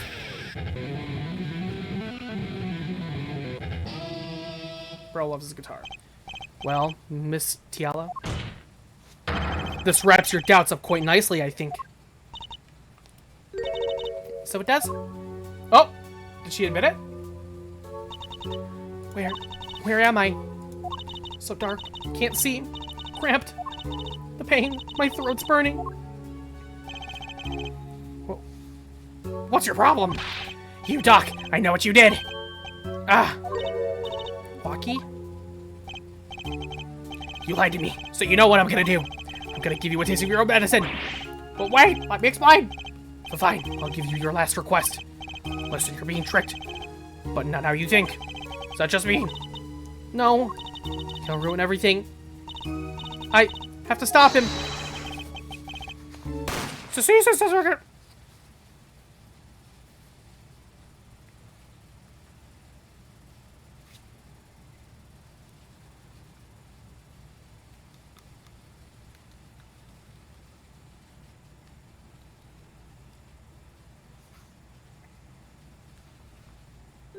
funny. This isn't the way it was supposed to turn out. Oh well. Too bad.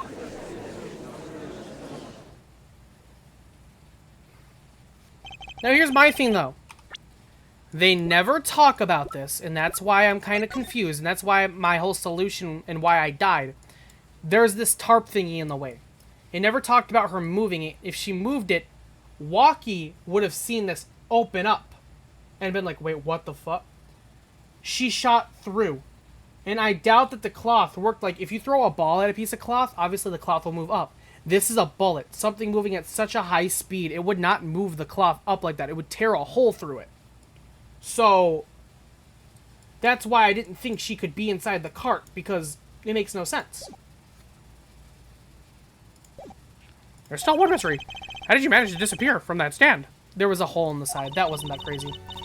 In the silence after the shot, I heard the witness running.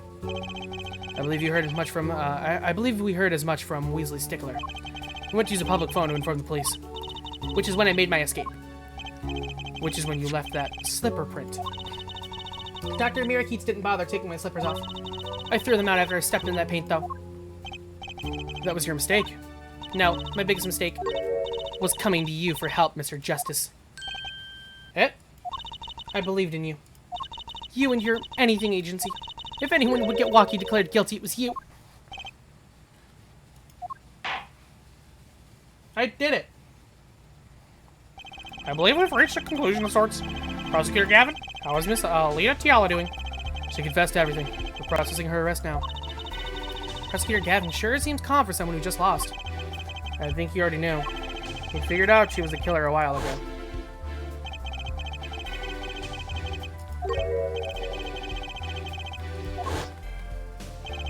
You lost, but I didn't exactly win either. Something the matter, air forehead. Looks like it's time to announce a verdict. I win! Woohoo!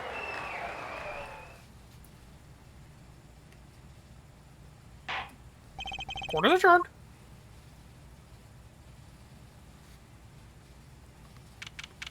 June 17th, 4:12 p.m. District Court Defendant Lobby, number 2. Great job, Apollo. You did it. Yeah, we did it somehow. Walkie's off the hook. Free to become the gangster he's always wanted to be. And he has you to thank. Hey, attorney man. You're gonna pay for what you did to my Alita Holmes. Or to blame, I guess. You get my Alita back. Stupid pointy-headed attorney with a death wish. Enough, Walkie. Ah, Mr. Kitiki. It's high time you open your eyes, Walkie. What do you know, old man? I think it's about time you opened yours. Giving up the life, trying to become some kind of businessman. Don't talk about what you don't understand, Walkie. I'm afraid the guard is going to throw them both out. If not in jail, wouldn't that be a happy ending? Hey, maybe we can help them out.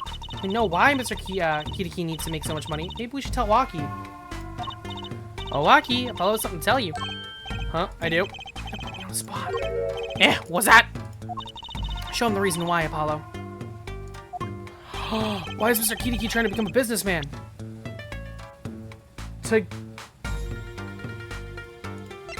It's gotta be because of this. To get the money for his stuff. Take that! Think about it, Walkie. Think about your condition. I talked with your mother, a little plum, yesterday. It pays, but we need a lot of money right now. Clean money, that is. She doesn't mean... You aren't really... Are you? I searched the globe, and I found one. A doctor who can take that bullet out of you, Walkie. But it's an expensive procedure. Man, but you got plenty of money already, don't you? I won't use it. It was the gangster life that did this to you, Walkie. I want to help you, and I want to do it clean. Oh! He's got eyes. Please understand, Walkie. Dad! Man, I see how it is, old man. Always you looking out for it. Walkie? Listen good, old man. One day, I'm gonna take you out. Then we'll see who's the OG. Try to hide in your business suit, I'll find you. Stupid old geezer. My Walkie. No, as it should be. Mr. Kitiki. Liked him more without the puppy dog eyes. I'm glad to have met you. I'm not so good with words, but I know a professional job when I see one. Thank you. Who, me? I don't think... Someday, I'll bake you one of our latest, the Kitiki Lime Pie.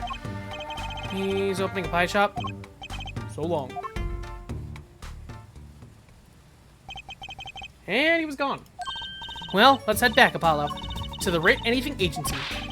Hey, since when do I work at your agency? Aw, we make a good team. Don't just stand there, let's get going. Huh, why not? She did help me out. And there's a few questions that still need answers. Like this power of mine that she showed me. And my bracelet. If anyone can help me figure it out, it's her.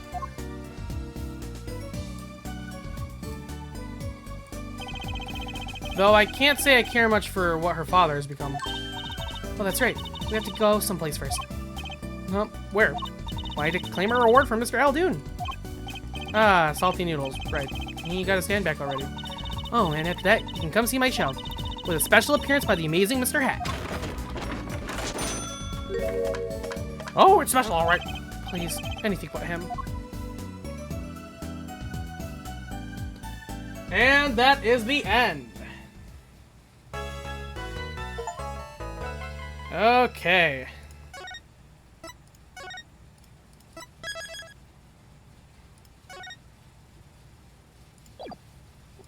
And that's definitely where we're leaving off. Alright. We are now halfway through Apollo Justice Ace Attorney. It's definitely been interesting. This third case looks interesting. It's got him on the cover.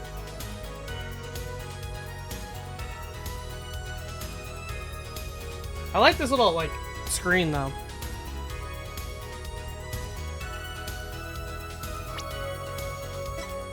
Alright though, that's where we're stopping. The opening's really cool actually.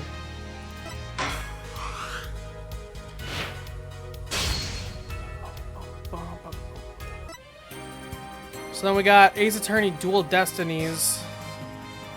The music here sounds really good from the looks of it. And then we got Ace Attorney Spirit of Justice. In the museum, but that could, like I said, that could, yeah. So we're gonna stop there for tonight. Oh, I gotta go to the bathroom. Thank you guys so much for watching. I know this has been a really long stream. Really, really, really long. I finished playing the game. Yes. But we got it. And I got my first 3 achievements. Oh, I gotta pee, I gotta pee, I gotta pee, I gotta pee, I gotta pee. For playing the game in any one of the available costumes. Well, I guess that's something new and later. So yeah, this has been it so far. I don't know where else this is going, but like I can't wait to see, because I'm pretty sure in this because this is technically the 4th game, so I'm pretty sure in the 5th game, Dual Destinies, is when Phoenix Wright ends up coming back as an attorney, which will actually be pretty fun, I think, because I mean, Apollo's kind of growing on me a little bit, but I still do have a preference for Phoenix Wright, but that's just, it's more of a bias than anything, so. But yeah, I will be back tomorrow for some more Apollo Justice Ace Attorney.